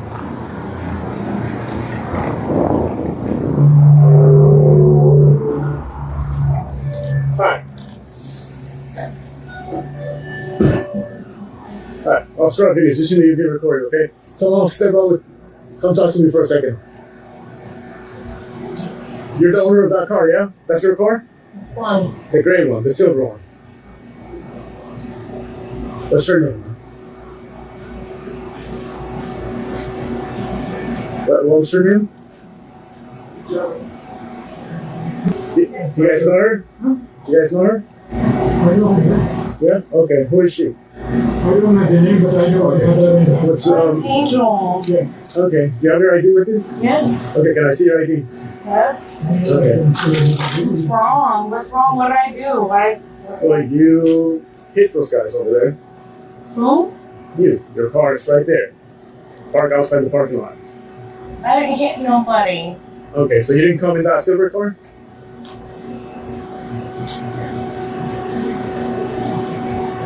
Were you driving? What car were you driving? You didn't talk to whoever I was driving with. Like, Who were you driving with?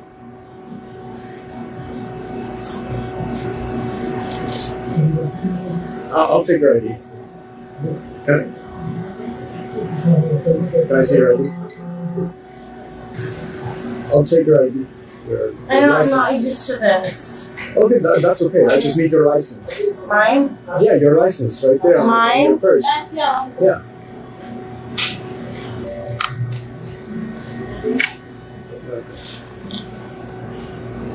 I'll take it out, okay? Can we go walk to your car really quick? Okay, let's grab your stuff. Let's walk out to your car. I have nothing to hide. Okay, that's what we're gonna go talk over at your car, okay? You want to grab your keys and your yeah. Come on, Excuse me? come on out here. Why are you... Wait, hold on. I have nothing to hide. I know. I've got your stuff, so we'll talk outside. Okay, but Yeah. I don't Why don't you go to my partner? Come on here. Angelica? I got him. Hold on, though. That's wrong. Well, you're just involved in the collision, so we're going to go talk outside. Collision? Yes. Yes, come on, Angelica. Okay. Alright? Yes. Alright.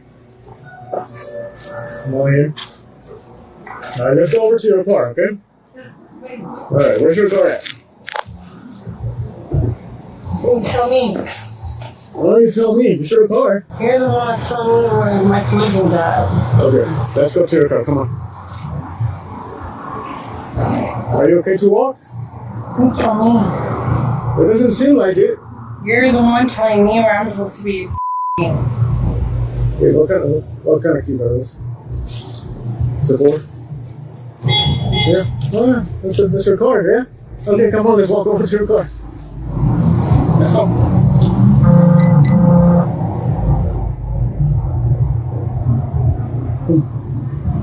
So tell me what happened. Tell me this. Are you okay? Yes. See. Yeah, okay. Tell me what happened.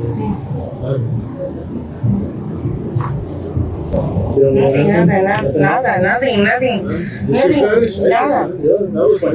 See, nothing's happened. Okay. How much you have to drink today? Me?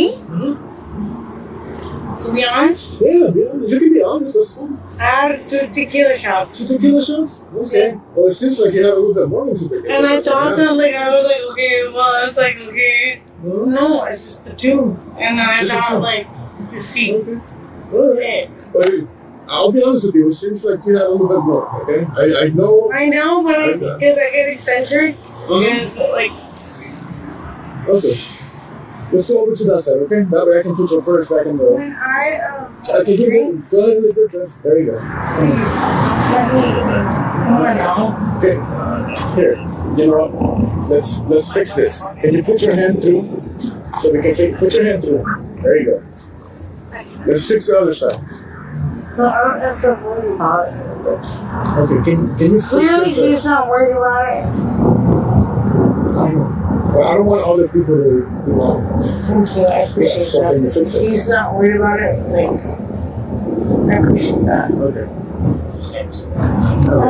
Come, let's have a seat over here. Let me put you right here. You okay? Okay, have a seat right here. Please. Yeah, I'll help you. I'll help you sit. I don't want you to fall. Go ahead. Have a seat. Thank you. Yeah, go ahead. You don't want to sit down? Honey, there's nothing wrong. Well, I'll tell you what.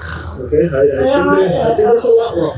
Okay? No, I understand why everybody's like, I honestly don't understand, like, okay. I see, right? Yeah. Because I don't see. Okay. Well, I'll tell you what I think happened, okay? I think you hit this couple here, okay? I think you hit him, and you took off.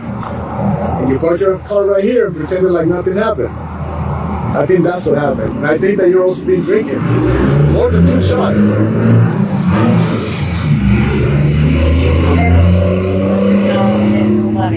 Okay, wait, careful. Hey. Careful. Come on, let's walk over here. I'm not gonna touch nobody. I'm not saying you're not. Yeah, okay. You know what? I think we're not gonna do it to the seats. I think I'm just gonna check it through. I'll just see something. Okay. Hold off here 1 second. You want to come sit on my push bar? I don't want to push nobody. No, you're not pushing anybody. You're just going to sit on my bumper right there. No, I don't want to sit on nobody's bumper. I don't. Okay. I know how this goes. No. It's just so you don't fall over. Because you can't stand up by yourself right now. Actually, I can. You're straight We're up. swinging. Yeah, that's. So we're just going to have someplace for you to sit down. I'm 35 years old. Okay. I've been. Oh my God, are you really serious? I just want you to sit down so you No, don't fall thank over. you, because I'm gonna relish in this. I'm gonna relish in this for the rest of my life. Okay. I'm not going to shake your hand. Let's go sit down. Let's go sit down. Okay, I don't want you to fall over. So I'm fine. I'm great. Okay. Great. That's hilarious. I remember I understand when I first met Joe. George, and we went from Frank. Put your leg back. Walk away. Put your leg back now. Put your hand behind your back. Sorry.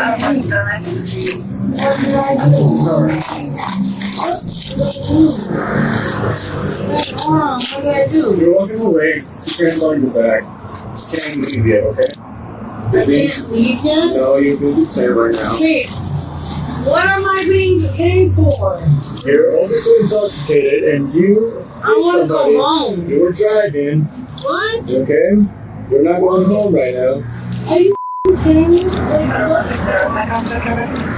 Why are you doing this? I'll fix it. I just want to go home. You guys have nothing to do. Let's do it for that. I just want to go home. No, why am I being arrested? Are you serious? You're in the tent right now. Why? Why am I being detained? This is illegal. This is illegal. This is illegal. Alright, come on. This is illegal. This is illegal. No. No.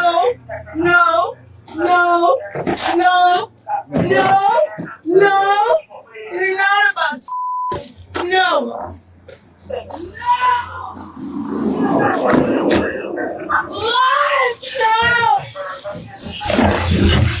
Have a seat. For what? Stop resisting. For what? What did I do? Stop resisting. What did I do? I already explained to you. What did I do? Get me out here, baby. What did I do? What did I do? Let me out here. What did I do? Get me out of here. Get back in here. I didn't do anything. If you I'm gonna put some language in here, okay? Baby, I didn't do anything. Just so you know, you're gonna be recorded back here. Baby, I didn't do anything.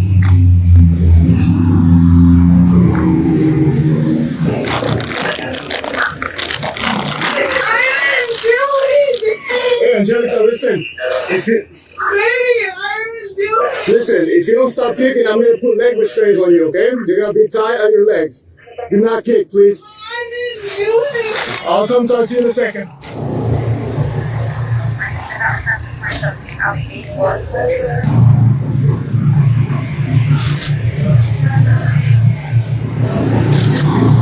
Just gonna get some big pictures of the car. Get a quick statement from them. I don't think we're gonna get a statement from her right now, so we'll come talk to her in a second.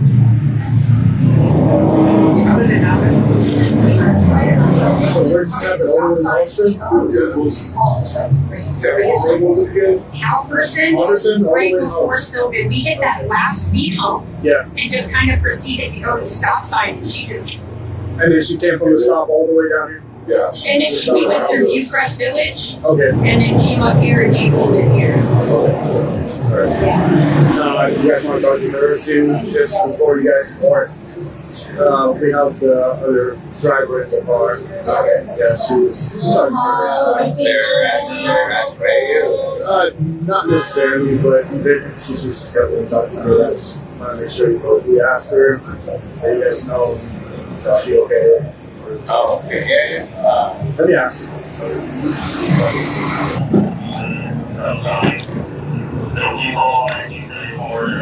Do you need to see medical? Do you want to see the medics or no? No? Okay. She's intoxicated, incoherent. She's not responding, so. Just doesn't want to talk? Doesn't want to talk. Okay, so. Alright. Yeah, alright, see you guys.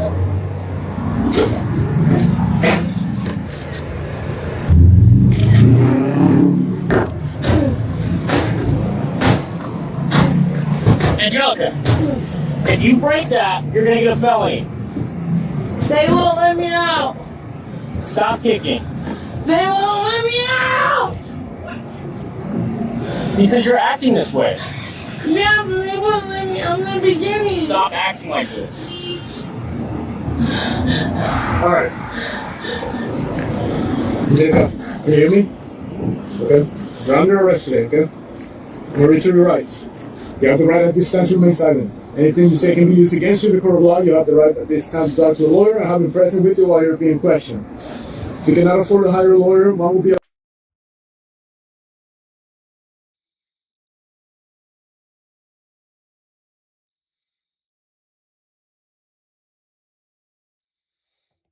So Tony Gonzalez is running for Congress here in Texas, and he had some interactions with a aide or some person that was working under him, and then after that, those interactions were considered to be problematic, like probably of a sexual nature, and then the aide killed herself. How about that? Wow. Let's take a look at it.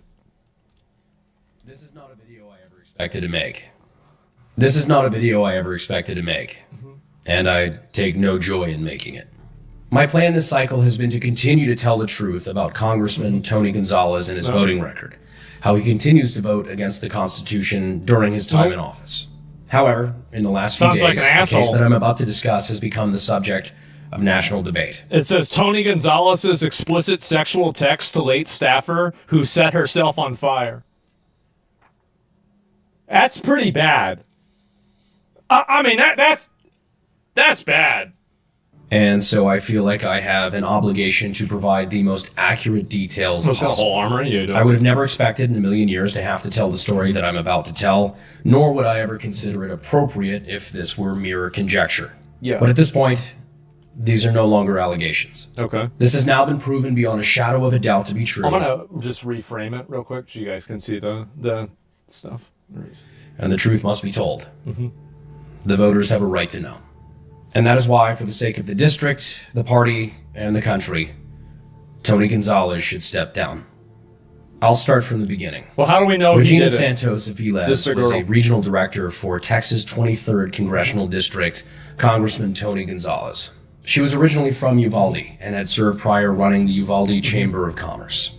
From everyone that I've spoken to and from every account that I've been able to find, she was beloved by the community, took great pride in her work. Uh-huh. She joined Tony's Nice staff girl. in November Sure. of 2021 and dedicated the rest of her life to serving the district, including her hometown of Uvalde, with various issues that the district was facing. Right. But on September 13th, 2025, first responders were called to her home after an alleged suicide via self-immolation, where she was declared dead the next day from her injuries. What the She left fuck? behind her husband and an 8-year-old son. Several Who days the fuck does that? That's insane. And she's 35. And she had like a husband and kid? after the fact, when asked, Tony said that he was, quote, heart-stricken at the news of her passing. Yeah. He did not attend the funeral. Immediately after, a multitude of media sources, such as Current Revolt, asked a number of questions, including whether or not Tony and Regina were involved in a romantic relationship. Interesting Tony question. Gonzalez's office responded to every inquiry except the latter. All records were then sealed by Uvalde PD, from the police reports to the autopsy to any mention of Regina and Tony. This fed Wow. speculation, and multiple publications started reporting. Texas congressman accused of affair who died from himself on fire. What the fuck? This is nuts. On the alleged affair Who between does Tony this? and Regina. This would be a bombshell, as Tony is a married man with 6 children and Yeah. often uses his appearance as a family man for his public image. It would also be completely against house ethics rules, subject to an investigation. Well, and I don't know. I think that, like, I mean, if you cheat on your wife and you're running for Congress with another chick that is a subordinate of yours, and then things don't go well and she lights herself on fire, I think that's I think that's pretty bad. I do. I think that one's a pretty bad one. penalties. Yeah. Tony, of course, avoided any public scrutiny, including running away from multiple reporters. Multiple media outlets have reported that you had an affair with Regina Santos Aguilas. Is there any response you have to that? We're here at Fort Sam. We're here at Fort Sam here at that ceremony. Please have some respect. I Thank you. understand, but veterans fought for my right to ask you questions. Hey, how are you doing? He also canceled all media appearances and banned journalists and reporters from any of his future events. What the fuck? Wait, what? All this came to a head a few months later, where for the first time, after no hard evidence had come out, Tony officially denied the affair. The rumors are completely untruthful. I also say is like, I don't know exactly what happened. Which, as we will soon find out, was a complete bold-faced lie.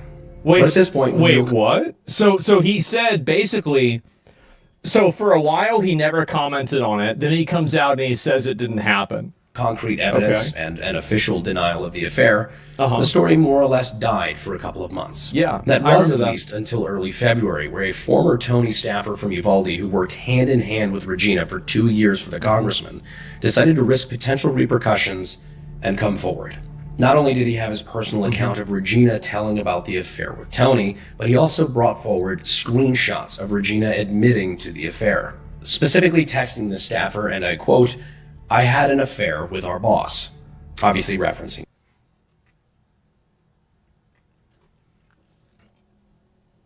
They defame me. It's really bad. I had to go to the wedding of my friend. Everyone already knew the accusation threw at me. It sounds so fucked up, but Haley's not even hot. She needs to calm down.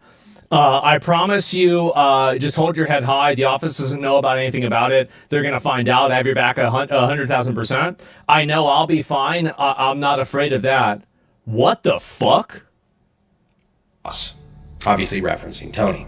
He even told about the facilitation of his family cabin for Tony, which he only later found out was used for extramarital activities. What the After fuck? this news started to break, Tony continued to double down and deny any wrongdoing, despite for the first time, material evidence is starting to come forward.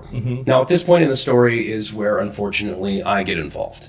In Tony's denial, he blamed me for his actions, saying it was my fault that a, quote, disgruntled former staffer was given a voice and that he wouldn't engage in personal smears. Which is That's convenient whenever it's him that's getting smeared. That's very convenient. Considering the same person who is now condemning personal smears ran an entire campaign last cycle personally smearing me. Yeah. Bob Good endorsed my opponent, a known neo-Nazi. These people used to walk around with white hoods at night. Now they're walking around with white hoods in the daytime. But what I find most interesting... Now they're walking around with hoods, and it used to be at night, and now it's in the daytime. They're doing it like now in the day. Yeah, because it's like remember the KKK? Remember that? Yeah. Is that now faced with proof, Idiot. he condemns me and the staffer who came forward with evidence while refusing to deny the claims that have been made. Wow. And now, the bombshell. In the last week, Regina's husband has stepped forward. Not only was he personally willing to confirm the affair... Wait a second. Week, Regina's husband... She was texting Tony. Adrian Evelis says he couldn't bear to see married congressman duck responsibility for having an affair with his wife. Evelis says he wants accountability. What the fuck? Husband has stepped forward. Not only was he personally willing to confirm the affair, Abused his but he went power. on to go and tell his side of the story that he was keeping private out of concerns for his son. Oh my God. Which is completely understandable, but now with the evidence that is coming forward from former staffers, he stepped forward to set the record straight. What is it? What did he say? Said he was speaking out now because he wants their 8-year-old son to know he tried to protect his mother's reputation. Oh, that's so sad. Great. He also came forward with text messages from Regina's phone, confirmed by forensic software. See, that's what I would have wondered, right? It's like, because couldn't you immediately know whether that's true or not? Because you just find out from the text messages. Showing that not only was Tony involved in a sexual relationship with Regina, but that he pressured her into it from a position of power. No way! And it's, dude, so this is her saying, this is going too far, boss. So how long have you thought I was hot? What the fuck? This is too far, Tony. Go to sleep? Are you sure you're sober? With her even mentioning several times that he was going too far, and even at one point asking if he was sober. These are only a handful of texts that have been put forward of what I'm told are thousands of texts. Surely. Between Regina and Tony. Keep in mind, this is a married congressman with 6 children talking to a married female subordinate. Right. From Tony to Regina. Then send me a sexy pic.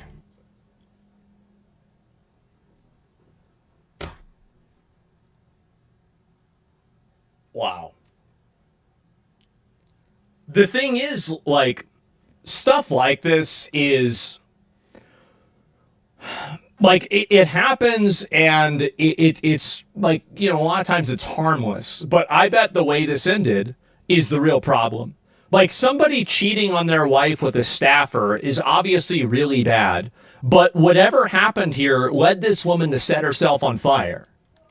Very clearly, something dramatic was wrong. Regina says, I swear my life has been a telenovela for the past 7 days. You really don't want a hot picture of me. Tony says, yes, I do. Yes, I... Oh. Hurry.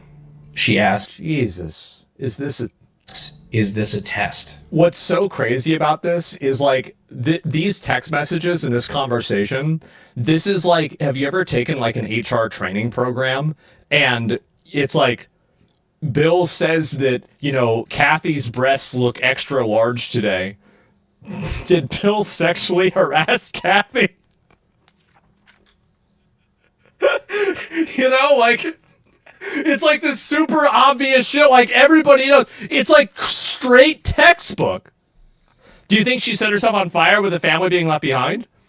I think it's possible that she did because it was being used as blackmail, or it would be used as reputation destruction towards her, and she felt like she had no other way out. I mean, do I think that they set her on fire? I mean, it's possible, sure, and I think it should be investigated by the police, but that's not the first conclusion that I would make. Later she says, no, I just don't like taking pictures of myself, to which he replies, yeah, I'm just such a visual person. This is all from a fucking congressman? Oh my God. He then goes on to ask her favorite position. Favorite position. She asks, yours first, and then goes on to ask, so is this why you're quiet around me sometimes, because you think I'm hot? Oh God. He responds to this by saying, on top, pinning your legs. To which she then pumps the brakes and says, this is going too far, boss. So how long have you thought I was this hot? He says, what do you like? And then answers, since you worked at the Chamber of Commerce in Uvalde. And then following up on that, reminder, this is a married congressman to a married subordinate. He asks, anal?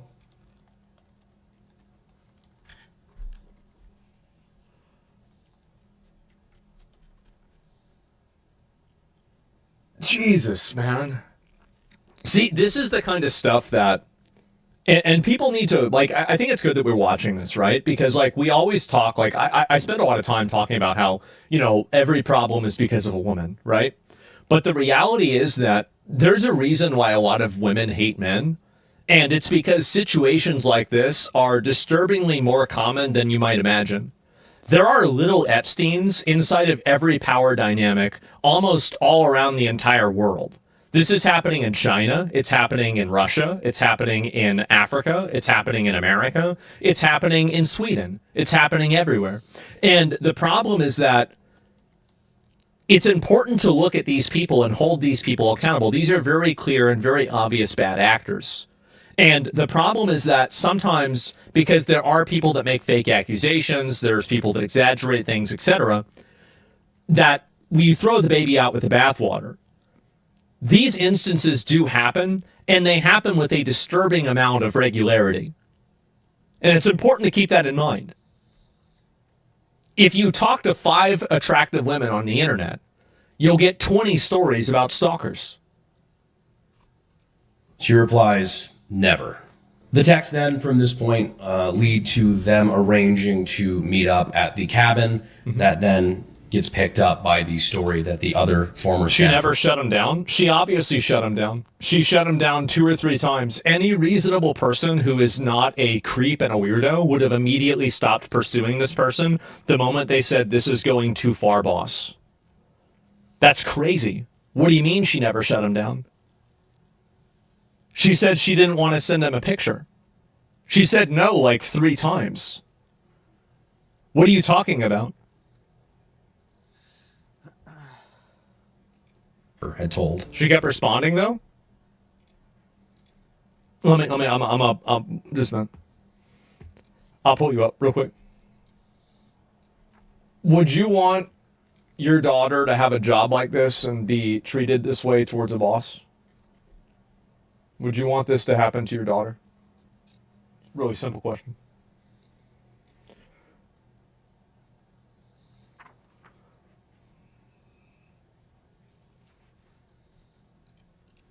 This is her fucking boss, exactly. Of course. You'd want this to no, of course. Oh, no, of course. Okay, so then why are you defending it? Why are you trying to rationalize it? I don't understand. It doesn't make sense to me. I don't know why you would try to rationalize it in that case. Like, if you know that it's problematic and bad, why would you even say that? You got your element, Donnie? I have no frame of reference for situations like this? Well, let me get this straight. Like, and this is the thing. Like, I really want to understand like how anybody could think this is okay to do. I'm out of my element. What do I not understand here? She could have just said, "This is too far. I'm done talking." She can't say, "I'm done talking." There's a power dynamic, and he's her boss.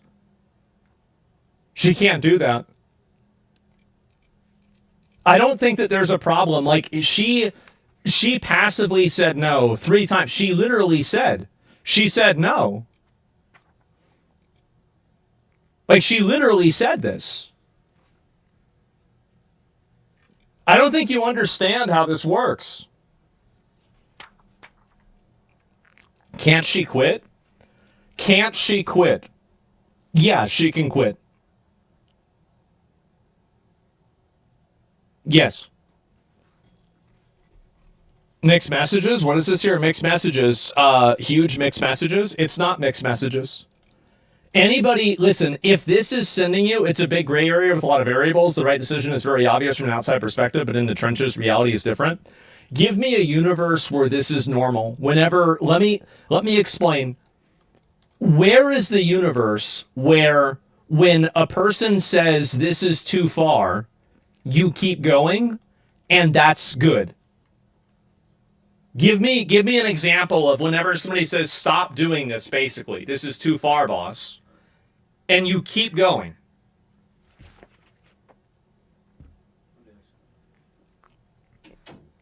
What is this? This is a Big Lebowski? I know that. You're out of your element, Donnie. I know this. I'm in my 30s. Of course I know the Big Lebowski.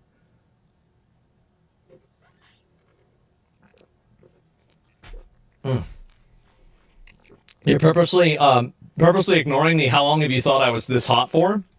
No, I'm not purposely ignoring it. Because she could be asking that as a frame of reference for how long has he been like treating her differently because he thought that she was attractive.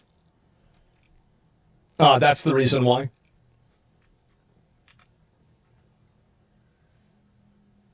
Sometimes it's a cat and mouse game where no means yes. It can be ambiguous, but it also depends on the situation. Okay, let me give you a bit of advice. You're not a cat. She's not a mouse. If a girl tells you no, just stop. Just stop. And way, way more importantly, when you are her boss, you should definitely not even start. Like, I don't even see how this is a question. How do you possibly imagine that this is the right decision? She says, I don't want to send you a photo. I don't like sending photos. This is going too far. She turns him down 3 times. And you're trying to act like this is a cat and mouse game?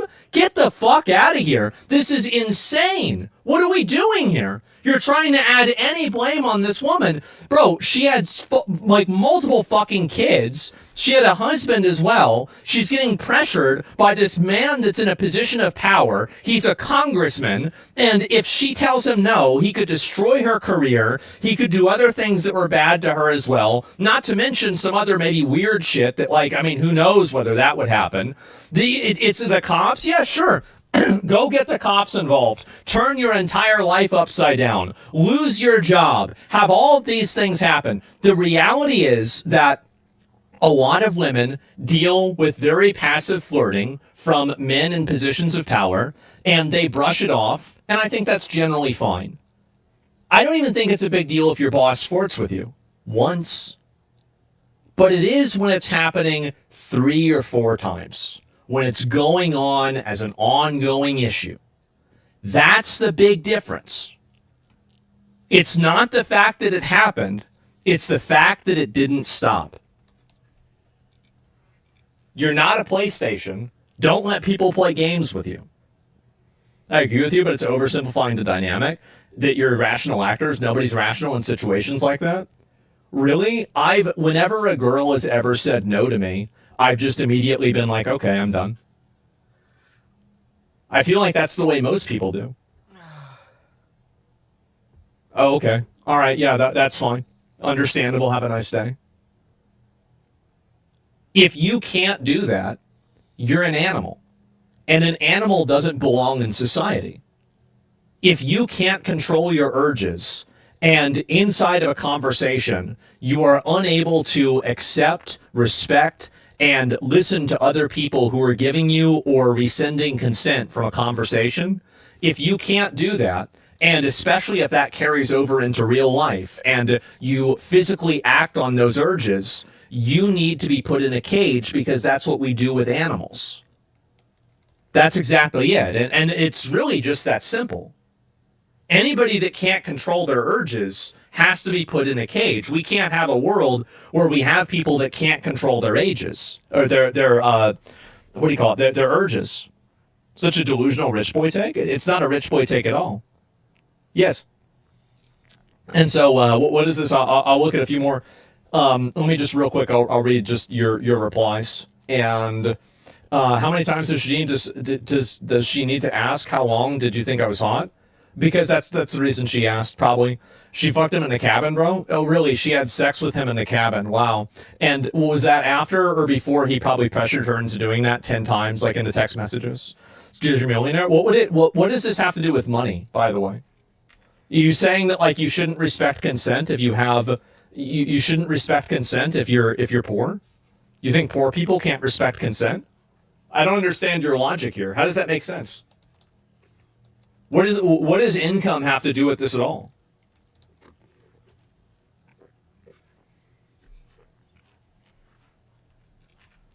I'm just, I don't get this. You have no idea the relationship that they have? Well, I know that it ended with her setting herself on fire. And it started with him being her boss, pressuring her into a sexual relationship. That's obvious.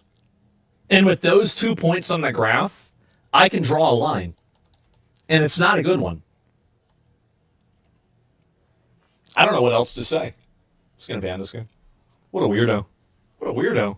What a weird guy. The Chatter's a lost cause. He's an entitled incel. Yeah, and there's a lot of guys that feel that way. There are. And Congressman is rich. Shouldn't he have the same view? Yeah, that's a good point. I didn't think of that. It's a great idea. And income as preferences. Yeah, the actual incels. Yeah. Are people actually taking the congressman's side on this? All these people? Tony, is that you in chat? Yeah, Tony's voters in chat. No, I think that really, I mean, and here's the reason why. I cover a lot of issues, and I generally, like 99 times out of 100, take the male side of things, because that's the content that I generally talk about. But there are these instances where something like this happens, and I think that you have to understand that there are a lot of women that do have these really negative experiences. Like, basically every girl that I know has had one of these negative experiences.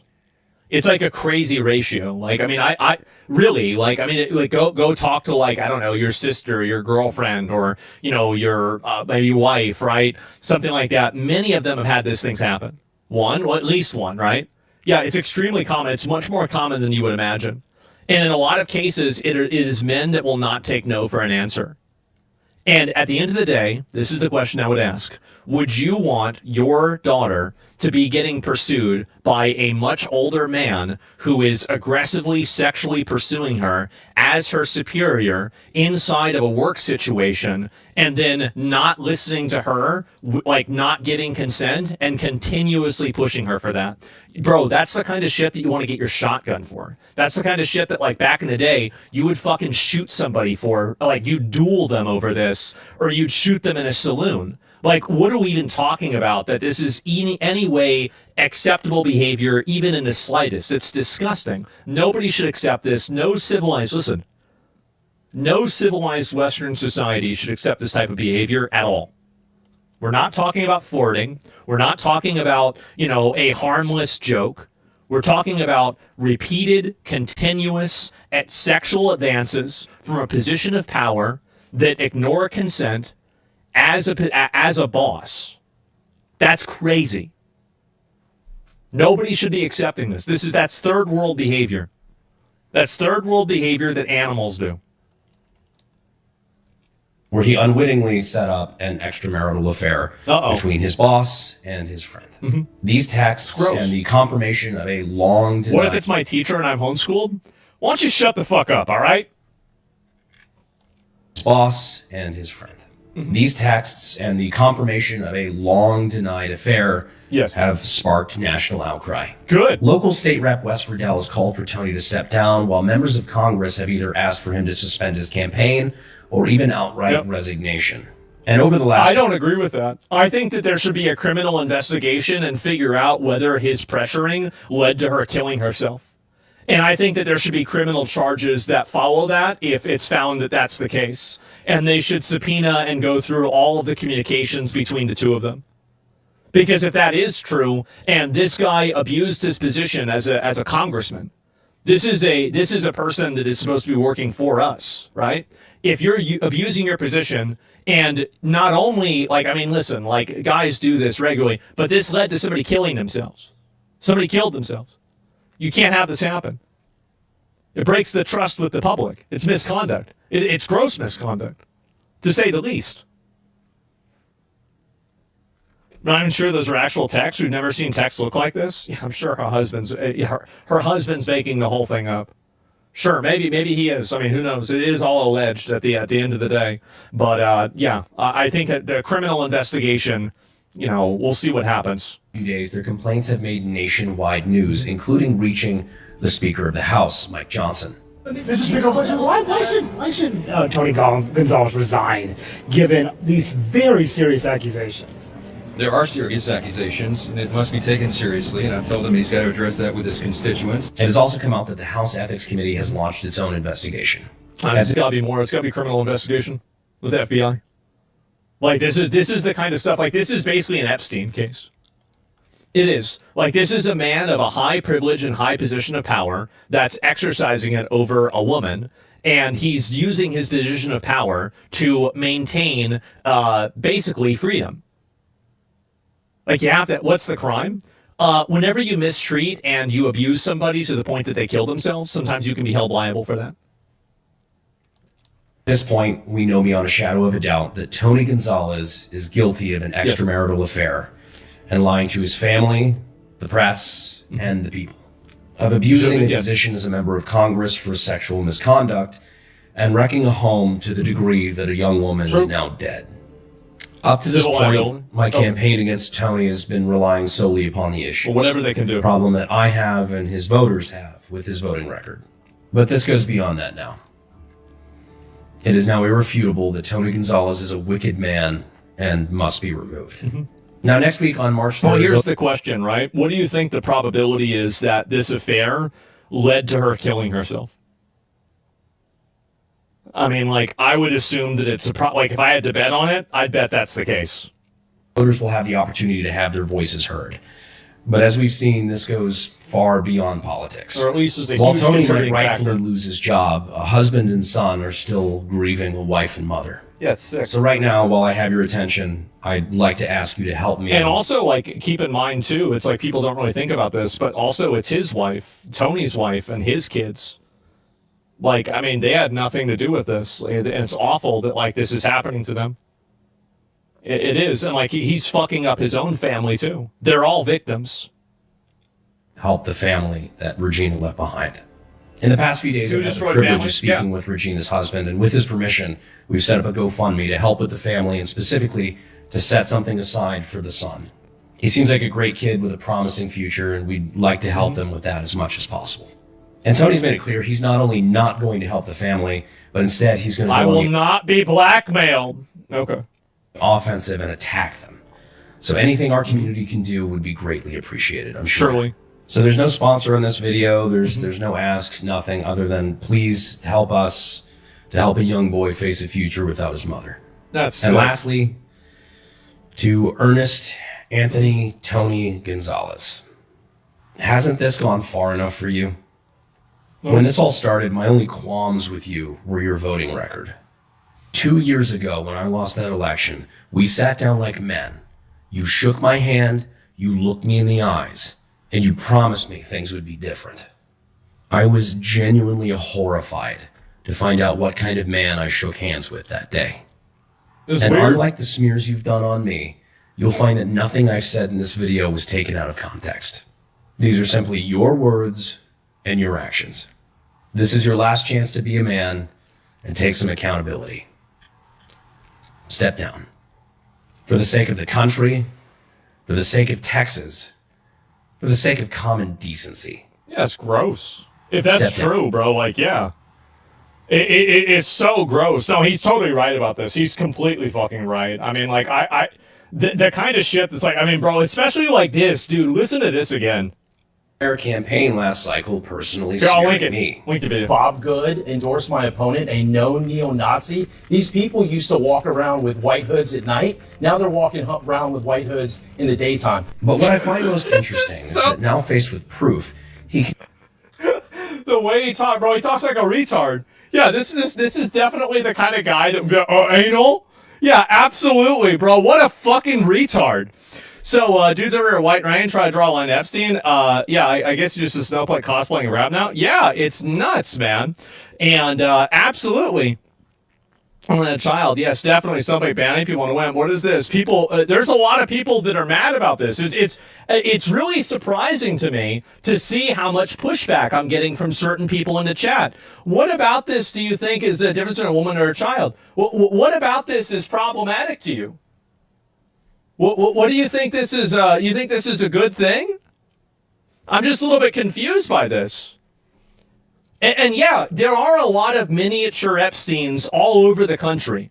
There are men in positions of power that exercise that power over young women, and then in the process of doing so, they then control them and use them for their own purposes, and then after that's over, they move on to the next one. This is very, very common.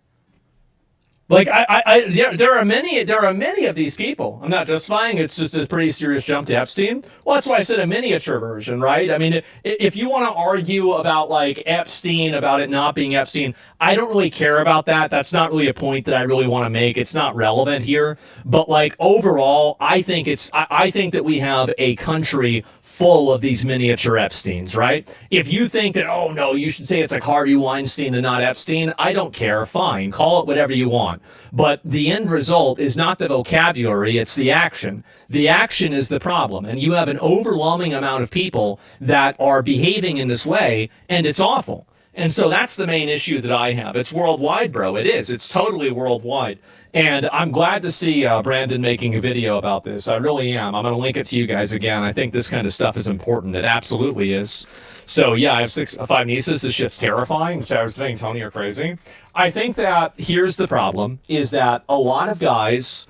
it's the same thing that some people do with women, is that whenever a woman makes an accusation, there are a lot of other women that just automatically believe the accusation and just go along with it without any sort of critical evaluation whatsoever.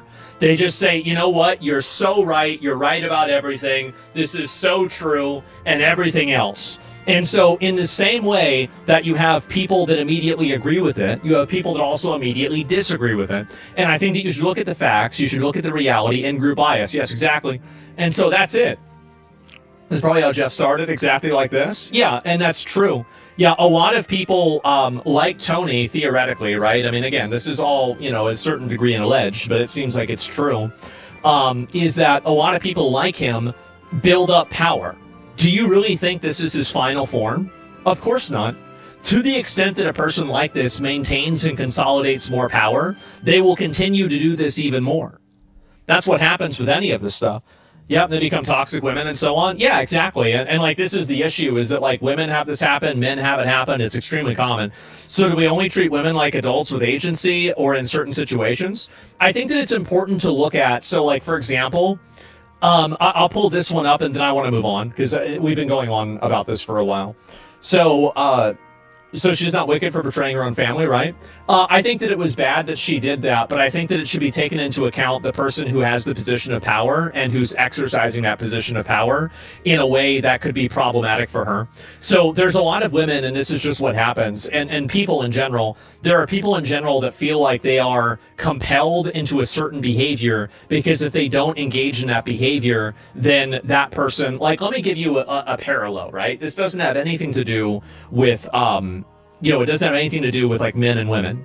But in certain countries and in certain cultures, there's a pressure that certain people, and like even in America, certain companies put on people to drink alcohol socially for things. And if you do that and somebody becomes an alcoholic and you keep pushing them, even though they're an alcoholic and they're trying to not drink, and you're pushing them to go out to drinks with you, at a certain point, that person is kind of at least being a piece of shit, right? Like, we want to talk about accountability. It's hard to say whose fault anything is, but can we at least talk about whether somebody's being a piece?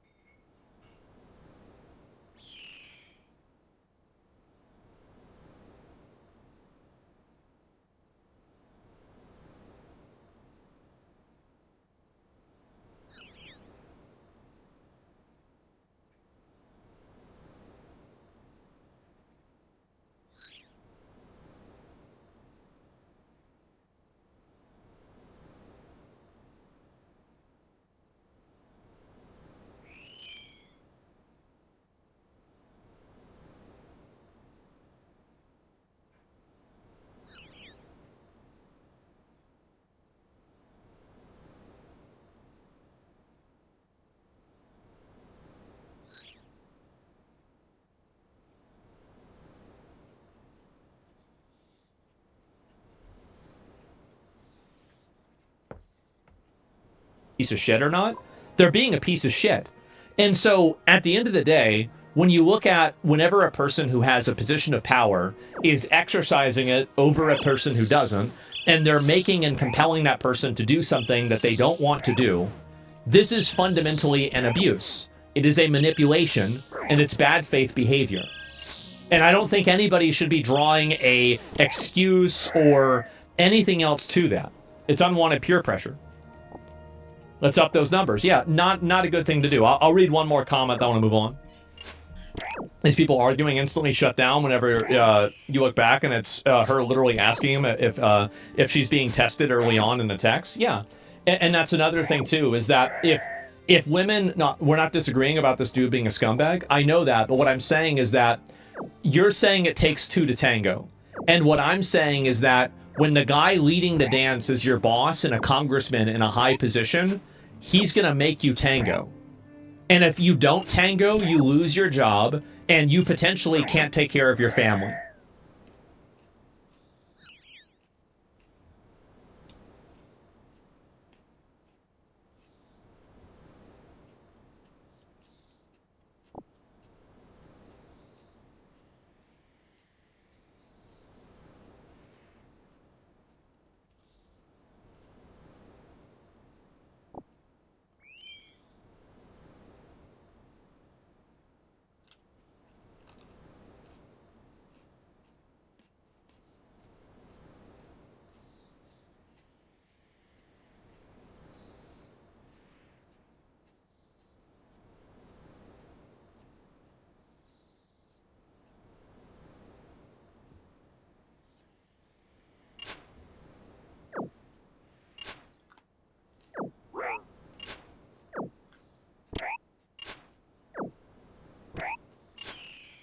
This plane that was about to take off is being forced to deboard by Adam Pac-Man Jones, a retired NFL football player who reportedly made $36 million during his NFL career. The power in the seat wasn't working, and you started swearing at them, and they needed to fix it, and you was being belligerent, and they couldn't do stuff. That job, that's why I have no idea. Sorry to start your day out. Nope. The entire full plane of passengers is now forced to deboard so officers can speak with Pac-Man. However, officers have no idea what's in store for them. Let's go. First of all, I ain't did nothing wrong. Hey, first of all, we're gonna walk this way, right? Oh, you ain't gonna tell me where to walk. Am I up under arrest? Listen, are we gonna walk? I'm asking you a question. Am I up under arrest? Yes or no? I told you. Do not touch me. Listen. Am I on the arrest? Yes or no? Sir, right now you're just being detained. Sir, I'm not being detained because I ain't did. Do you have your ID on you? Listen, let me tell you something. How much you had to drink? Get your hand out of my face. Excuse me, sir. How much? You're not going anywhere. How much you had to drink? And do you have your ID? Bro, I ain't had shit to drink. I had one drink. 6 a.m. The fuck are you talking about? You ignorant. No, I got witnesses. I got 20 witnesses that was sitting there right beside me. Only thing I asked was, the plug is not working. Can I get another plug? He like, shut up. I didn't say shit. Okay. Normally, we're gonna have this discussion up top because other people have to go up the plane. Grab your bags. Talk to a motherfucker. Grab your bags and let's go. Because I don't mind going to jail. Okay. You know that. But that's you fine. gotta learn how to motherfucker talk to somebody. Okay. Because you ain't my daddy. Oh man, this shit wrong. I'm talking about. Here, listen, we're done. You're under arrest, okay? You're under arrest. I'm not yelling. I know you're not. I'm getting locked up for plugging in the charge. Do me a favor, put your wrists together so this don't hurt you, okay? Let him stand up. Y'all drunk. Y'all see this? It's 5:30 a.m. Y'all think I'm drunk? Y'all sound stupid. Let's just go back down to the car and go. And then y'all had the nerve to say y'all was drunk. Boy, I can't wait to do this sober test. Ooh. Everybody here sued. I don't need y'all to grab me. Don't be stuck stupid on the stairs, okay? I can walk myself. Okay. I don't need y'all to grab me. Okay. Like, what are we doing? Like we should have a conversation, bro. You had a chance to have a conversation. You chose not to. Listen to me. You're right. I'm cool with it. When we do this blow test, I'm suing everybody. Kind of tell me what happened? Yeah. So we're about to take off. We'll help you in the air with that. No, you need to fix this now. And start swearing at them. The seatbelt is off. When you comply with their instructions. Okay. And then they smell a significant level of alcohol in his breath. What's my charge? Disorderly conduct and AI. I'm not drunk. Okay, that's fine. Can I take a blow test? No, have a seat. I understand you've had quite a morning. Well, it's a long day's work. Can you tell me what happened? So, passenger in 22D Jones asked me if I could fix the charging port. Okay. I said, sir, we're doing a live safety demo. Give me 1 moment. He unbuckled his seatbelt. Then he turns around, yells in the aisle, you need to come back here. And I said, sir, I need you to fix this. It's your job to fix it. Yeah. I don't care if you have to go back to the gate. Yeah. And you can smell alcohol in his breath the entire time. No blow test. Have a seat. Have a seat, please. Slide your feet in. Bro, can I ask y'all one question? Can I talk to you for 1 second? You'll have the opportunity to talk for a minute. Bro. Put your feet in. So y'all, it's wrong. That's all I'm gonna tell y'all. No, Sit back. Sit back so I can seatbelt you in. You gonna seatbelt me in with my hands in the back? Yes. What's your name? Janine. Janine? I'm suing you. He definitely getting sued. Why you doing all that, bro? Why the fuck you doing all that? Your safety. You a touch around. Don't touch me, alright? Man, y'all let him do this. You a Hey, yo! I want to take a breathalyzer. Hey, yo! I want to take a breathalyzer. Hey! You gonna lose your job. Don't search my shit. Yo! You cannot search my shit. Yo! This can't be right, bro! This can't be right! You f***ing cracker! While Pac-Man says this can't be right, surveillance footage at a bar just months later actually shows a pattern of the same exact behavior. Yeah, it was bad. It was bad. He tried to walk out with a wine glass. I was like, yo, man, everybody have a good night, but the wine glass got to stay up here. And he said, off, and then kept walking. I grabbed him and was like, listen, man, the wine glass has to stay up here. And then he chopped me in the throat. Police then arrive on scene to investigate, and things get out of control. You are detained right now, okay? What am I on the detain for? I don't understand why you're making an I'm asking, what are you locking me up for? For a possible assault, dude. No, me? I ain't touched nobody. Alright, okay. Alright, we're not doing this. Turn around. Bro, really? Turn around. Talk to me about Turn around. You're screaming in my face. Turn around. Put your hands behind your back. Guys, why would I do all that? Because you are detained. Stop, dude. I ain't doing that. I'm trying. Don't pull away from me. Can we just act like adults right now? to take the ride. I see y'all tomorrow. Stop. Why are you grabbing me like this? You're walking away. from Yeah, you grabbing me like Listen, that. man. This the motherfucker that was grabbing somebody. All right, turn and around. y'all locking me up. Turn around. Y'all crazy, bro. Let's go, bro. Let's go. Let's go. That's funny as f***. That's all I'm doing. Pac-Man's behavior gets even worse at the jail. Hey, stop. Listen, stop. Touch me again. Stop. Man, touch me again, bro. I got my shit on my back. Don't touch me, bitch. You done grabbed me 3 times, whole ass. Look, lucky motherfucker. Hey, I ain't even surprise me. Give me a blow test. You a bitch.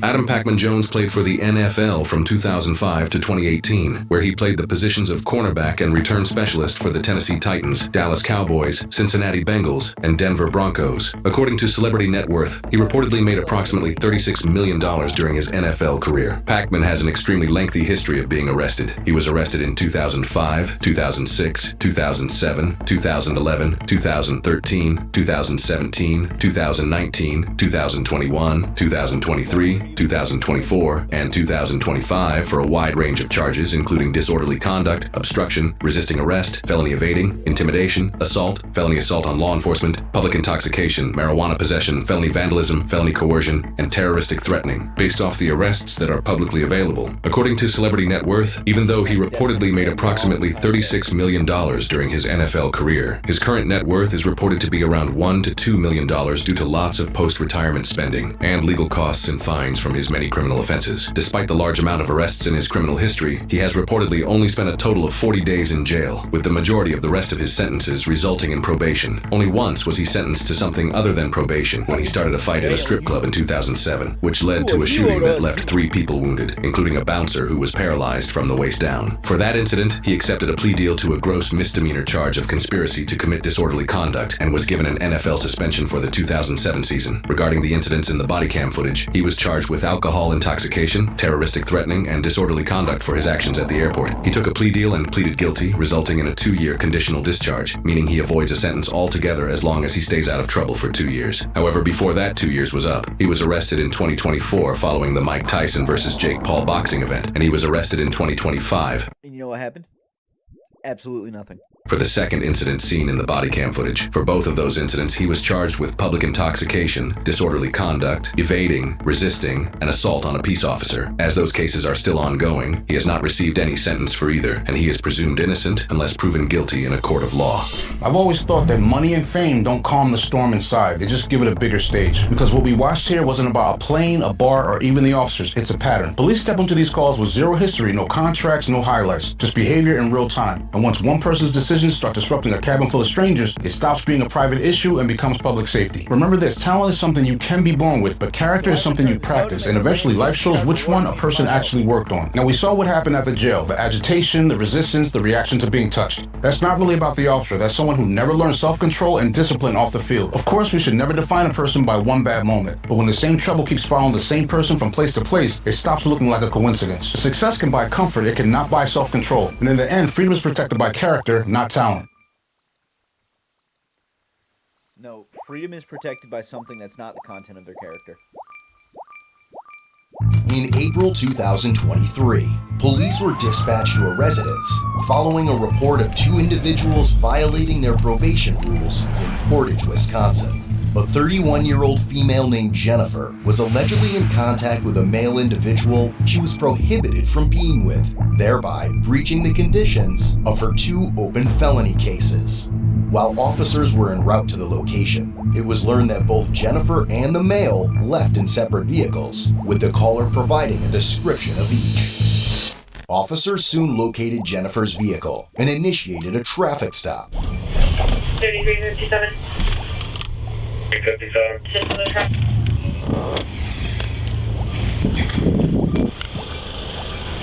Hello. Hi. Jen? Yeah. So, I want to talk to you. Where were you at tonight? My sister. Your sister's? Where does she live at? Your name got brought up, and so I'm just wanting to talk to you. When's the last time? Okay. When's the last time you seen Josh? His name got brought up, and so I'm just trying to wrap my head around. I have very limited information, so I'm just trying to see. I mean, clearly he's not here. Okay. So you haven't seen him recently? Okay. Alrighty, hang tight for me. I'm trying to figure us out some more information, alright? She's kind of nervous. She was at her sister's, and she has 2 open F rank cases with no contact with JT. Did you ask for insurance and stuff? No, I did not. 25. I'm seeing 2 open F rank cases on Jennifer. When asked for further details, she started to become more nervous and agitated. Right, but he's... I don't know why he's calling. Maybe you should go to whoever called. Right, yep, somebody's going over there. Because Josh clearly is not in my call. Right, yep, the call we got was that you guys separated in 2 vehicles. No. I left by myself, did I not? Of course she's gonna side with you. Come on, Jennifer. I didn't leave with anybody. I don't believe that somebody would You just... don't have to believe me. Okay. At all. RP has video/photos of them together. 10-4, have you looked at those? Affirmative. I did nothing wrong. Am I free to go? No. Why? 1 second. 10-4, see if you can get copies of those, please. She has video? Or video and photos. So it sounds like we have documentation, videos, and pictures of you 2 together. So, no, you are not free to go. Time and date stamp? Okay, you're not being very reasonable right now. Well, I'm just asking. I mean, if I'm being accused of being with somebody that I'm not even with, like... But you were, and I'm not, it's though. documented. I'm not. Right, but you were. I wasn't. I was with my kids at my sister's. Absolutely no contact. Correct. Are there any specifications in there? What does no contact mean to the courts? Absolutely no contact. So But what does that mean in a law dictionary? Okay, Jennifer. Compared to, well, I mean, I'm just asking. These are laws, right? Am I right or wrong? I'm just asking so I know. As officers asked Jennifer to exit, she refused and put the vehicle in reverse, intentionally ramming the squad car and nearly running over the officer's feet. Why don't you step out of the car? You're going to be detained until we figure out what's going on. So you're going to leave your phone in here, though. No. Yep, no, that's an officer safety issue. You're not getting your phone in a squad. I'm not going in a f***ing squad, for one. 25, she's taking off. Get a car. You just smoked our squad. She's taking off. Get out of the car now! Taking off 1080. Is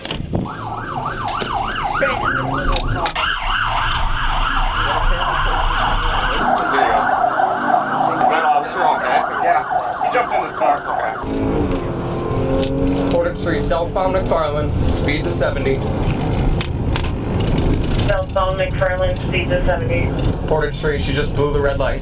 Blew the red light. She's heading towards the interstate if we can get a unit route. 25 to 3, I'll take call outs. 33 to 42, I'm downtown Portage. Still heading westbound West Cook towards the eye. Speeds upwards of 70. No traffic, roads are dry. Just to confirm, I cannot use RICO for apprehension, correct? Okay. Not listening. Okay. Still westbound over the Wisconsin River Bridge. Speeds probably going to be approaching 80. Roads dry.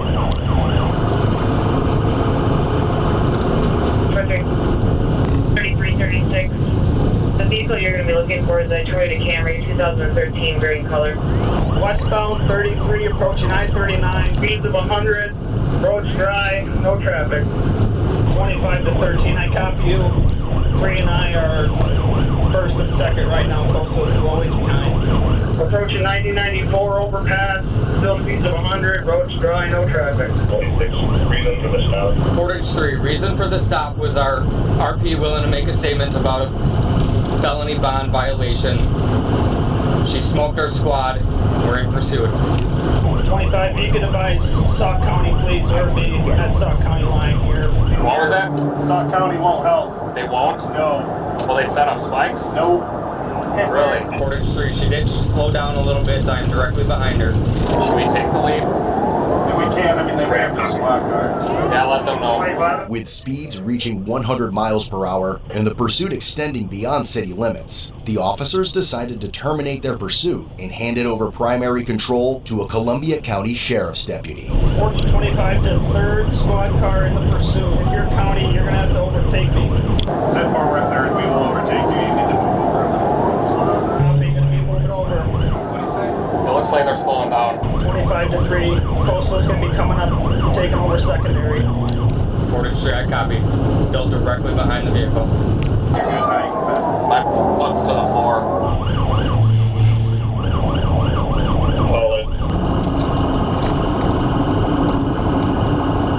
Portage 3, does Sauk County or Baraboo have any units close to us? They have Baraboo. And where's Baraboo going to set up spikes? Can Portage pit? No. 33, 36, are you ready to overtake me? Speeds up 75 right now. 33 approaching you. Portage 13 to Portage unit. You can terminate the time you get at this point. Portage 3, County has pursuits. 25 and I have terminated. We're not going to chase past the Baraboo city limit, buddy. How far is that? About 8 or 9 miles. Upon spotting assisting officers stationed ahead with spikes, Jennifer realized she was more than likely in a state of deep shit and pulled into a farm field, ultimately giving herself up. Just going to turn on tap. Putting a hand out the window. 3326, flashes are on, slowing down, hand out the window. Very westbound, copy. Pulling into a field drive. Telling you. Turn the car off! Field drive. Turn your car off! Put your hands out the window! Slowly open the vehicle using the outside handle. Slowly step out of the vehicle and face away from us. Slowly walk back to the sound of my voice. Keep moving. Keep moving. Stop. Go down to your knees. Cross your ankles. All the way to your belly. I'm sorry. All the way down. I would like, Use that. You want to clear the vehicle with me? You hit a squad car. I don't trust you right now. This one? Yeah, let's go that way.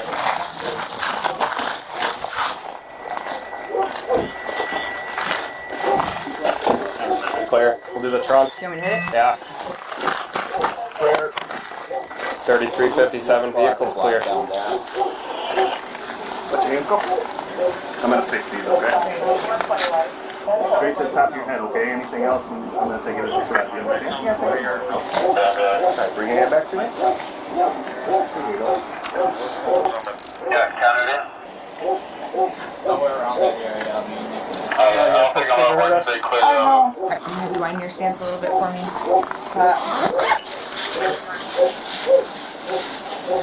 Okay. Hey guys, how's it going? Good. Put her in my car, I'm assuming. Do you want her, or do you want more room in mine for now, wherever you want her? I can just put her in. Okay. Otherwise, we'll put her in yours. I don't mind doing the transport, but just until we get the vehicle searched. Otherwise, Rachel's gonna bark nonstop. I'm right here.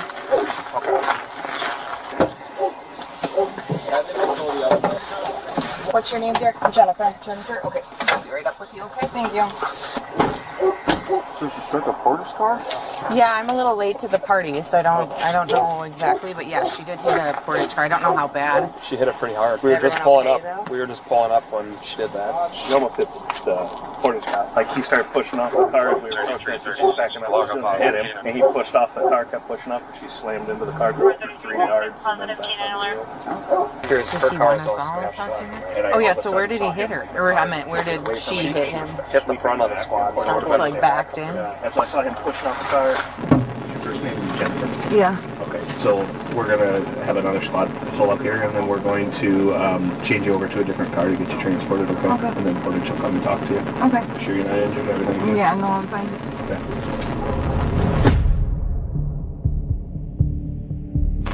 As a result of the 14-mile pursuit, Jennifer was charged with felony counts of second-degree recklessly endangering safety, vehicle fleeing eluding an officer, bail jumping ×2, and misdemeanor criminal damage to property. She was subsequently given a $7,500 cash bond. About 2 months later, she was found guilty due to a no-contest plea for vehicle fleeing eluding an officer. All the other charges were dismissed, but read in. In the end, her sentence was withheld, and she was given 3 years of probation. Want a deeper look into the channel or craving additional content? Explore Code BlueCam on Patreon for exclusive content, behind-the-scenes access, giveaways, and much more.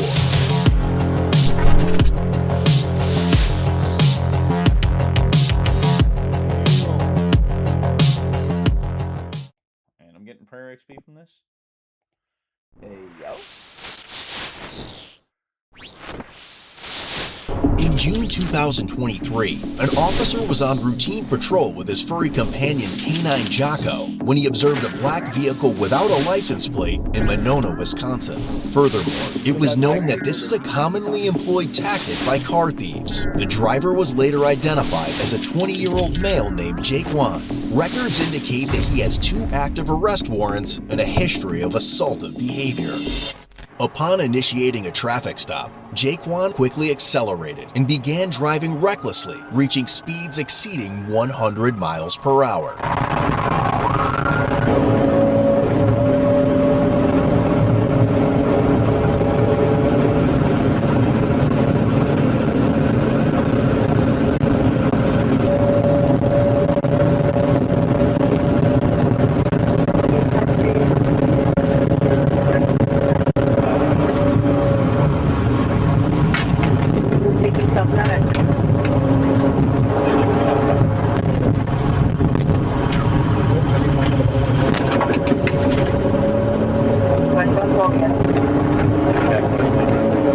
He continued to show complete disregard for others, maneuvering through traffic at excessively high speeds. No, not day one. Pretty bad. Passing John Nolan. No plates. We're going to be approaching the river. Speeds are 100, lane number 3. I'll take mutual aid from Fitchburg or Madison. We're passing the river uphill. 100 miles an hour, lane number 3.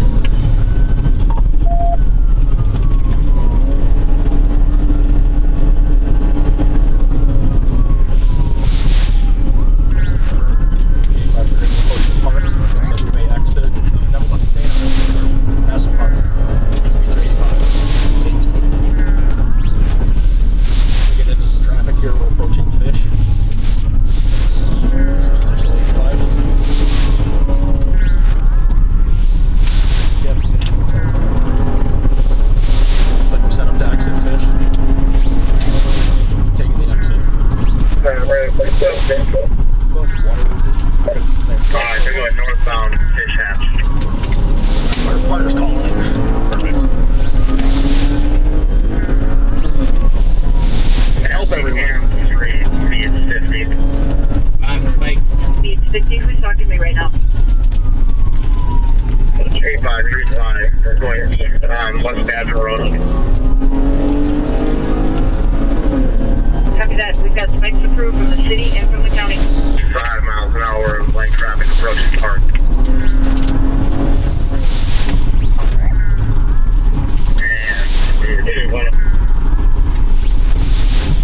Northbound park in the southbound lane. Northbound park is the southbound lane. West on East Road. Northbound on Cypress. Yes.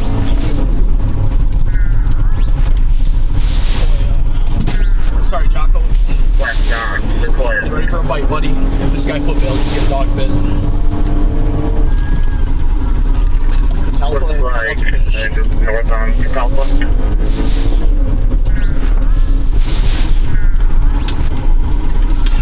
And northbound Fish Hatchery.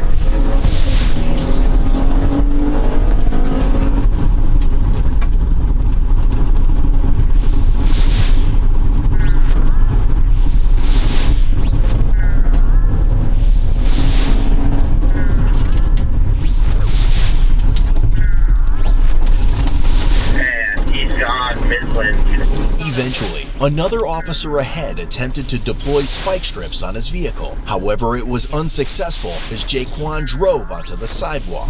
Northbound park. There's spikes. He's going northbound to the southbound lane. Yes. Northbound in the southbound lane.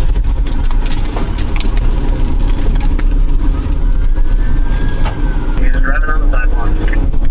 Driving on the sidewalk. Oh man, Drake with spike. Yeah, Drake with spike. Southbound Fish Hatch. Passing so many city squads. I know. They got everyone out? Did he hit spikes? Negative. Negative, no spikes. No spike. God, that was close though. He almost got him on the sidewalk. Yeah. There's another city squad. Anyway, eastbound Wingra.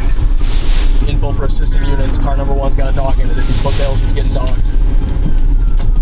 We're going to go outbound park. You can call it again. Outbound park.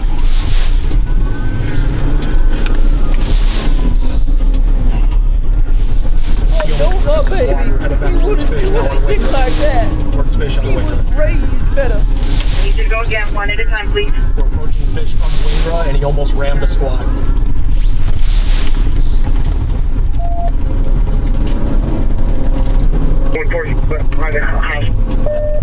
Sorry, passing Spruce. Now Midland. Eugene, you can call it again. Alright, eastbound Aaron Street. Eastbound Aaron. Sorry, Jocko. A few more officers ahead were able to successfully deploy spike strips on Jaquan's car. Spike hit. Spike hit. Nice work. We got hit. Did you? Yeah. K853, I've been spiked, so I'm going to try to get out ahead of him and slow him down so I don't lose this pursuit. As the officer tried to stop his vehicle, Jaquan bailed on foot with a firearm. His abandoned vehicle then collided with the officer upon exiting the squad car, briefly trapping the officer between the two vehicles. He has been spiked, though I can confirm it. Him and I both have. Bail.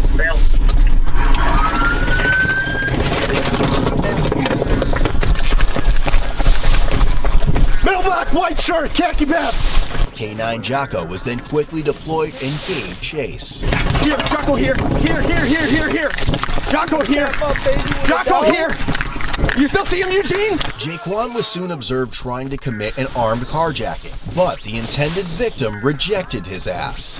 Get in here, that's me! Get on the ground! Get on the ground! Get on the ground! Jocko here! Attempted carjacking! Watch out, Eugene! Get on the ground! I'll shoot you! Get on the ground! Watch out, Eugene! Jocko here! 32 in his hand, 32! Silent him, Jocko! Silent him! As K9 Jocko took him down, Jaquan remained armed with a handgun, but shortly tossed it toward the officers after being bitten. Get out of the gun! Drop the gun! Drop the gun! Drop the f***ing gun! Drop the gun! He's got a gun! He's got a gun! I'm sorry! What a gunpoint! I'm sorry! Roll on your stomach! Okay. My dog's on the bite, he's got a 32. Okay, please! Roll on your stomach! All over! I am, please get him! Arms out! Put your arms out to your side! On your stomach, arms to your side! Hands behind your back, now! Hands behind your back! Do not move. Do not move. I'm moving me. Stay down. I'm sorry. It's right behind you, where my ride along is. My squad got destroyed. I hit you, I'm sorry. No, the suspect hit me. You're good. The suspect hit me. I'm good. You guys both good? We're good. I'm beaten. Yeah, you got bit. Lay on the ground. Good. Okay, I'm sorry, man. Damn. You good? Okay. K538, we're into an EMS for dog bite. I also got struck by the car. I'm sorry. Did anybody secure the suspect vehicle? Hey, okay. Up for him. If you could start EMS, you got a dog bite. Hey, does anyone know where we are right now? Where are we? We're at 755 Braxton. 755 Braxton, and I got it on our channel 1. I don't know if I need EMS from me or not. I got ran over getting out of my car. My squad also got smoked. All right. He tried to. Walk back. He got hit. You got any dope on you or something, man? Okay. You got dope or no? Yeah. Where'd you get hit? I got ran over getting out of my car. Hit me on this side. My squad's destroyed. It ripped my whole driver's door off my car. Oh, okay. Do you need me to take Jocko? No, I'm good. Okay. My left leg's just starting to hurt a little bit. We're gonna need 2 ambulances here for 1 officer and the suspect with a dog bite. Off, Jocko. Yeah. Hey, you said I did what to your dog? You got this right up. You got dope. Where are you hurt, No, buddy? I think I'm gonna be fine. The adrenaline's wearing off, starting to hurt a little bit. I got hit on my left side. So he tried to carjack somebody in a silver SUV over there. No, I didn't. Says, what the f*** you did? Shut up.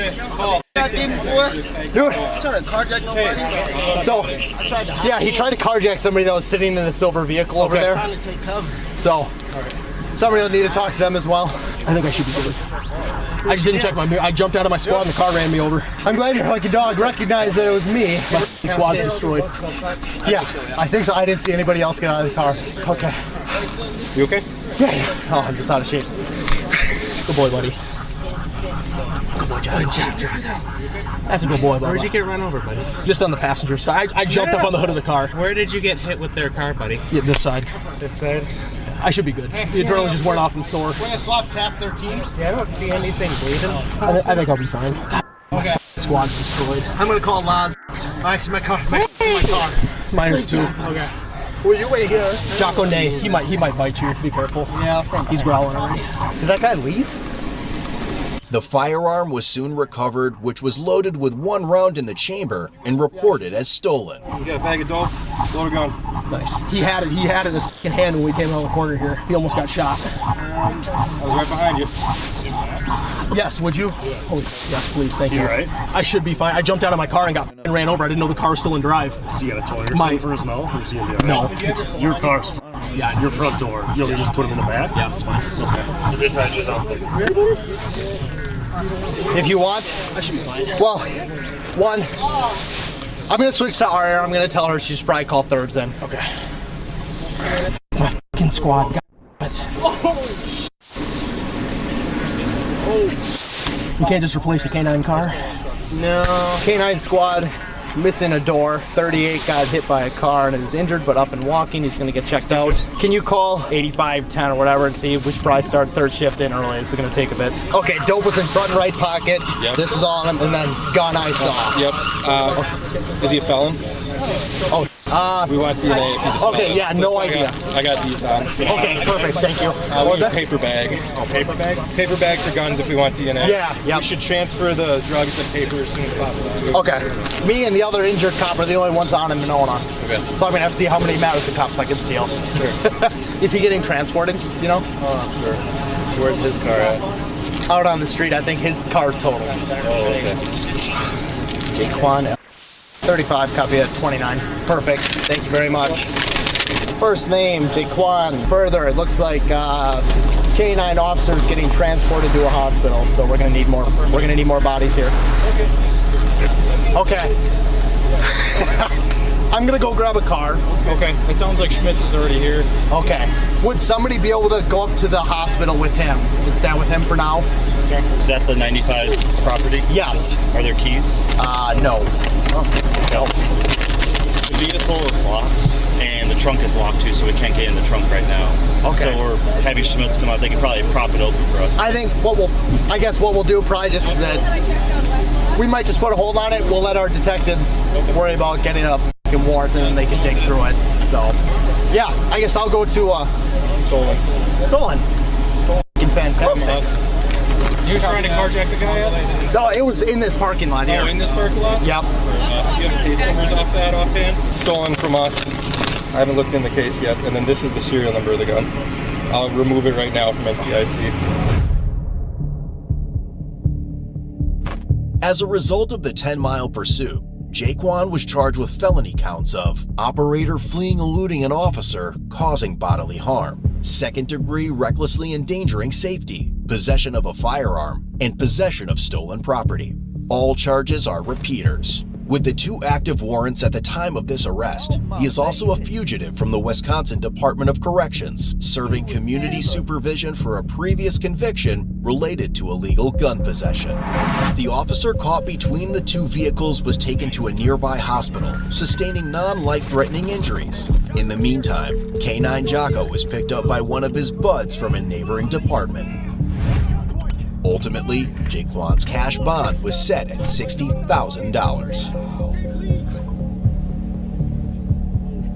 Visit CodeBlueCam.com and treat your family, friends, and enemies this holiday season with top-notch merch that is sure to impress.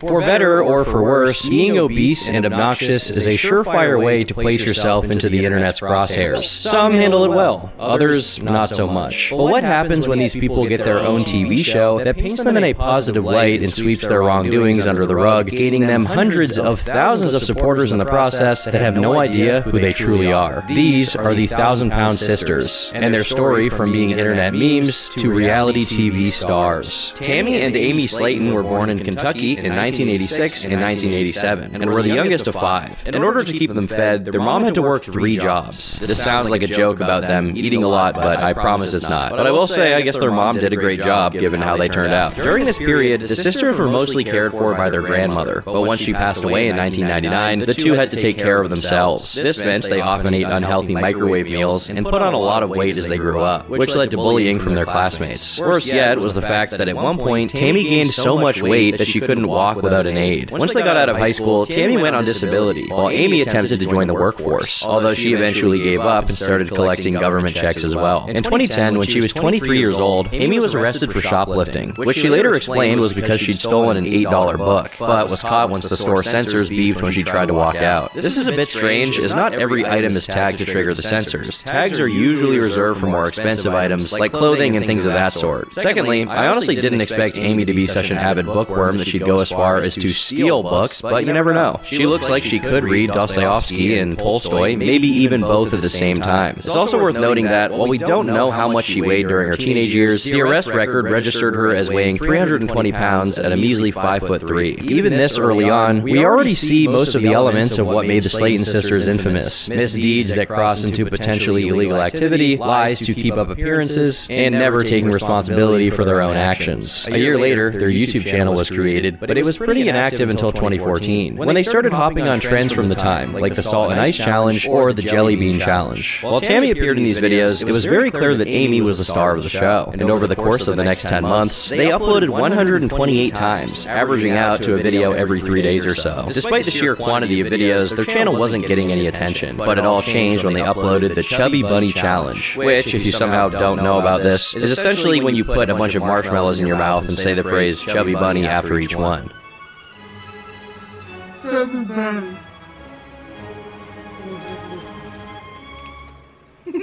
This video of them performing the challenge currently sits at over 2.5 million views, but the comments are turned off because they were all ridicule and jokes about them. Obviously, the appeal of this video for the majority of viewers wasn't how well Amy and Tammy performed the challenge, but more so people gawking at their unique physicality. But this isn't to say that they only got negative feedback. There were actually plenty of positive reactions. Plenty of people saw the video and simply saw two people enjoying their lives and didn't have a problem with it. However, it did get memed to all hell, to the point that around the time the video came out, if you googled fat forehead, Tammy popped up. So you can imagine there was a pretty hefty volume of people making fun of them. But the sisters didn't let it get to them. Instead, they immediately capitalized on it, setting up an Amazon wish list almost entirely filled up with junk food, as well as Cinnamon Toast Crunch lip balm. Unfortunately, this dynamic duo was temporarily separated, as Tammy was taken to a care facility to help her lose weight until she got down to 500 pounds, which is a pretty good goal considering she went in at a little over 700. During her stay at the clinic, Amy really solidified herself as the protagonist, while Tammy was permanently relegated to being the side character. Around this time, Amy also revealed some things about herself to her newfound audience, such as her toxoplasmosis diagnosis, which caused her to be legally blind. According to her, her blindness was progressing to the point where she'd be completely blind by the age of 35. While the toxoplasmosis had nothing to do with her weight, it really didn't take a doctor to figure out that both sisters were extremely unhealthy. In April of 2015, Amy notified their audience that Tammy had gone back to the hospital, this time over a severe case of pneumonia that required her to be on a breathing machine. And then she said this. I set up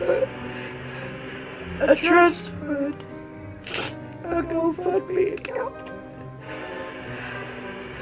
If y'all can donate a penny, nickel, dime, I'll be so happy. According to Amy, the purpose of the GoFundMe was to pay for medical bills and funeral expenses, as she believed Tammy was on her deathbed and would require an extra large casket. In the same video, it was also revealed that Tammy had gained over 100 pounds after her return from the clinic. At the time, the video was received pretty well, and a lot of people were willing to pitch in a couple dollars for Tammy. But according to reports from around that time, the audience's pity soon turned into confusion and then suspicion, when just a few days later, a video apparently went up showing the two sisters at home talking and laughing like there was nothing wrong. For a time, it certainly looked like they had scammed their own audience, but it's possible this was an older video Amy uploaded by mistake, as over the next few months, there were multiple updates coming directly from the hospital room, showing Tammy was clearly not in good shape. During this time, the comments, likes, and dislikes were also all turned off, probably to stop the rumors about them potentially scamming their audience. But what is suspicious either way is that once it became clear Tammy was going to survive, they stopped talking about the GoFundMe page, and once Tammy came back, things went completely back to normal, with no comment on the page at all. But they did have a very unfortunate event, being that Amy's dog passed away, to which Amy actually uploaded a tribute video about him, which received a lot of empathy from most people, although some of them jokingly speculated that they had eaten the dog. The next notable upload was a vlog announcing they were moving out of their family's house due to a disagreement with their stepfather that culminated in a physical altercation. The plan was to move in with their brother while they looked for a new place, and the original GoFundMe for Tammy's health was then repurposed to be about raising funds to move and buy furniture. Once again, Amy and Tammy were separated, and Amy was doing the channel all on her own with the occasional visit from her sister. At this point, the channel was actually steadily growing, and whether from the lack of her family's bad influence, or because she couldn't afford as much junk food now that she had to pay for her own apartment, Amy announced that she had lost over 60 pounds as a result of a diet, although the good news was unfortunately paired with a diabetes diagnosis. Because of the significant weight loss, Amy decided it was time to change her life, and finally look for a partner. On Twitter, she regularly invited people to meet up with her, saying that that her man had to be able to handle love bites. And also at the same time, an interesting thing was happening. Amy and Tammy had initially gotten big, well, you know, on YouTube, because of two different groups, one of which who actually liked their videos and kind of felt bad for them, and another group that simply wanted to make fun of them. But at this point, the channel began to develop an entire troll ecosystem, dead set on scrutinizing the sisters' personal lives. So of course, it took them no time to find Amy's profile on OkCupid, which was named Goddess of Hope.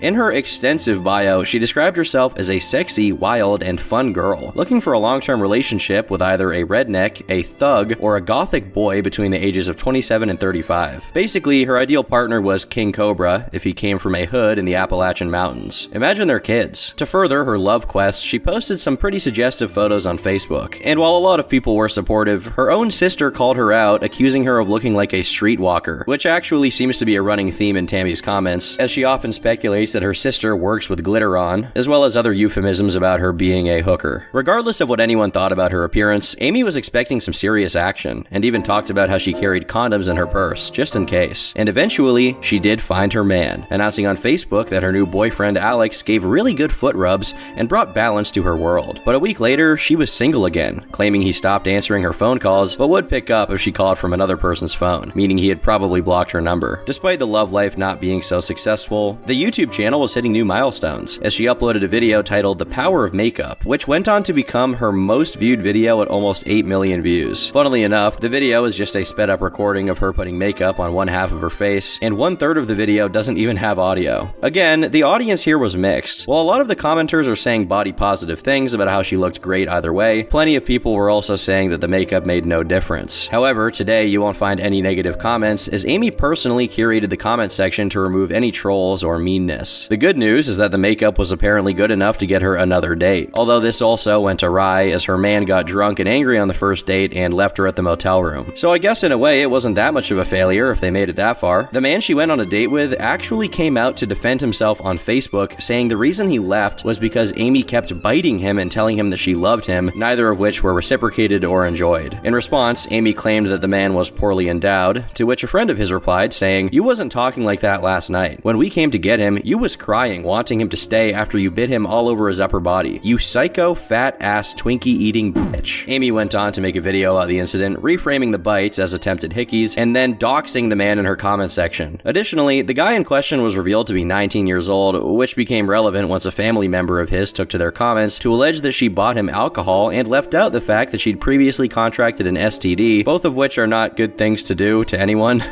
The comment concluded with a threat of a lawsuit if the video wasn't taken down, and although that lawsuit was actually filed, it seems like nothing ever came of it. However, this drama really changed people's perception of Amy, as they saw a darker side of her that was willing to lie and manipulate in order to get her way. Another manifestation of this is her next repurposing of the same GoFundMe page she used for the move in Tammy's pneumonia, but this time she changed the page to be about buying a MacBook for $10,000. MacBooks don't cost 10 grand, and it's pretty unclear how that would even improve her videos, since every video she'd made up until that point was simply a video recording of her talking. As people began wondering what all of that money was really going to, she announced that she'd bought a new van, and for some, this pretty much confirmed that she was scamming her fans. It definitely didn't help that in response to these claims, she deleted the GoFundMe page along with every video that mentioned it, and after that, someone who claimed to have known both sisters personally posted about her, saying that he worked with Amy in a call center. This user also shared some interesting details about Amy, such as her either outright refusing to eat anything or eating very little at work. However, when she was at home, she and Tammy ate the equivalent of 2 weeks of groceries in one sitting. That is, whenever the sisters weren't throwing temper tantrums and fighting with each other. He also added that while Amy was very self-aware that she had a problem, Tammy was not. If anything, she thought she looked better than other people. Regardless, both sisters were also described as stinking of body odor and fecal matter, with Tammy having an additional sickly sweet odor, which is just,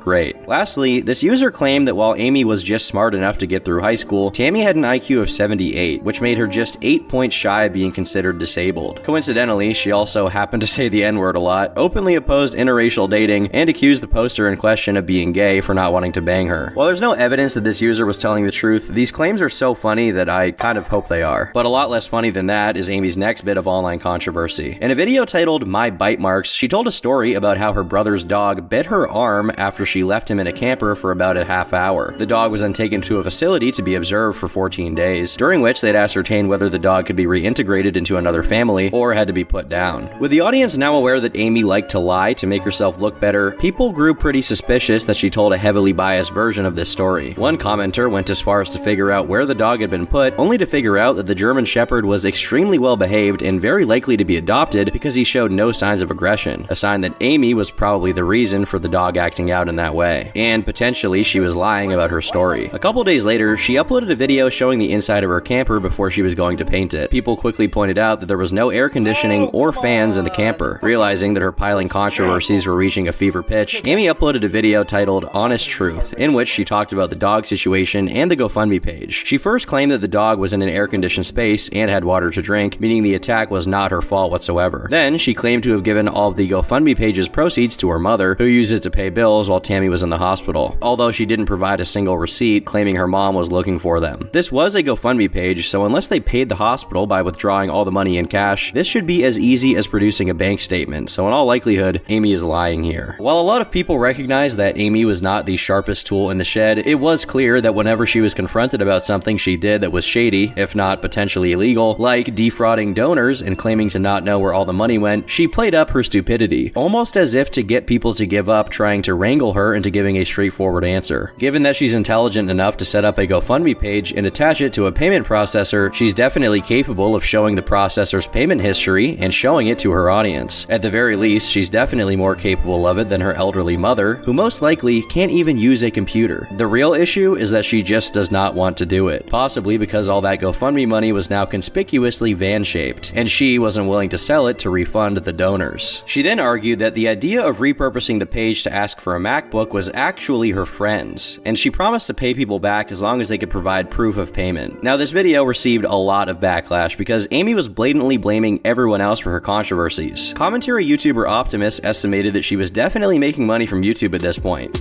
So Amy and Tammy Slayton run their channel, which for some reason only has one of their names, which is Amy, but that's besides the point. So on this channel they do food reviews, fan mail openings, makeup box openings, product reviews, and animal abuse stories. Which begged the question, why was she asking for money from her viewers? Why did she claim to need it? Amy eventually took down the Honest Truth video due to the backlash and made a new update titled Proof, showing partial receipts of her sending money to 2 people, followed by what she refers to as proof of how she bought her camper and proof of her YouTube earnings, which came in the form of an email from an agency offering to buy her Power of Makeup video for 10 grand, as well as an unopened indistinct envelope. Neither of these made any sense, as you can probably conclude, and it didn't really convince anyone. The comment section was so aggressively filled with backlash that she ended up turning off the comments and hiding the likes and dislikes. Today, comments are allowed, but there are only 5 of them, the only 5 positive ones. A few days later, the friend on whom she blamed the MacBook project idea on, Ashley, responded saying that not only was Amy lying about them being friends, she also lied about how much money the campaigns had made.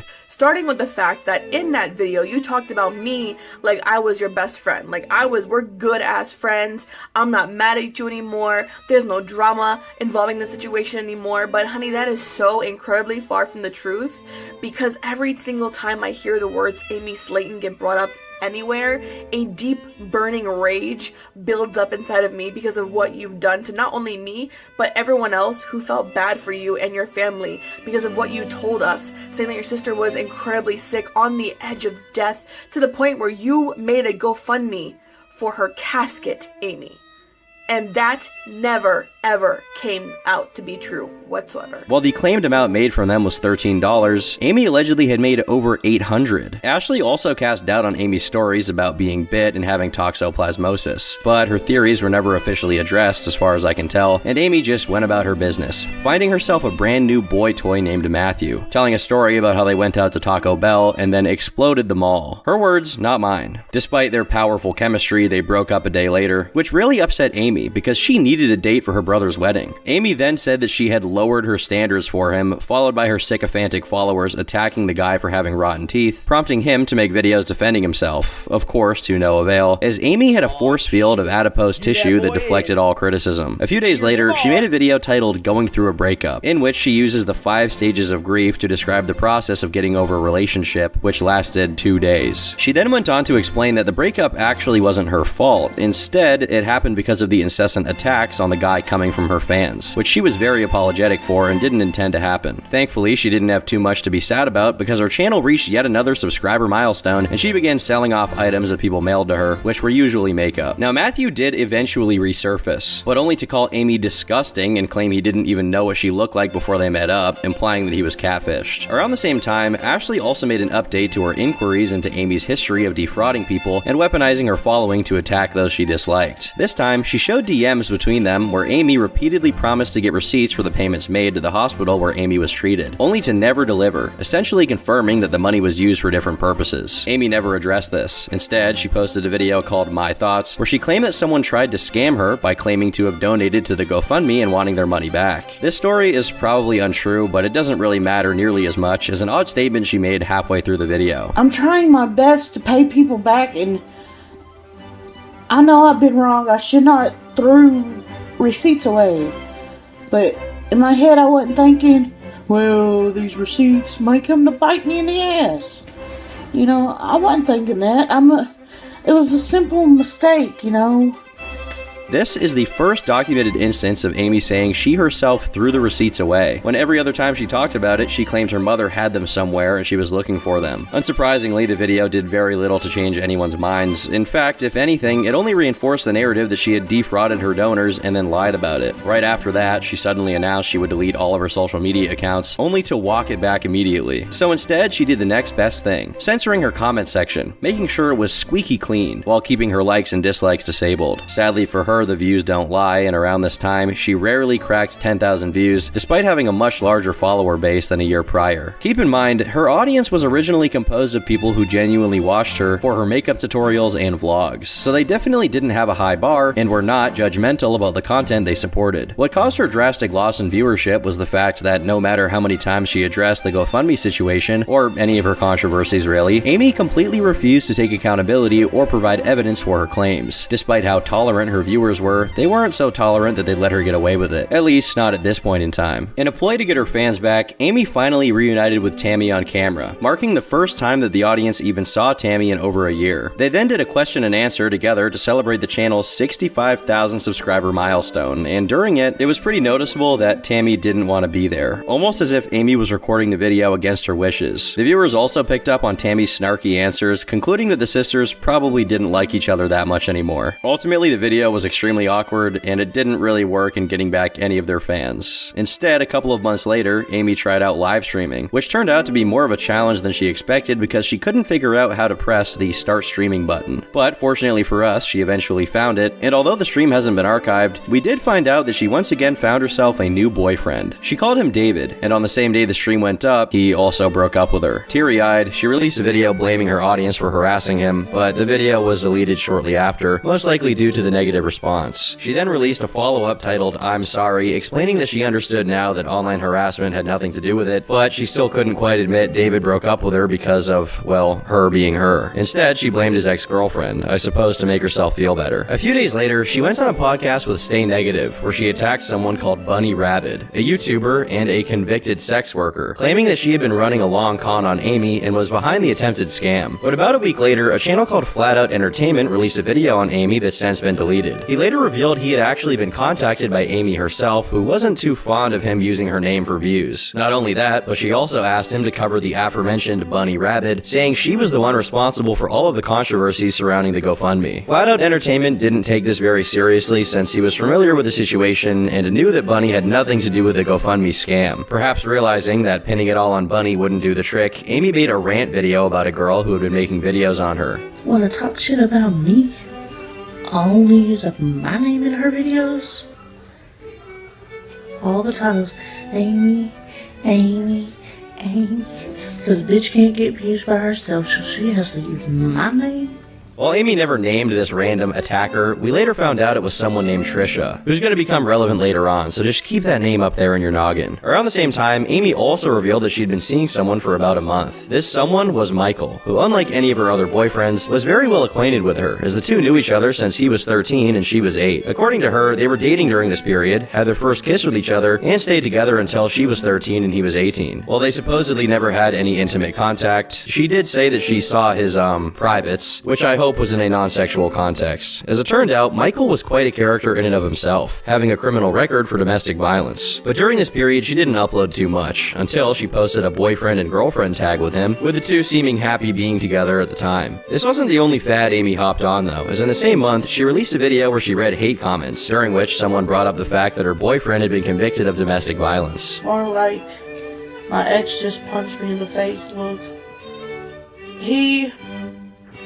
I'm not even going to talk about him being like that, because that was just one time deal, and he regrets it, and he's sorry for it, and he would never do that to me, because he knows I'll beat the shit out of him. No. But for real, I'm not even going to talk about it, because it's none of your damn business who I date. And finally, the accusations about the makeup people got enough traction that she decided to make a video to deny it. I guess she forgot that she publicly offered it on Facebook, but you know what, you can't blame a gal for trying to make an extra buck on the side. She did eventually address this, claiming that she only talked about selling it but had no intention of actually doing it, which is about as good of an excuse as EDP's cupcake story. Amy then announced she's got a big bag of makeup that she'll donate to a women's shelter, in her desire to spread the joy around. The last relevant part of this video is Amy profusely apologizing to someone named Kimber, and alluding to her stepfather being sick, which was very confusing for a lot of viewers who had no idea who Kimber was, or the context of any of this. It turns out that Kimber was another small YouTuber who was planning to collab with Amy, but after spending $3,000 buying makeup, jewelry, hair dye, wigs, and traveling to where Amy lived, Kimber made the mistake of asking Amy for $50, which prompted her to have a breakdown and say she had no money. After that, the collab went downhill, as after spending all that money and traveling 10 hours, Kimber was supposed to be met by Amy at a hotel, but Amy never showed up. When contacted, Amy began making excuses about her stepdad being sick. Now at first, this wasn't even a big deal since Kimber was going to stay there for several days, but after 2 full days passed and Amy continued to be out of reach, the realization set in that she was never going to show up. Concurrently with this bit of drama, a Twitter account believed to be Amy's was beefing with a girl called Truthfully Trisha, although when Amy addressed it, she claimed she didn't have a Twitter account and that the account with her name was actually ran by Trisha herself. Now, despite how often Amy lies about her detractors, she happened to be telling the truth in this case. You see, Trisha is another small makeup YouTuber who released a critical video about Amy, and after being unceremoniously shot down by Amy and her much bigger audience, she decided to make an account impersonating Amy and send her mean stuff to make Amy look bad. She even went as far as to have an entire Twitter DM argument with herself, wherein Amy is portrayed as a lesbian for whatever reason. She also got a domain of Amy's name that redirected to her YouTube page. Once Trisha realized her smear campaign was transparent and people got on her case about it, she claimed someone else had impersonated Amy and trolled her. That didn't help her either, and people continued to hound her for the next couple of weeks and start combing through her past. They found out she had a history of creating Facebook pages, including one called Catch a Bully, where she was ironically exposed for being a bully herself and even spreading fake rape allegations, all to get people's attention. Another of her egregious lies was a claim that she'd been suffering from cancer, although she didn't even put in the effort to keep the cancer consistent, oscillating between breast cancer and uterine cancer. These sleuths scrutinizing her online presence even found a couple videos of Trisha pranking her mom by pretending to be caught in a hurricane, although it's not funny as much as it's just off-putting. With all of this info out there, Trisha threw a fit and began live streaming almost non-stop to try and dunk on the haters, accusing them of putting her and her family at risk. I can't believe this. Someone just ordered a pizza while I'm having an anaphylactic reaction to black pepper. No, I didn't order this. You didn't order this? Please go away, no. I'm waiting for the ambulance. Yes, ma'am. My husband.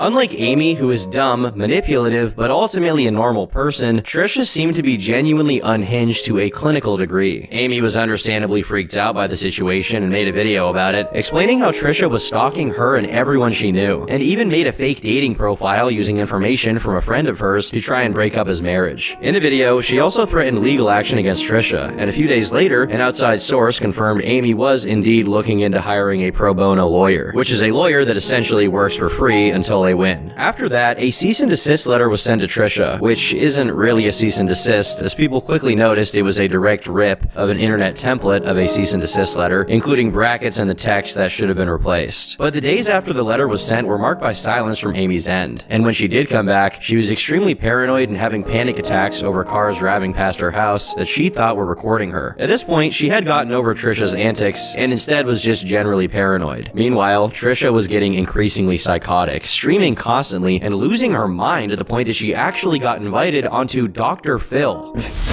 Memorial Day of 2017, I was live streaming and I had a breakdown. John was visiting his family in Atlanta, so I live streamed for over 8 hours straight. There was a moment where I smeared fake blood on me. It reminded me of the part of me that died when I was raped as a young girl. Sadly for her, the attention didn't last nearly as long as the insanity, as she fell back into obscurity. Today, she does OnlyFans, and based on her begging for money in some of the posts, I'm not so sure it's going well. As for Amy, things went back to normal. She attempted to branch out with her content and made an Outlast Let's Play, in which she recorded her TV with the same camera she used to film her videos. But what's more important about this period is that she moved in with Michael, which meant that he would now randomly appear in a bunch of videos from that point onward, either as a proper guest, or just awkwardly sitting in the background as if he was already in the room when Amy barged in and started recording. One strange thing people noticed was that after she moved in with him, the uploads became a lot more infrequent, as she often went on multiple week-long hiatuses, which was very unusual for her. She would typically upload almost every day. Based on the way they interacted with each other, a lot of the fans speculated Amy was secretly unhappy with the relationship, with some going as far as to suggest that he was doing something horrible to her. However, there was no proof of any bad behavior, and Amy certainly wasn't giving any hints that her and Michael were at odds, as she basically praised him as Jesus every time his name came up. And eventually, Michael took up her hobby, streaming himself on his YouTube channel, which Amy proceeded to shout out and promote. Although the lack of uploads from her was concerning, it wasn't so concerning that people continued to pay attention, and during this period, they lost a lot of viewers. At one point, she did come back to try and explain her near-total absence from YouTube, clarifying she was away due to a family situation that she didn't want to get into. But no, I'm not dead. No, nobody died. No, me and Michael are more in love than we ever have been. If I was in an abusive relationship, I got a head on my shoulders to say, get the fuck out of there. You know what I'm saying? As funny and bizarre as Amy's situation is, it was definitely relieving to get confirmation that there wasn't anything bad going on, however unreliable of a narrator she was. While most of the speculation regarding Michael tended to be negative, he did have a positive effect of keeping Amy out of online drama. I guess because she finally had someone to interact with in real life, so she didn't go looking for it online. At this point, the couple were getting ready to get married, and things seemed to be looking up for Amy. But what about Tammy? During years of Amy being chronically online, Tammy stayed consistently out of the spotlight, only updating her Facebook page. In 2017, she did post about trolls making accounts on dating websites with her info, which she claimed was an attempt to make her want to do something drastic. This is relevant because she punctuated her post with FKYT, suggesting that unlike Amy, the people making fun of her online did actually get to her, hence her absence. But that all changed when she made her own channel in early 2018, and one of the first uploads on it had her covering the entire GoFundMe drama again from her perspective. In it, she reiterates that she did indeed get diagnosed with pneumonia,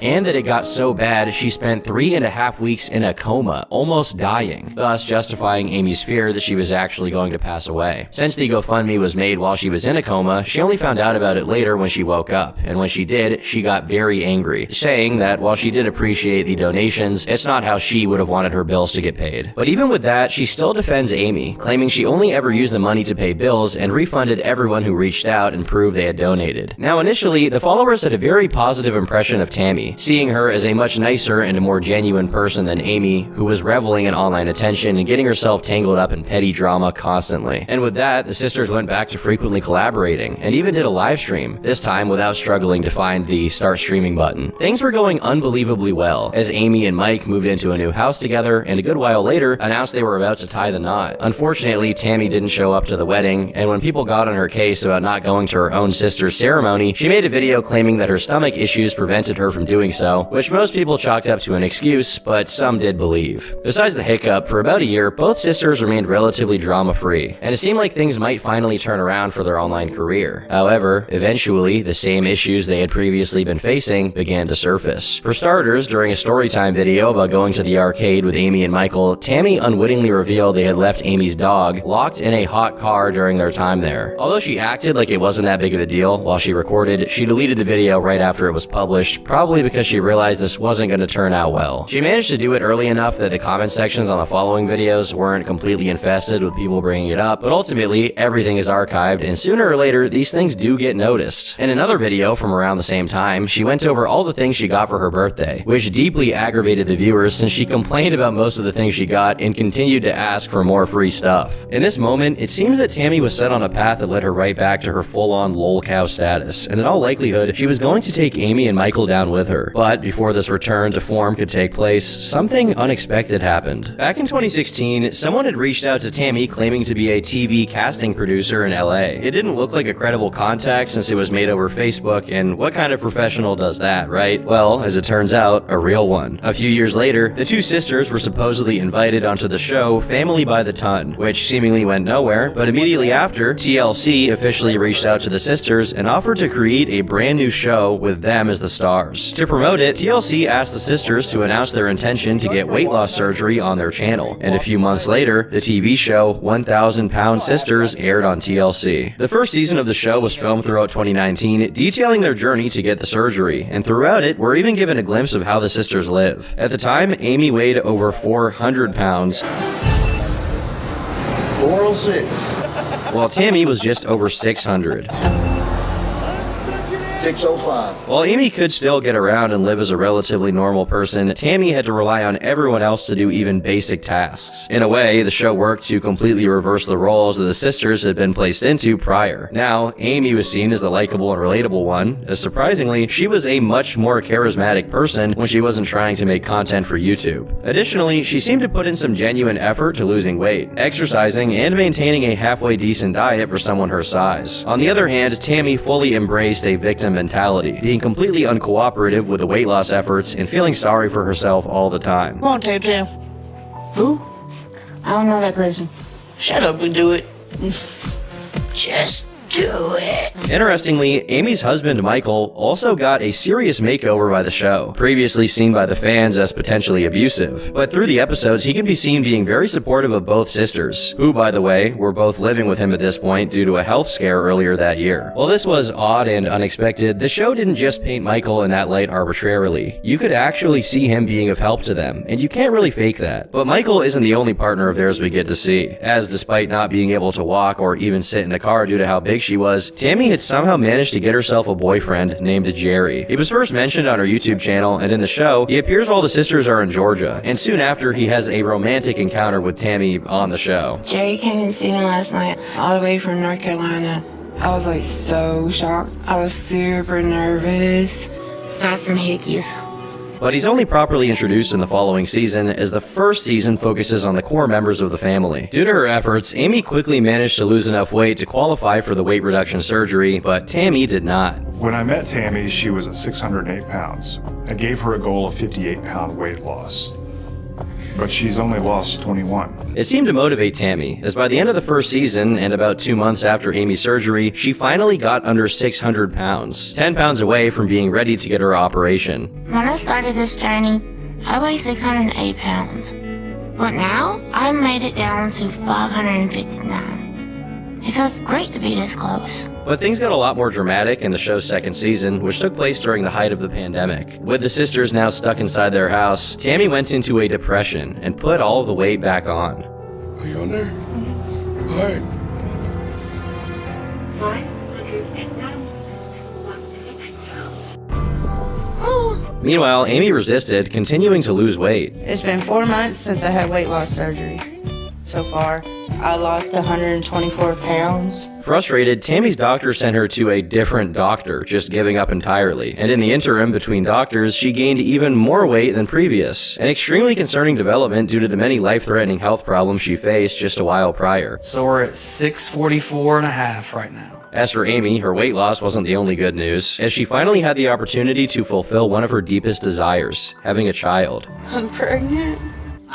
After her surgery, the doctor had warned her that while she would be able to conceive, it wouldn't be advisable to do so for the next 2 years. But just a few months later, she was pregnant. As you can imagine, this did cause a few problems. It's only been a couple months since I had the surgery. And Dr. Proctor told me not to get pregnant for 2 years. But she went through with it regardless. Although the child had to be born through a C-section and was slightly underweight, the baby was still healthy. It was around this time that Tammy once again contracted pneumonia, this time as a consequence of COVID, but despite her being ill, she put on another 20 pounds, which is strange because people with these illnesses typically lose weight. It's not explicitly stated anywhere in the show, probably because it's too freaky even for TLC, but her continuous weight gain was actually a consequence of her boyfriend Jerry's feeder fetish. If you don't know what that is, consider yourself blessed and not as terminally internet poisoned poisoned as I am, I guess. Basically, it's when someone gets off on literally pushing someone to eat their way through obesity and into an early grave, actively lavishing in how debilitating all of it is. Very fortunately for Tammy, right as her obesity reached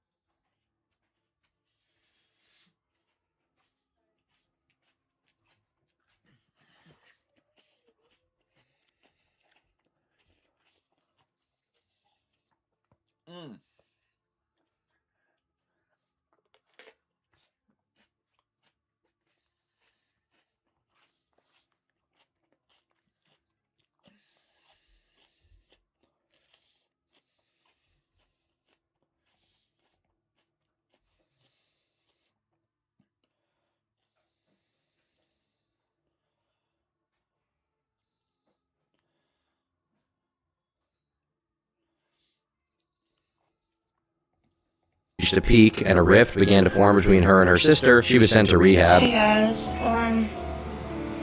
I had given thought and I decided to go into a nursing rehab situation. What's not so fortunate about this is it didn't happen because Tammy realized how disgusting Jerry's interest was. As a matter of fact, if it was up to her, she was going to stay with him. In reality, it's because Jerry felt guilt due to the fact that while dating Tammy, he was married to the mother of his 7 children and was actively cheating on her on national TV. If you're wondering, yes, Tammy knew the entire time. The extra 20 pounds Tammy put on right before going into rehab went away, as she lost 60 during her time there, but left the program early to try and lose weight on her own outside of the facility. Ow! Remember what I told you? Just keep saying no. Of course, she failed, as she walked right into the arms of yet another feeder, called BBW King, who proudly had never dated a woman below 300 pounds. Currently dating the BBW King. This marked yet another period of tension between Tammy and the rest of her family, as she was openly indulging in her self-destruction by dating feeders and slowly taking her own life through food. This also coincided with her behavior becoming increasingly dislikable, as she seemingly ruined every potentially positive family function, including an entire trip. We're all in this together. I want to go home. I didn't want to come here. She eventually did go back to rehab, but before she could get settled in there, she was sent to the hospital. They're just telling us that her lungs have given up, like her body is shutting down. So at this point, you know, we're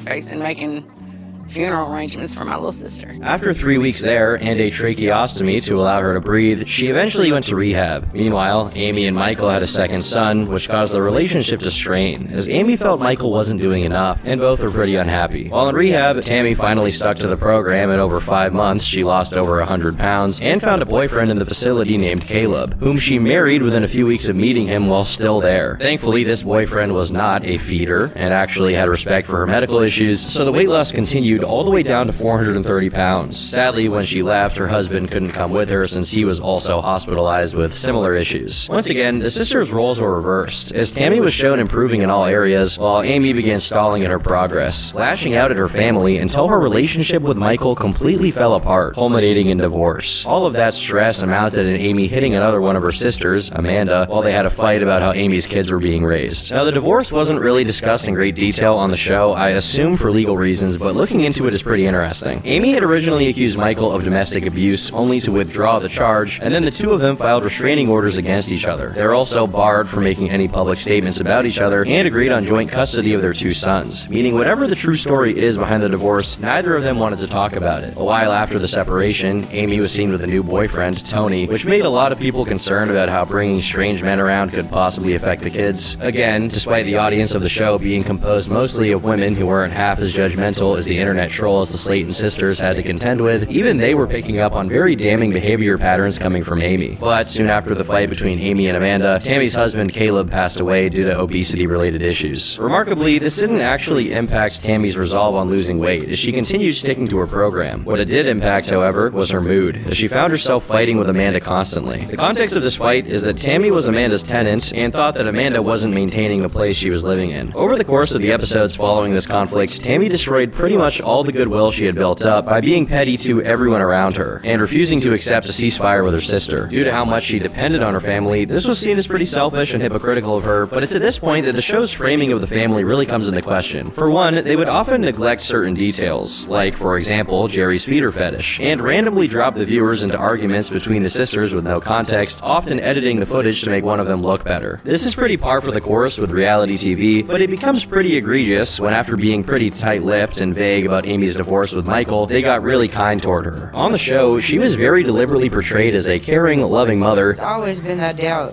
What if I'm a bad parent? What if I can't give one baby time without the other baby time? And whenever she did something negative, she was always given a lot of time to explain herself, and the context was always clearly in her favor. Of course, all reality TV is like this to some degree, but the way it was being done here, especially considering the fact that it could potentially affect her kids, looked a lot more deceptive in nature. For a while, the concerns about something insidious going on behind the scenes appeared to be mistaken. As time went on and nothing really changed about Amy and Tammy, even with the increased attention and mountains of money they got from the show. However, in early September of 2024, the police were called to the Tennessee Safari Park after one of the guests was reportedly bitten by a camel. Once they got there, they found Amy, who had apparently been bit by a camel so bad she had to go to the hospital. I don't really know how you get bit by a camel, but maybe this is karma for her biting that guy from all those years ago. The thing is, she was with her two sons who went along with her to the hospital, and the cops noticed that she smelled like weed, which gave them the bright idea to search her car. In it, they found 80 grams of the drug, which is illegal in Kentucky, as well as an unspecified amount of mushrooms. As a consequence, Amy and the man she was with, Brian, were promptly arrested for drug possession and 2 counts of child endangerment, while the bond was set at $10,000 per person, with both of them being paid for by Amy's brother, Chris. Both of them pled not guilty, and interestingly enough, the owners of the zoo came out to accuse Amy of lying about having been bitten by a camel, as none of the security footage supported her claim, and based on the examination of the wound, it wasn't consistent with an animal bite, and looked more like a cut she got. Given that they also described the man she was with as very erratic, it wouldn't be surprising to me if they were so out of their mind on drugs that she accidentally cut herself on an object and convinced herself it was a camel. Whether it was a camel bite or not, the point remains the same. Amy is seeing strange men and doing drugs in the presence of her kids, and usually that combination leads to the kids being put in all sorts of danger. That isn't to say she shouldn't be given a chance to redeem herself, but with 2 child endangerment charges, which can be felonies depending on the circumstance, she definitely stands to lose custody of her kids, in which case they would go to Michael. While Michael himself also has a conviction on his record, avid followers of the show have pointed out time and time again that their divorce was depicted in a very one-sided manner, trying to make Michael look negligent and lazy when he had already demonstrated himself to be neither of those things, diligently putting up with both of the sisters' insanity and doing his best to help around the house. Since then, not much of relevance has gone down with the sisters. Tammy continued to successfully lose a lot of weight and has been angling to get a surgery to remove her loose skin, but otherwise she's continued to be disliked by fans of the show for her attitude. Amy, meanwhile, is seen as more of a mixed bag, and most of the show now focuses on her struggles as a mother, typically framing it with a noticeable positive bias towards her, probably because they're trying to appeal to the middle-aged female demographic that composes a significant amount of the viewers. While their lives are far from the catastrophic dumpster fire that was coming their way during the GoFundMe and camper fiascos, there's no way to know if this is because they genuinely improved, or if the writers and editors behind the show were working overtime to make them look better. If it weren't for TLC, they wouldn't have hundreds of thousands of people supporting them. Instead, there would be a small army of detractors, picking apart at their lies and excuses, and they've already proved themselves to be terrible at sticking to their stories, and would undoubtedly fall apart without the safety net of the show. For the time being, we can only hope that their children aren't affected by whatever inevitable fiasco they're heading towards. But until then, I've been Turkey Tom, thanks for watching, and until next time, leave me alone.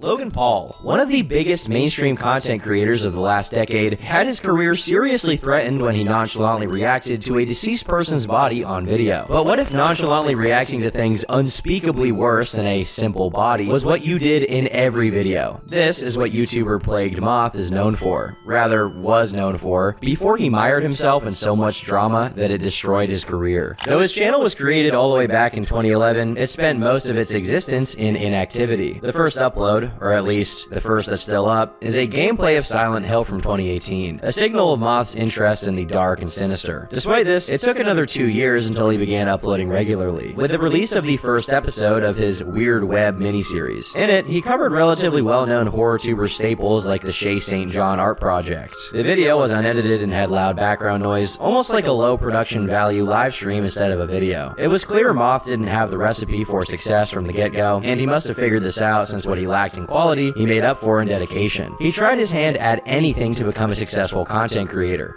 from ASMR to creepypasta readings and even YouTuber drama coverage. Eventually, Moth finally found himself a niche: contemporary true crime commentary. Specifically, his video covering a case of a streamer who killed his girlfriend for a $1,000 donation got a lot more views than Moth was used to, which he took as a sign he should double down on this kind of content. And he did take this doubling down pretty literally at first, since he made 3 follow-up videos rehashing and updating the same story. As unusually successful as these videos were for his standards, his channel only went to the next level in 2021, when he covered 2 notorious cases of people recording themselves taking their own lives in a particularly brutal fashion. For context, much like Elsagate, there are gore communities operating right under YouTube's radar. Since the platform doesn't allow any kind of gore to be posted, the consumers of that kind of content find creative ways to bypass it, like uploading an animated recreation or just audio of a given video. The comparison to Elsagate is relevant insofar as there are many examples of this kind of content being clearly made by kids or with kids as a target audience based on how it's packaged. It's impossible to say how large this niche is, but given how prevalent memes about seeing gore and shock videos as a little kid are, it's probably much larger than you'd expect. All of this is to say that this demographic was heavily capitalized on by Moth's video, especially since he goes into minute detail about what happened in the footage and the footage's background stories. These factors compounded, and the video quickly got over 1 million views,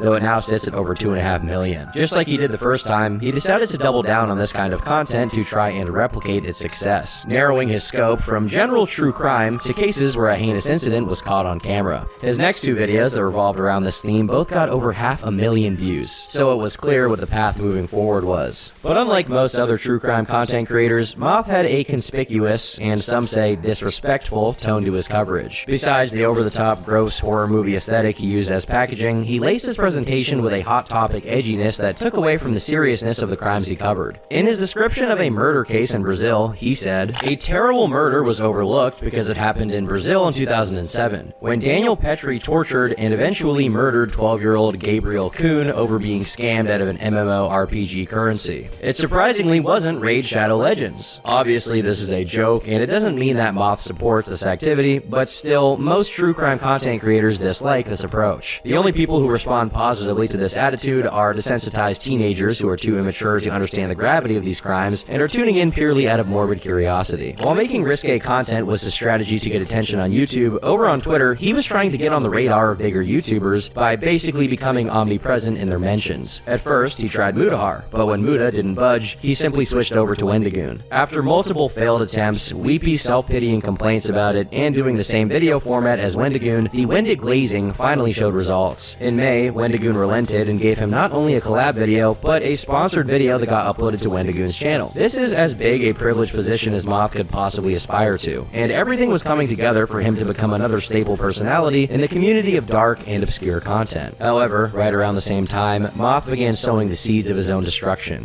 In mid-2021, he decided that just describing violent videos in painstaking detail wasn't enough, as he graduated to actually showing parts of them, only keeping the really bloody parts censored. Eventually, he decided that this wasn't enough either, and went on to record himself live reacting to full videos, blurring them out but letting the audio play unedited, meaning you could still hear whatever was happening in the video. In all fairness, Moth was doing something no one else was really doing. The only issue is that there's a reason why no one else does that, because it's a bad idea. No other person in this makeshift community, from people who cover goofy ARGs to those like Nick Crowley who cover real Zoosadist circles, would turn real murder into a spectator sport, not because it's controversial and daring, but because it's a dumb idea for a multitude of reasons. To make matters worse, Moth could often be seen giggling and cracking jokes while he watched people get tortured. This particular video he's reacting to is the Azov crucifixion, which was widely claimed to be faked. But Moth himself in the video suggests that its authenticity is simply unverified, meaning he acknowledges the possibility, however remote, that he could have just reacted in that manner to a real video of a person being crucified. But if that video possibly being fake makes it tolerable, Moth immediately goes on to cover very real videos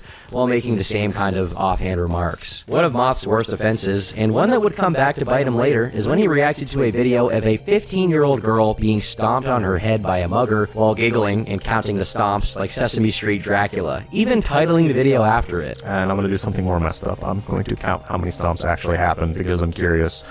You can judge me all you want. Yeah.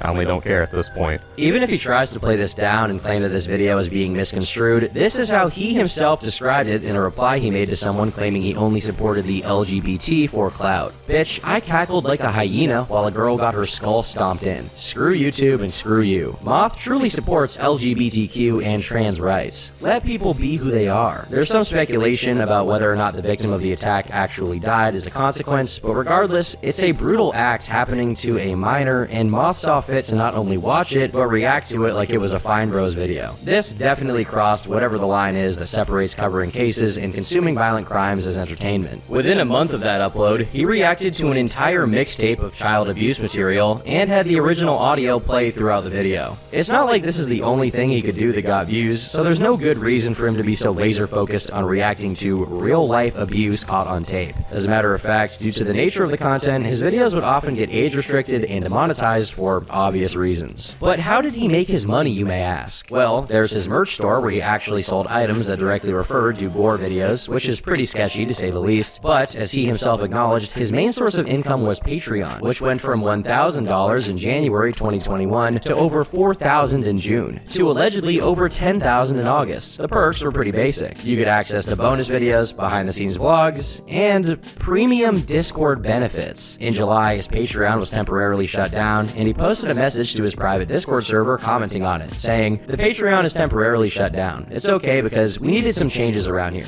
I'm appealing the takedown, and if we have to rebuild, so be it. If we get the same page back, awesome. But regardless, this will be the new format for the Patreon." Right after, he clarifies what you get with the higher tier's premium Discord benefits: uncensored gore and access to the full mixtapes and clips he's reacting to in the videos. Based on this alone, we can deduce that this was the reason for his Patreon being taken down, is the distribution of graphic, sadistic, and violent imagery is expressly forbidden by Patreon's terms of service. Despite having a wife and multiple kids to provide for, he continues to jeopardize his main source of income by disobeying Patreon's rules, and instead circumventing them by hosting the videos on Mega and emailing them to his patrons. Ethical questions aside, this is just plain stupid and irresponsible. User UglyGremlin69 on Kiwi Farms was seemingly responsible for the Discord leaks, proving that this was happening to those outside of Moth's inner circle, and he then proceeded to dump the 3 most suspicious channels to the farms. One of the messages from these leaks shows him speaking about getting the child abuse tape from the dark web, which is something he said in the video as well, following it up by claiming he sent a tip to the FBI about it. I don't really understand how it can be bad enough that he tips the FBI off, but it's not so bad he can't download it from a dark web distributor and then send it to his own audience. At that point, how far off are you from distributing child abuse material to sadists? He's reacting to animal abuse, and those kinds of people will obsessively look for content pertaining to their interests. So how do do you ensure that you're not getting those kinds of people as an audience? The answer is you can't, and he just didn't care. At the beginning of that same video, he clearly states that he will find a way to continue providing uncensored content to his followers, despite whatever issues may come up with the Patreon. Despite the pretty decent amount of money he was making at this point, there were no real improvements to his production value. The video's packaging and editing were still much very amateur. It sure didn't look like he had someone else editing for him, so he probably was doing it all by himself at zero cost, keeping all of the money. Smart business tactic, if I do say so myself. There was so much backlash from the child abuse mixtape video that it pushed Moth to make a follow-up explaining why that kind of content is illegal and doesn't qualify as child exploitation because it's not sexual. But of course, this isn't a very strong point, since there are many people who consume sadist content for gratification. He was clearly developing an audience of actual degenerates, and he was fine profiting off of them. But that's not even all of it. People in the comments and in Kiwi Farms pointed out Moth was being a little facetious when he claimed that the tape didn't contain anything sexual, alleging he forgot to mention in both of his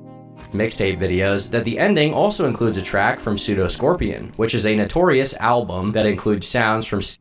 Now, I personally believe he left that tiny little detail out on purpose because he previously had made a video talking about Pseudo Scorpion and stating that it's illegal. That's also wrong. In the USA where he lives, it's completely legal, and didn't want to look like a moron, not realizing that ship has long sailed. However, by doing so and getting attention to the said mixtape, he has put many people in danger who go out looking for the mixtape because child exploitation laws vary by country, and many have that on the same level as CP. As for the creator of the mixtapes, it's Jack Hack. He was, or maybe still is, a very frequent poster on Cold Raven's Discord, and he chatted a lot with Moth in the underground server as well. Moth has admitted to receiving the two mixtapes originally from this individual. Cold Raven's Discord server's history is filled with this guy, Jack Hack, bragging to have seen the mixtape when Moth made the video about it, and back then, pretty much nobody had it. It was only ever leaked like half a year ago on Bestgore by Jack Hack himself. I can't verify that, but the writing of the person on Bestgore was identical to that of Jack Hack. It's pretty common knowledge for anyone in the Mondo/Gore community by now who is making that absolute garbage, so it's disgusting for him to try and downplay it as some mystery only for clicks. I have to disclaim here that this post is an allegation, but if true, it means Moth was closer to the person who provided those videos than he initially let on. In another post, that same KF user alleged to have been directly in touch with Moth for some period of time and was familiar with who was in his community, which would strengthen his claim. Besides the creation of a side project channel where he posted a now unlisted Chris Chan video, Moth's online activity went on as usual, with him dropping yet another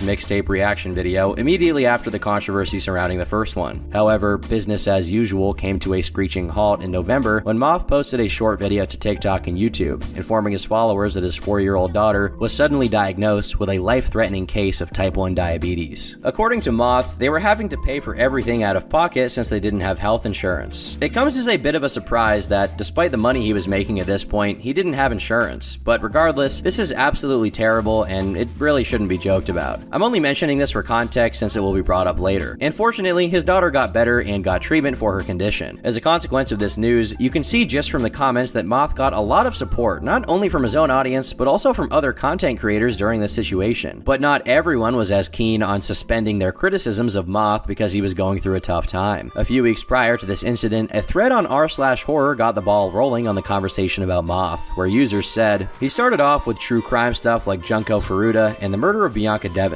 It was really interesting to watch, but he took it a step further and added Patreon exclusives where you can view the actual gore and murder while he commentates. First off, this is wildly disrespectful to the victims. He's essentially profiting off of the gruesome deaths of others. I'm sure they'd appreciate to rest instead of being paid to be seen murdered by people on the internet. Second, he's become distasteful. In a video, a girl gets stomped to death and he titled it Counting with Moth and counted the stomps while laughing. Third, this is some sick stuff. Who wants to pay to watch people get gruesomely killed? I don't know where else to post this, but I'd like to hear people's opinions on this. I find it disturbing and insensitive. I watch this stuff because of Wendigoon. I'm still subbed to Moth, but it's rough. His tagline is, the most controversial commentary on YouTube. It isn't. It's just gore breakdowns. And to add to the problem, it feels like 50% of the video is just his drawn-out intro with self-promotion to his Patreon, plus the screw the haters, I'ma be me speech he gives in every video. And then 30% of the video is him rambling and repeating things he said. The rest is actual content. I want to support a small creator that's putting in the work to build something, but Plagued Moth just makes it difficult. Can't stand him. Can't believe I was ever subbed. I saw he even made merch on his TikTok about a shock video. Really disrespectful. As you can see, many of the people who are now criticizing him were, at one point, fans of his, or at least people who got into his content with an open mind due to his collaboration with Wendigoon, only to find that Moth's approach was inappropriate for the kind of content he did. This wasn't the only Reddit-based controversy Moth found himself embroiled in, as in a post of his from April 2021, he said he'd watched a video called Dig Your Roots and went into details as to what it contained, eventually making a video about it. The only thing is, this video never existed. Dig Your Roots was made up by a 4chan thread on the paranormal board where users were trying to make up fake lost media. As it turned out, Moth was repeating false information verbatim, presumably because he read the summary of the fake video somewhere. 2 months after his Reddit post, he explained what happened, claiming his mind played a game of telephone with itself and that he'd overlaid the fake story of Dig Your Roots onto another real video. The real video in question was one particularly controversial clip uploaded by WorldCorp, a project that's widely known as an ARG despite not really being one. It's understandable why, since it has a very obscure and mysterious vibe to it. In the WorldCorp clip, a child can be heard screaming in what appears to be a dimly lit bathroom while someone outside is recording and yelling at them. It's pretty disturbing, and it really blew up after a fake story about it having come from a dark web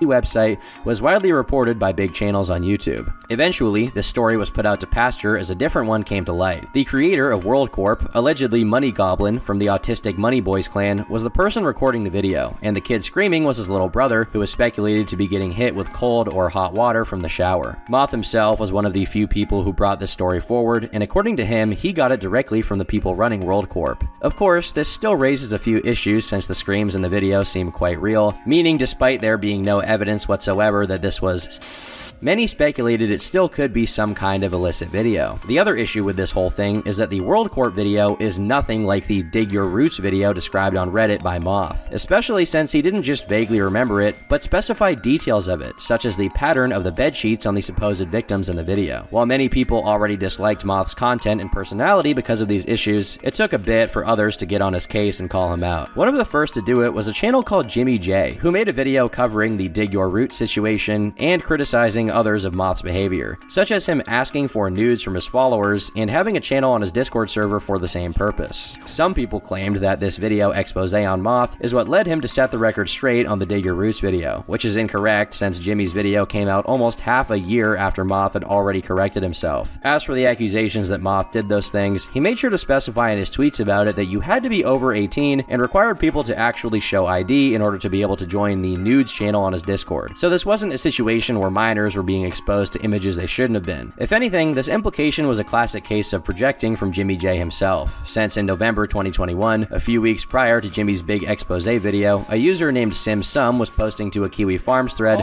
that discussed Moth. His posts were not only very negative towards Moth, but specifically positive towards Jimmy's channel, which was strange due to how relatively irrelevant he was up until this point. Other users immediately picked up on this and speculated that SimSum and Jimmy were the same person, and despite disliking Moth, they took issue with the repeated baseless allegations that Moth was a groomer. Soon after, SimSum backed away from the Plagued Moth discussion right around the same time that another account, Lorelei, popped up, doing the same exact pro-Jimmy anti-Moth act. In a post from January 1st, 2022, Lorelei said, "I'm 18 now, and Durfee is my best friend. She be 17. I don't want to read it that way, by the way, that's just how it's typed, so we're being accurate here, okay? I shouldn't go on the Discord with an adult, I guess, and I asked for it. Parentheses, sex talk with Plagued Moth. I mean, I asked for his attention, so yes, I'm done to do that, and sending my nude to him. Parentheses, Plagued Moth. Yes, I did that. You can call me a freak to do that, but I was attracted to him. I don't care if people calling me dumb. I was dumb. This was in March last year, 2021.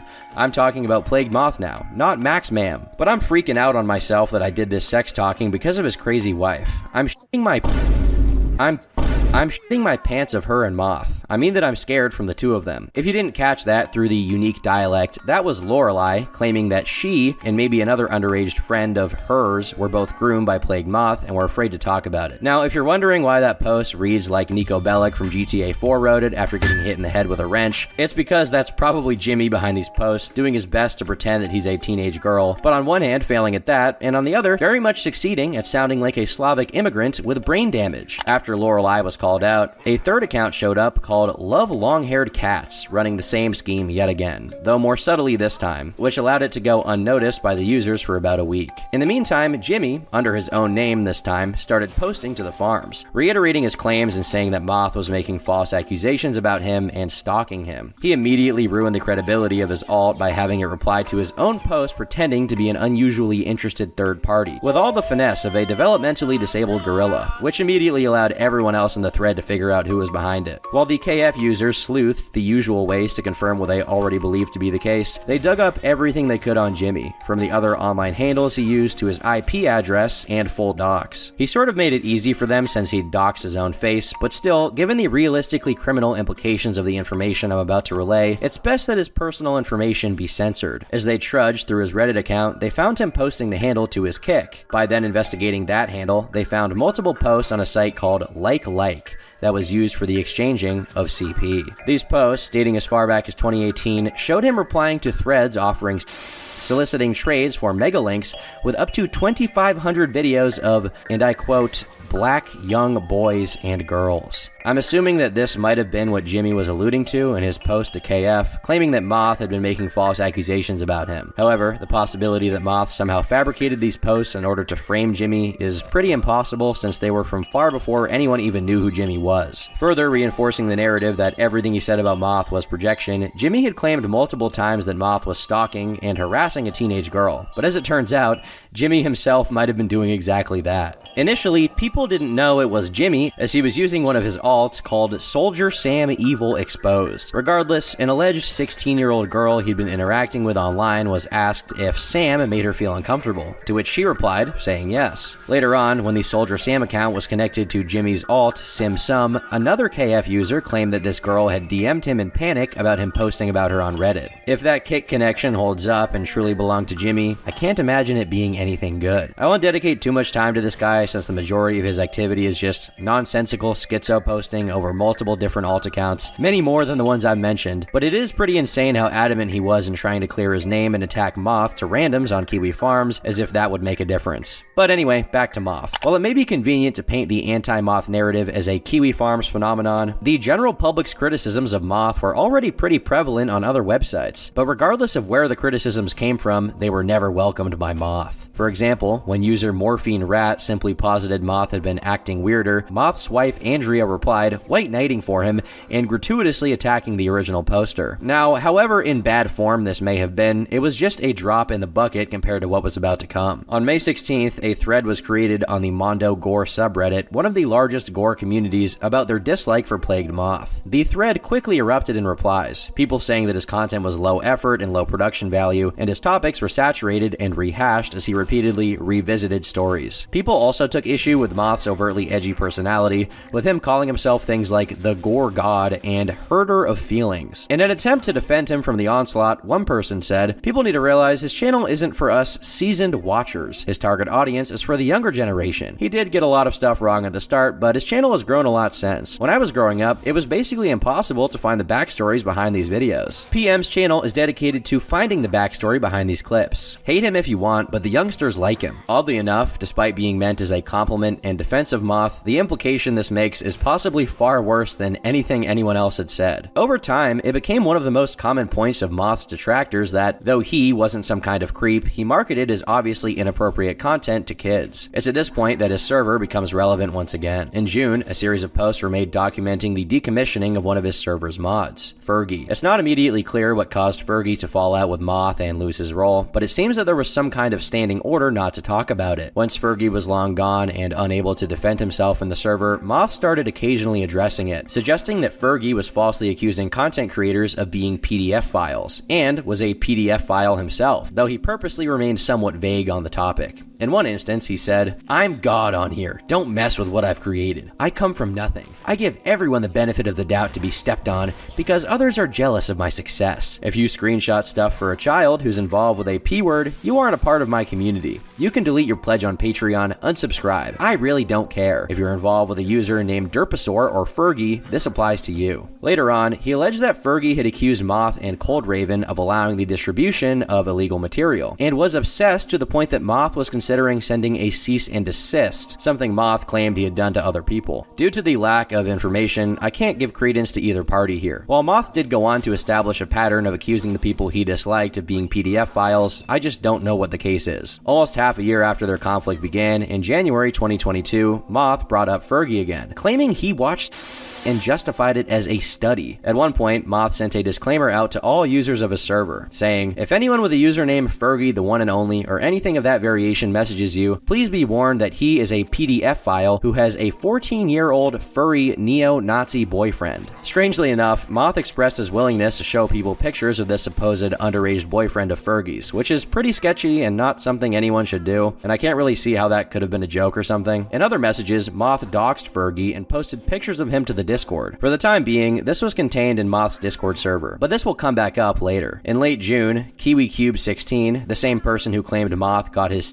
mixtapes from Jack Hack, made a post saying, "I have a lot of insight regarding Moth as I was directly in touch with him for a while. Honestly, the most disgusting part of this entire thing is that he is 100% going for a minor-only audience. Proof of that is his Discord, which is filled with they-thems and these cute flowery pictures as profile pictures. I'm sure you get the idea." On the final note, I find it quite hilarious that he now has multiple videos regarding mixtapes, yet he knew exactly who made the compilation that essentially boosted his entire career from the get-go. He still tries to downplay it to his minor-filled audience as some mysterious dark web thing, while we knew from the day it was given to him who made it, and he's admitted to knowing that as well. While we don't have access to the accurate age demographic breakdown of Moth's audience, based solely on how he packages and presents his videos, along with the people in the comments, it's clear that there are more than a few minors. Additionally, there were also minors in his Discord server, and we know that's the case since the Not Safe for Work channel is age verified, but the rest of the server is not. The presence of minors in and of itself isn't the only issue. The issue is that while they are protected from the sexual imagery by the ID verification process, they are exposed to the gore videos linked in the server, which will become a significant point of contention with Moth later on. During 2022, there was a noticeable push in Moth's general online persona to cater harder to an LGBT and left-wing audience, as he himself also came out as gender fluid. At one point, he even retweeted Keffels' call to deplatform Kiwi Farms. While not surprising in and of itself, it is pretty strange how he simultaneously markets himself as the most controversial YouTuber ever and insensitive edge